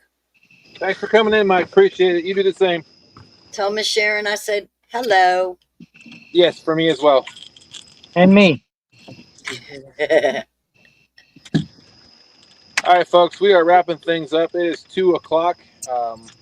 Yep. That is the end of our show. I want to say thank you for everybody that came in and stuck it out and hung out and chatted with us for a little while. Miss Rhonda, thank you as always for reading chat for us last couple of hours. We really appreciate it. Thank you for inviting me. Absolutely. If anybody has any suggestions for the show, any ideas, any thoughts, you can shoot me an email, teamsnaggingwhiskers@gmail.com. We will be happy to talk, discuss, entertain, and the ideas and see what we can do to make it part of the show. I got a But suggestion. Catch fish. catch fish, thanks. Kelly beat me to it. I thought that's what he was going to say. I was gonna say that, but you beat me to it. It sounded better coming from me than you. Yes, it That did. is true. But Chris and Telly, as always, thank you all for coming up. Enjoyed the show, hanging out with you, and thank you for making this a fishing show. You're welcome. Thanks for having us. We'll have you up every week to make it a fishing show. All right, everybody. Thank you all so much for coming in. Hope everybody has a fantastic day, a great week, and we will see everybody next time. Bye, everybody. Bye. Bye.